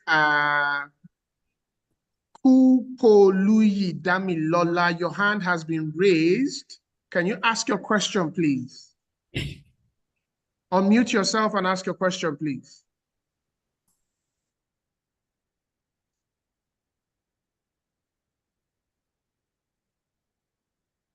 Hello? Can we take the second person? Okay, in the absence of that, sure. Aliu Usman, please ask your question. Your hand has been raised, please.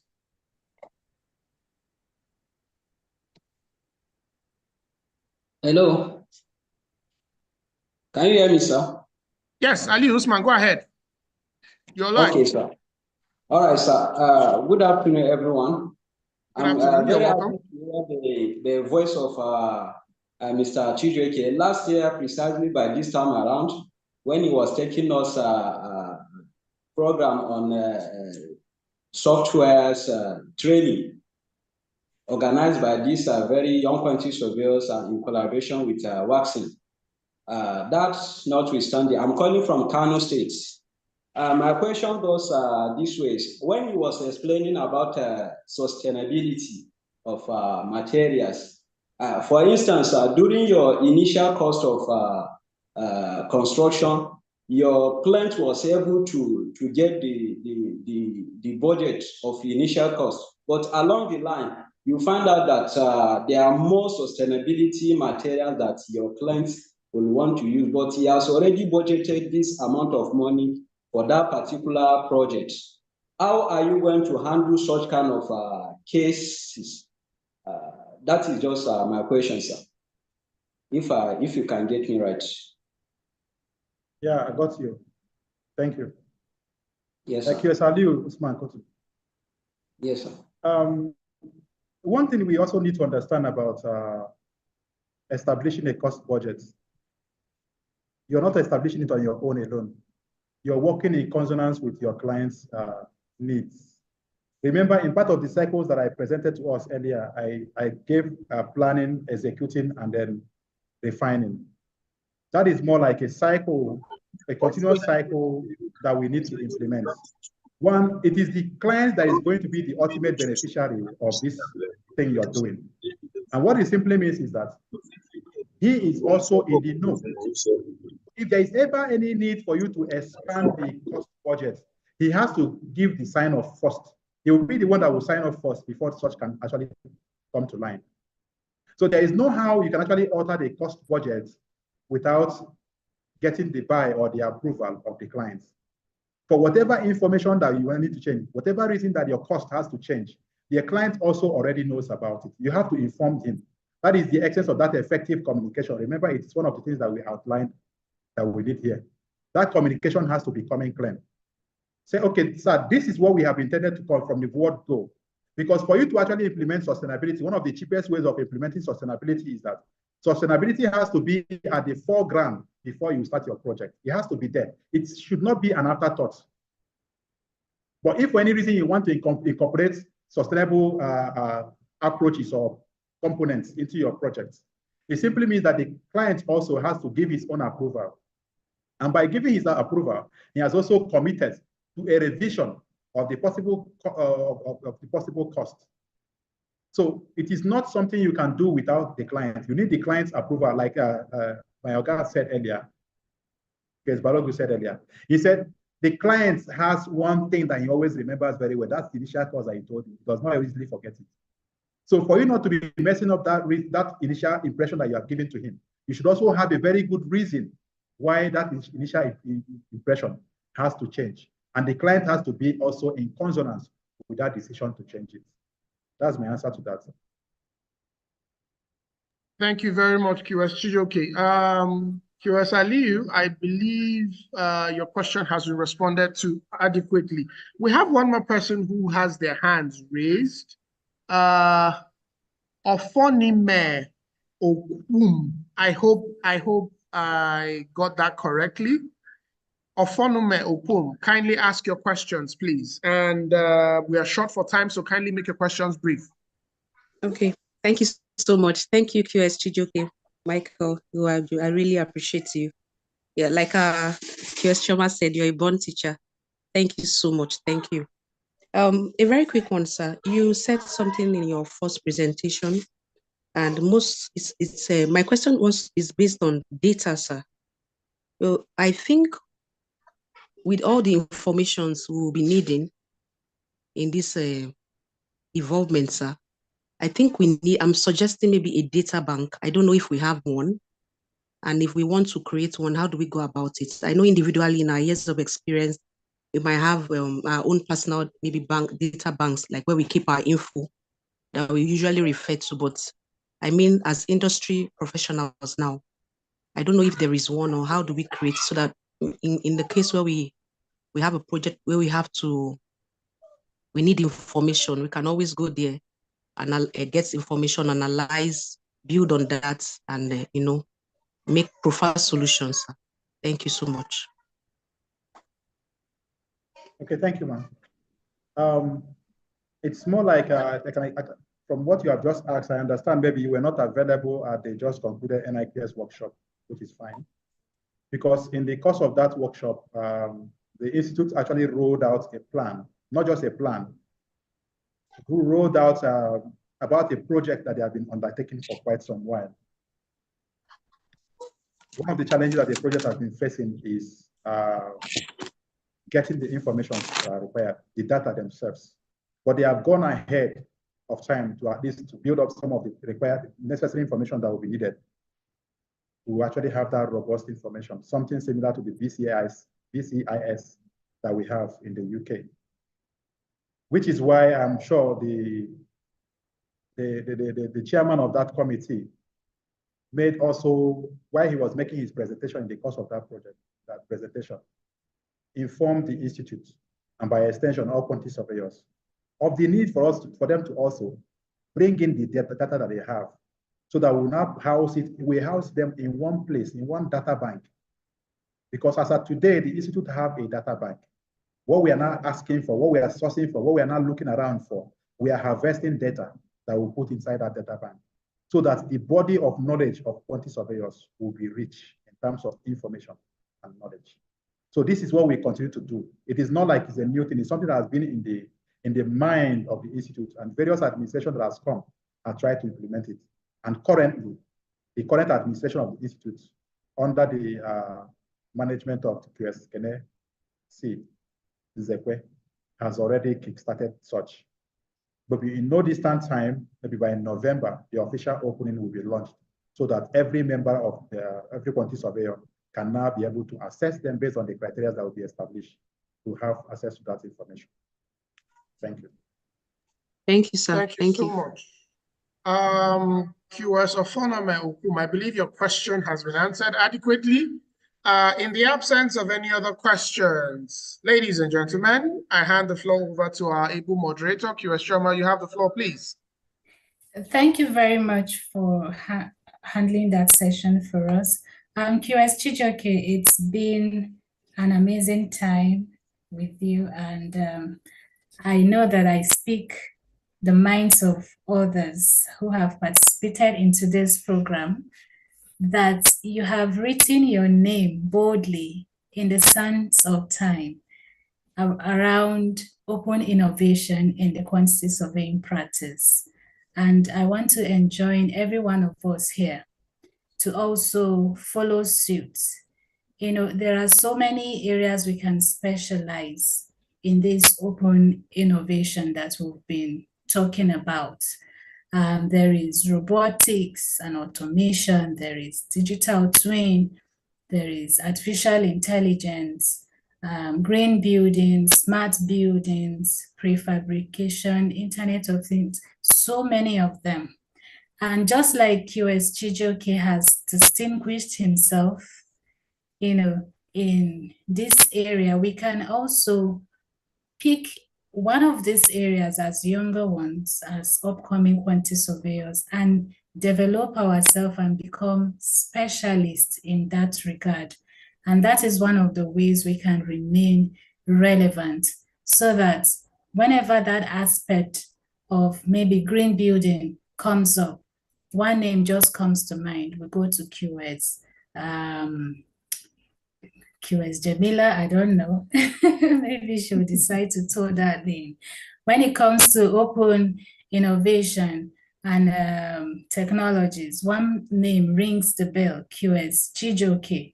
What will your name be known for?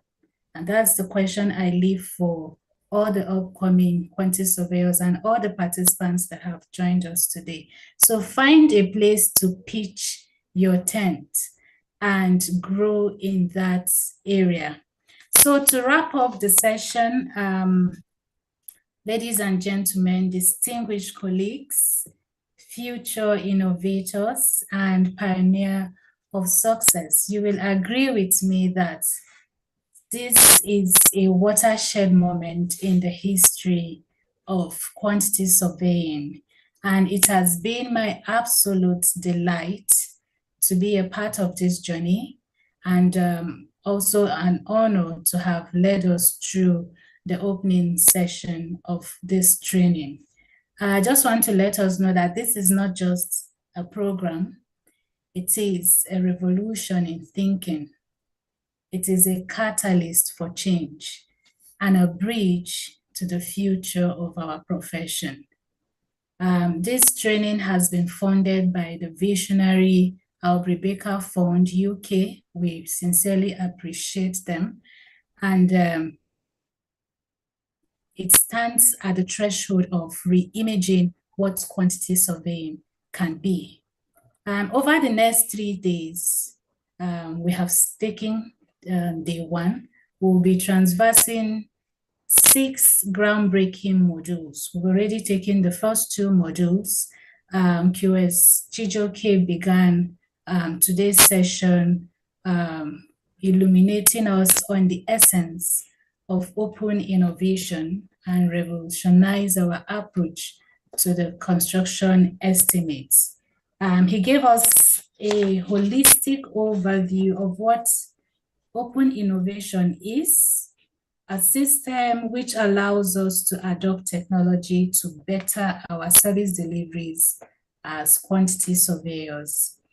And then secondly, he gave us a heads up, on the art of problem formulation in quantity surveying, how we can identify problems, that's our client's needs and the project objectives, how to break down these problems into discrete packages and identify their interconnected components so that we can drive solutions to them. And finally, he emphasized on the need for us to understand the barriers to problem formulation, as well as to overcome them and master problem formulation techniques. It's been a wonderful time. I know I gained value for my time. I don't know about you. But as we close for today, I want us to not just forget about what we have learned today. We have to start putting it into practice. So we're having a changed mindset. So in whatever area you find yourself, you need a newer and a better approach to solving and to delivering your services as quantity surveyors. So tomorrow we'll continue with QS Ifeanyi Samuel, who will guide us through the intricate dance of managing innovation and harnessing the power of user communities. And then on day 3, QS Adebowale will propel us into the digital age, exploring online labor markets and scaling innovative practices. So with this, we call it a wrap, and it has been my delight to moderate this session. I want to sincerely appreciate the opportunity given to me by the DG NIQS Foundation, Dr. Celestina Eke, and the entire board of trustees, NIQS Foundation, for this wonderful opportunity to add knowledge to knowledge. I had a swell of time. Thank you so very much.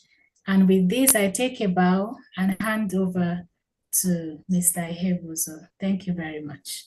Thank you so much, QS Choma. We appreciate you, the head of Department of Quantity Surveying at Bayes University. QS Chijioke, you have been awesome. Thank you so much to my board members. Thank you so much to my DGQS, Dr. Celestina Eke. You are indeed awesome. Thank you, everyone. See you tomorrow. Have a wonderful day.